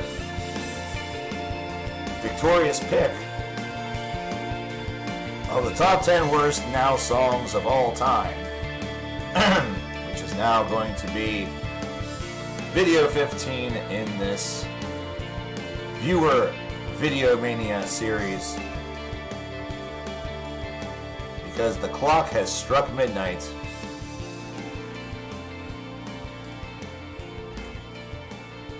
The clock has struck midnight.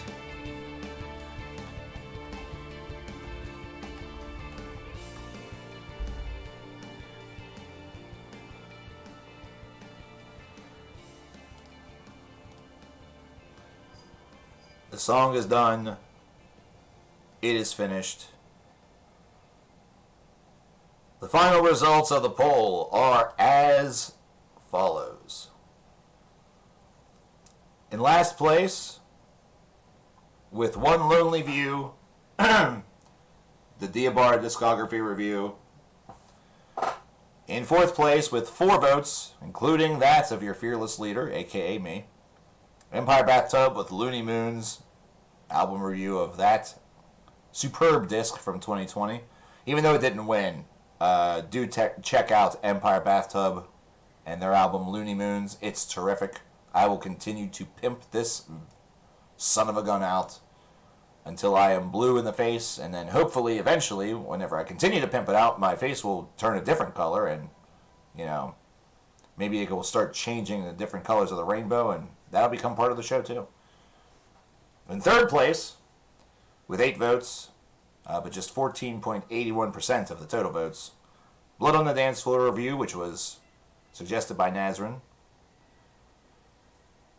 In second place, with 18 votes, 1/3 of the voting population chose Rank 'Em All Devin Townsend, but 42.6%, or 23 voters, came out and they voted for the top 10 worst Now songs of all time, which was requested by PlayStation Metalhead, and that video and he are our winners.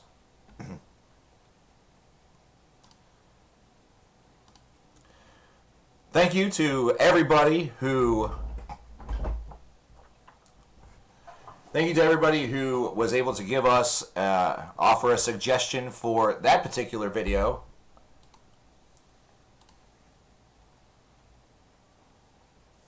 I need to put a nice big O or something. How about that? Just winner. Yeah, that makes more sense. There we go. I have like 3 different trackers for all this stuff. That's offline. That's not on the stream. Now remember, we do have a couple of more polls that we are going to be completing.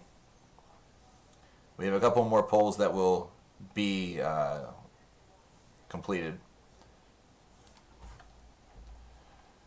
So, as an example, I know that Metal Douche Mike is going to be giving me an idea via email. I think he's already sent it. Barbarians Are Us, Meat Mun and Scott McCumber. Drop me an email over at coverkillernation@gmail.com with your ideas. Meat Mun, I know you've been dropping them in donations. If you want to do that, that's fine. I'll talk with Justin about his concepts. He actually has 2. I just realized he actually got in on another one for video, I think, number 14.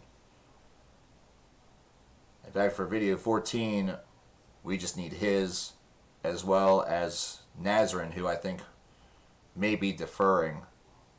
Because the Blood on the Dance Floor that came in 3rd place, I'm pretty sure that was a throwaway, a joke. Pretty sure that was a joke. So we'll see whether or not that's going to actually work out or not. And for the very first one, we still need ideas from Opus the Fox, Cameron Crawford, David Whelan, and Andy Fox. I have not seen either of Opus, Cameron, or David since last Saturday in chat. Andy, we know, is out celebrating with his parents. He's actually going to probably get the idea to me via Facebook, so hopefully that does occur soon. If not, if he defers or decides not to utilize that would be a pretty interesting race. It'd be between only two ideas. It would be, as of right now, it's only between Rank 'Em All Corpiclani and 20 or 30 unknown metal masterpieces. So that's going to do it for us for today. It's been a very good day. I thank you all so much for not only stopping by, but also... I have your permission for that to be right now. 2 different album reviews on here as suggestions from MDM, from Mike. We have Ozzy's Osmosis and Dio's Magica. So those would be two separate videos, my friend. That wouldn't be one. That'd be two. So I'm sure that you may get tossed one in the future. Which one would you prefer first? Would you prefer Osmosis or would you prefer Magica, Mike? Just let me know which one you prefer first. Can you offer a video? Pencil Pen. Bring that info maybe to the next stream or a stream in the future. There's a good chance that something will get deferred your way. I can almost guarantee it. We have seen a lot of great generosity. We have seen a lot of great generosity. So, fear not. Fear not, my friend. There's a good chance that that will happen. If you'd like to toss an idea over to my email, go right ahead, my friend. And I will try to keep that in my back pocket in case that does occur. But hopefully we will see you all on Tuesday. Tuesday is going to be the next stream. It's not going to start at 1:30. It will probably start closer to 3, the typical start time. So that's what we are going to do. Streaming schedule for this week should be Tuesday, Thursday, and Saturday. Keep your eyes peeled to updates either here on YouTube or over on the Facebook page in case things do change. And as always, keep it metal, ladies and gentlemen. Keep it music. Just be good to yourselves. Be good to other people. Let's try to make this world a little bit of a better place. One person and one song at a time. I'm CoverKillerNation, signing out.